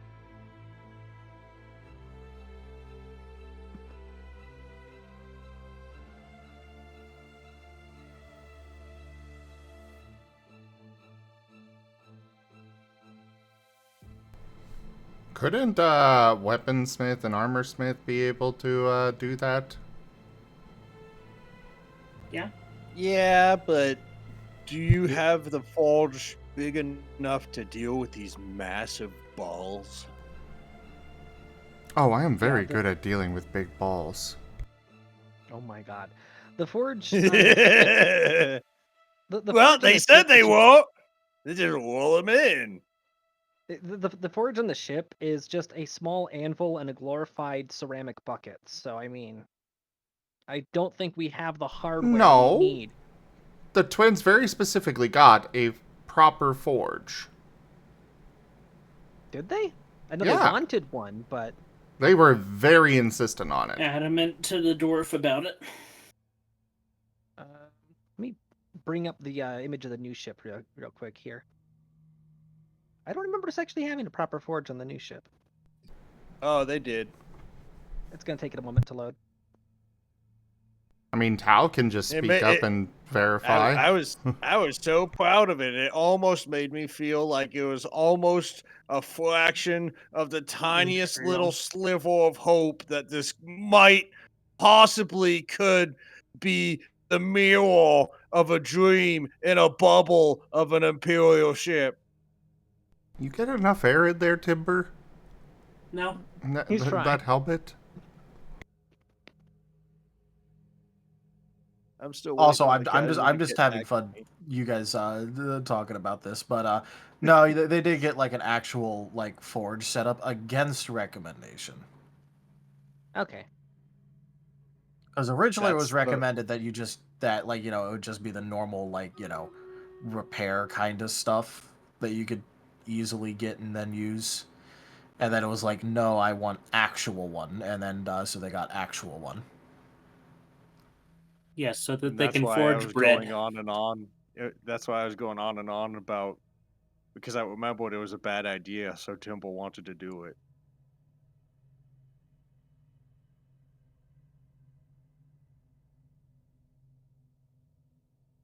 Oh, right. Tanya, when was your cutoff time? I still have an hour. Oh, Yeah. okay.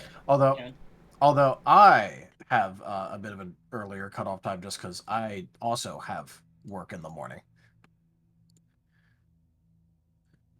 So, But I wanted to let you guys go a bit longer because, all that. Technically ages. speaking, I should already be asleep, but it's been ages. yeah, so I wanted to let you guys go on a bit longer, but I might just end it at the top of the hour. I want to talk to the blacksmith first. All right, which one? Because there's like a bunch. There's a couple different ones you can go to. Whichever one of them seems like they have a forge with the highest throughput capacity. Okay. Yeah, there's one that generally focuses more on turning the raw into ingots and billets and the like.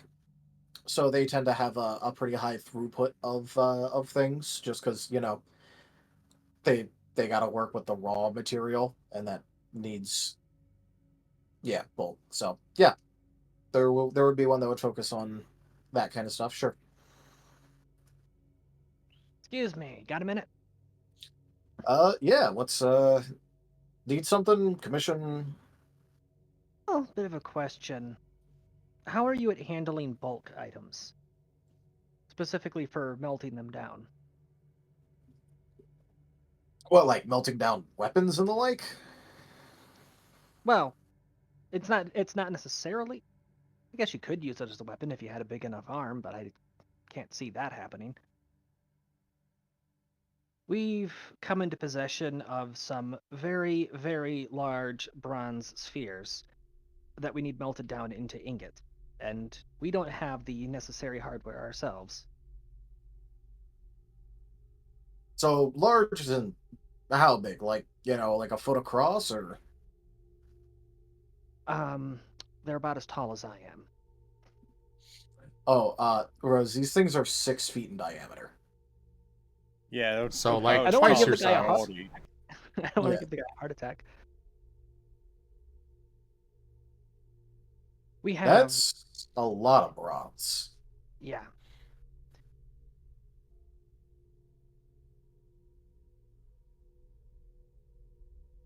You'd be Meanwhile, surprised the kind of places that we get to and the kind of things we find. Today it happened to be unbelievably large balls of bronze. Meanwhile, the twins outside of town just making the body parts float around and squishing them against each other and then pulling them apart and then floating Quit playing with your around food. up and down. Yeah. Also, He's planned Dollhouse. Also, Rose, just to let you know the difference between what you're telling this guy and what you're going to show him, a 3-foot diameter ball has a volume of about 14 cubic feet. You are asking him to process balls that are 113 cubic feet each. Storyteller. Yes. once we get one of these balls back to the ship, Temple wants to show it to Glug. Nice. And she's not wanting to give the guy a heart attack. Also, if she gives him the full cell, there's a chance that he might back out just out of I don't want to deal with this. Oh yeah, I'm just letting you know that like if you this is like telling someone like, hey, can you process like a couple of things for me, and then you show up with 10 times the amount that you said. Do I need to tap the sign, the lawful evil tag? Oh, I know. I'm just letting you She know. she will make a deal with the guy rather than just saying you do this now, but it's going to be a crooked deal. That's how lawful evil works, right? Now kiss. No kiss. All right. And then he gets to keep half the process. Well, she already Well, planned on giving him a it wouldn't portion of be. payment. It wouldn't be, yeah, but yeah. But it'll kind of like think for a bit and go. Well, I mean, that's kind of a bit of bronze. Why do you want that much bronze ingot? How many of these do you have? I hadn't taken account, but there are several. Several could mean a lot of things, but that means you do want me to go through multiple. How big of ingots do you want? Oh, just standard size. Well, I don't know what a standard size bronze ingot is, so.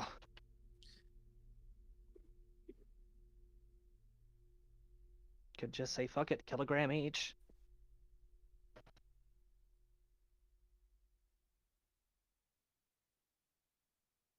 okay, so the thing about ingots, Oh my god. they do not have a universal size. Okay, fine. You 100 have set kilograms. off the towel. Christ. Well, Roselia, you see, you're going into town and talking to all these normies. I'm doing the superior thing by going to Grug and saying, "Look, Grug, you're so smart. What are you going to do with this?" And then you just let him have it and watch. Typically, the size bronze that I work with is small amounts for making jewelry and watches. I don't know what these standards are for bulk storage, but we would be needing bulk storage units. Just in the massive spheres that it's currently in, they are somewhat unwieldy, to put it mildly. Okay, so just long bulk storage ingots. Yes. Something that can be loaded onto a ship.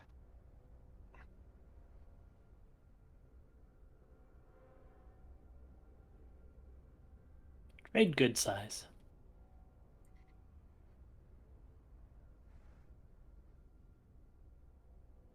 All right, you're probably going to end up getting the more yard-long ingots then. That's still much easier to work with. Oh yeah, I'm just letting you know that, like, yeah.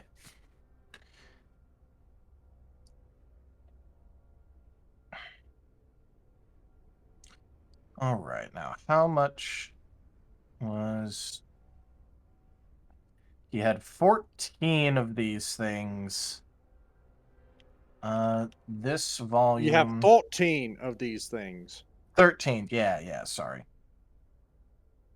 Because one of them is Grug's. Oh no.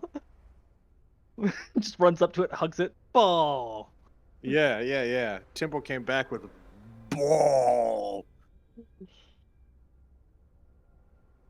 3, 4, 8. The most perfect, polished one ever. And it's huge, it's massive.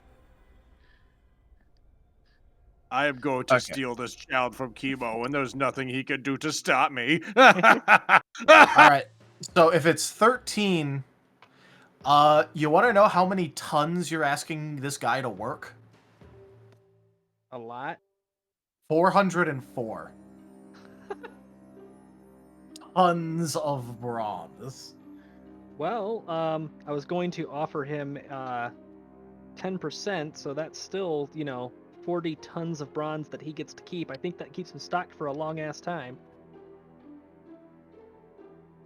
I think a single one of the spheres you're going to bring him is the total amount that you said you would have him work, and then you're going to bring 12 more. Hey, all I'm saying, Roselia, is if we brought all this raw material to the Imperium, I'm pretty sure they could make a lot of statues with it. No, they'd make actually, cannons out of it. Timber. Yes. You have a means of contacting the Imperium, right? Mayhaps. We could tell them that a resource cache was identified, and then they could take most of these off of our hands. We just keep a small amount for our own personal provisions. Well, I mean, the Kaiser's always listening, so if she really wants one of these things, she would just, come after us. And Okay, when you say I don't want to think about that. when you say always listening, you mean in the sense of always kind of aware of what's going on, or is like she actively listening in our conversation word for word right now?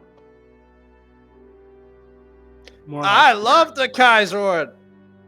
So the latter.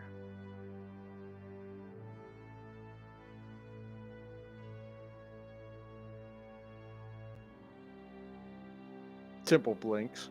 By the way, we kind of seamlessly blended into that conversation from the conversation that was happening with the Smith, so I don't know how he's hearing any of that.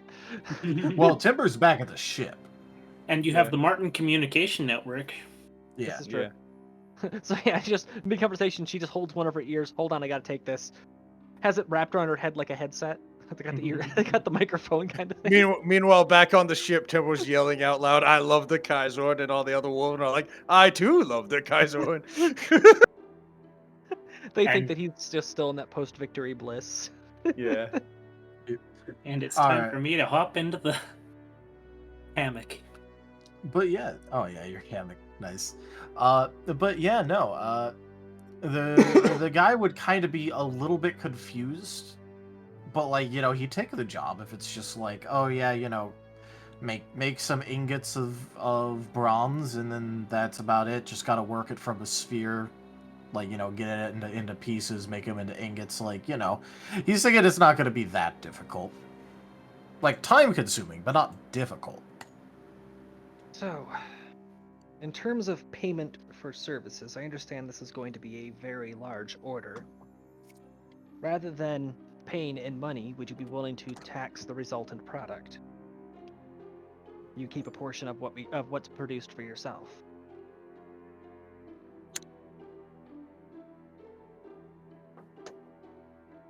Well, depends about how much, and if I get to choose what I keep.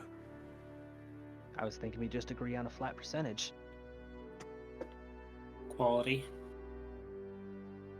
Oh, yeah. There are different grades, that is true. It'd be up to you to judge the grade of it.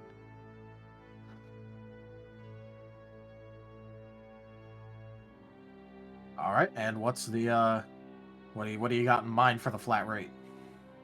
I don't know the standards, but I feel like Rose would at least have a general understanding of what the going rate in terms of worker not finder's fee, fuck, executive fee is. Processing fee. Processing fee, thank you. Yeah, so it depends about where you're at. It's higher in areas where there's like no one to do this kind of shit because they kind of have it at a premium, and then it's a lot cheaper in other places. But around here, there's a. Go ahead. Would I be able to apply knowledge engineering to knowing how much a chief engineer usually keeps? Yeah, sure. Oh, damn. Well, still 21. Yeah. Yeah, so it kind of depends about how intensive and knowledge requirement the job is. If it's basically just like an overseer position of going, oh hey, I have other people to do the grunt work, I just need to make sure that they're damn well doing it right, it's a fair bit cheaper. But if it's like they're going to actually be straight up utilizing their specialty and knowledge to the full extent, then it gets a lot more expensive to the point where sometimes they'd even be taking like a quarter.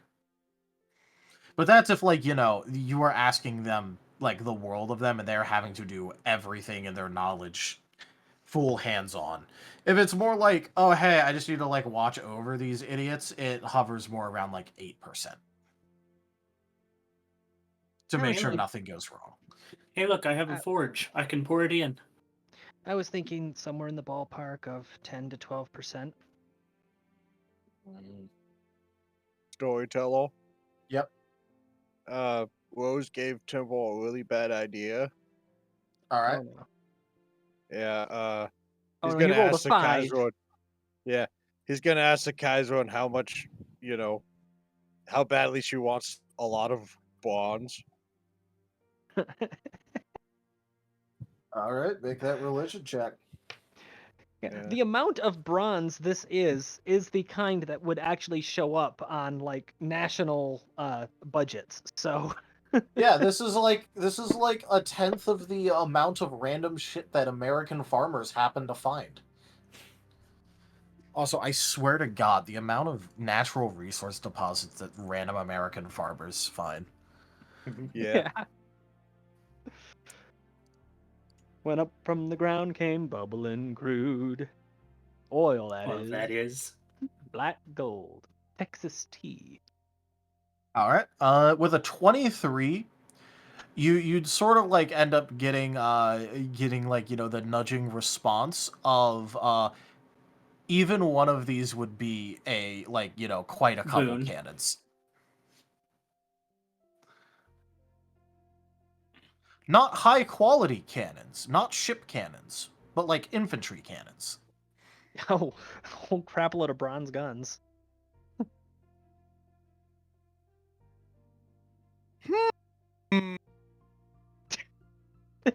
His broke. Well, looks like he's sending the ball that he just gave to Grug to the Imperium. I won't report about that one. But there's a bunch of other ones over here. Oh. Looks over. Those This ones is haven't been. outside of my Those possession. ones. Those ones have not been given away yet. Yep. But the smith would kind of go, well, if you're offering 12, I'll take 12. I think we were getting ripped off in the past. When my dad had work done, the chief engineer was taking a cut of 20. I'll do 20. Why Well- not like a majority? Well, I don't really know exactly what was going on with that, so maybe you were, maybe you weren't. No, I'll just add his name to the list. Anyways, Like We'll the see more about- you can give to the Kaiser on the battle. wait, one moment. All right, everyone. I found a smith willing to process the balls into ingots. He's we agreed upon a 12% cut. Is that an acceptable number? Agreed. Captain? Countless. 12 is 8.5. Oh.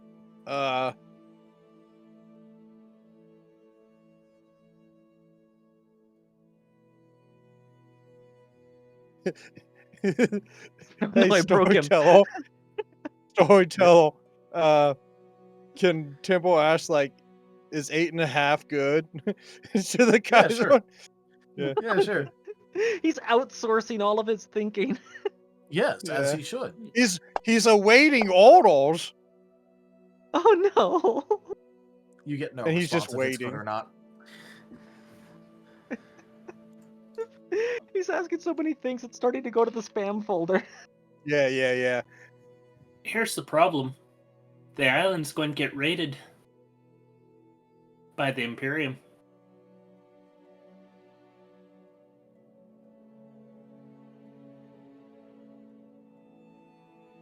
The I island. don't Yeah, know the island's that yet.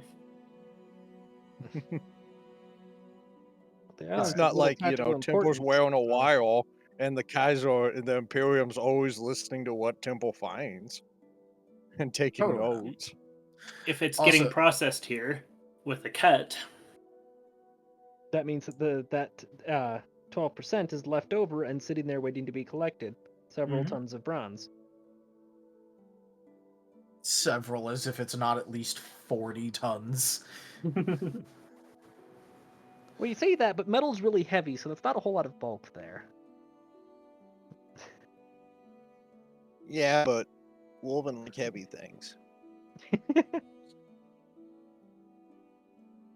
And our forgers are always hungry. How And much it's- do we need? Yes.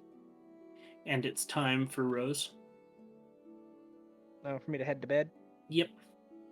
Well, it's the top of the hour. I don't need to be in Yeah. bed until 10, so I can. So 9:30 was where I was planning on calling it. Yeah, but I was gonna call here because I'm. He needs to get to bed too. Yeah, Well, then- technically speaking, I should have been in bed half an hour ago, asleep. So we can just leave it at that. She's like, okay, the crew says that 12% is acceptable. Also, Don't suppose- Timber, you have shown Grug a ball that is bigger than he is. Yes. Multiple.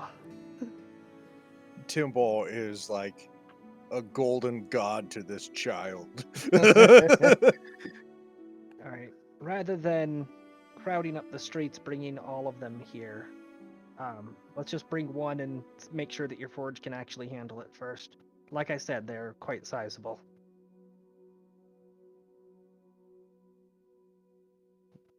All right, and he'll agree to that. All right. I guess we can leave off on that then. Yeah. But first, where are you putting the giant on the ship? I'd proposed chopping him into pieces and taking those down to the brig. It's the bottom of the ship, so it reduces the risk of it being too top heavy, capsizing risks and all that. Also, it's a part of the ship that already would smell vaguely of rotten decay, so Yeah, I'm just making sure the bone horror doesn't get a hold of it. When you get back to the ship, you just see like the Wolven like trying to hang the sword somewhere, like over where the where the captain's quarters are at, and like Timber's doing like holding his fingers out, like trying to level it and going a little more that way. Yeah, that would be a bad idea to give the bone horror more giant bones. I just thought of something else actually. Once we get our hands on those ingots, we might need to set aside a couple to give to the dragon as tribute. I'm sure he'd be happy with those. Well, the bond's not copper. It contains copper. It's still a horde. Timber doesn't know this. Oh yeah, so Timber knows the different metals, but he doesn't know the metallurgy into making them. Metal is metal. Yes, but even Timber would know there's a difference between gold and iron. Oh, right, Yeah. Raijin, thank you for reminding me. Wait, what? Raijin did Rose fan art? Old Rose, but yes. I gotta scroll up a lot to find it.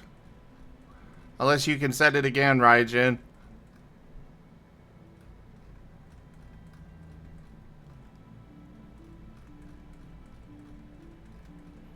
Carry on with the game. I'm looking for it. Yeah, well, we're wrapping up, so I mean. Oh, fair.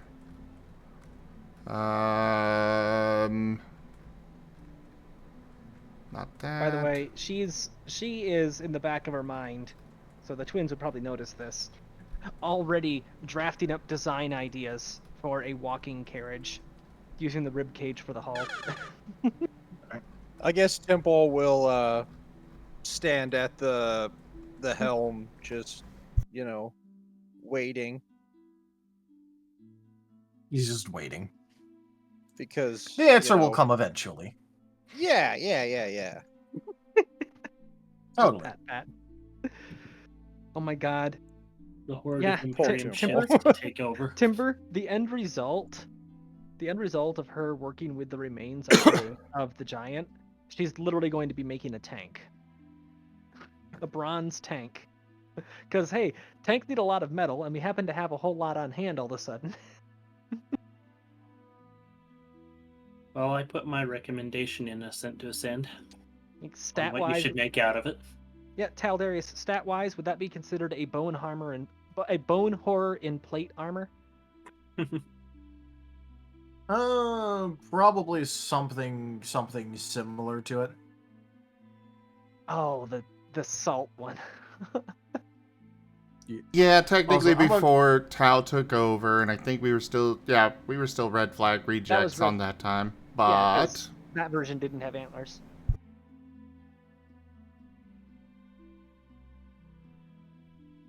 The salt. And salt must flow.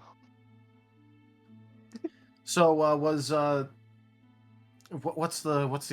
one that's what's the medical obsession that's obsessed with salt? Nephrology? Well, was she like a nephrologist back then? She was a you know monk. what? I'm not gonna ask. I was about to And ask, if why I do you recall, know the reason- that? But it's you. If I recall, the reason why she was up in the crow's nest was that she was going through some serious shit, so she was choosing to isolate herself up there, and then it just started raining salt. Domino. No, she wanted Salt to preserve something, and the twins were making her fill out a bunch of forms, so she just was like, ugh! And then Timber prayed for Salt, and yeah. It started raining salt.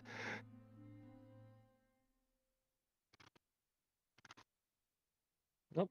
Timber's internet died. Well, I'm gonna go ahead and head out too, guys. It was great having a All session. right.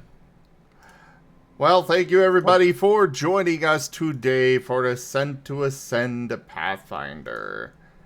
Check out our website, zgfgaming.com. We've got links for our Discord, Telegram, Mastodon, Blue Sky, Patreon, and more. They are on the website as well as down in the description below through our link tree. Thank you to my patrons, tippers, and subscribers. It is your support that keeps this channel alive and going. I cannot do this without your guys' help and support, so thank you. Consider becoming a patron over at patreon.com/zgfgaming. It's one of the best ways to support the channel, though you can also do so by sharing the stream around, as well as coming by, hanging out, picking up some merch over at zgfgaming.store, or you can also help out by subscribing to our YouTube and using our Humble Bundle partner link. But for now, thank you all so much for joining, and I bid you the most fondest adieu. And Bye. remember to tune in next month for our next game. Hopefully it won't be that long. Don't worry, next week is next month. Oh yeah, well, no, next week is still the 30th. And next week I'm doing a 24-hour stream, so I definitely want this for, so I'm not having to do, for filler. Anyways, see you all next time. Goodbye.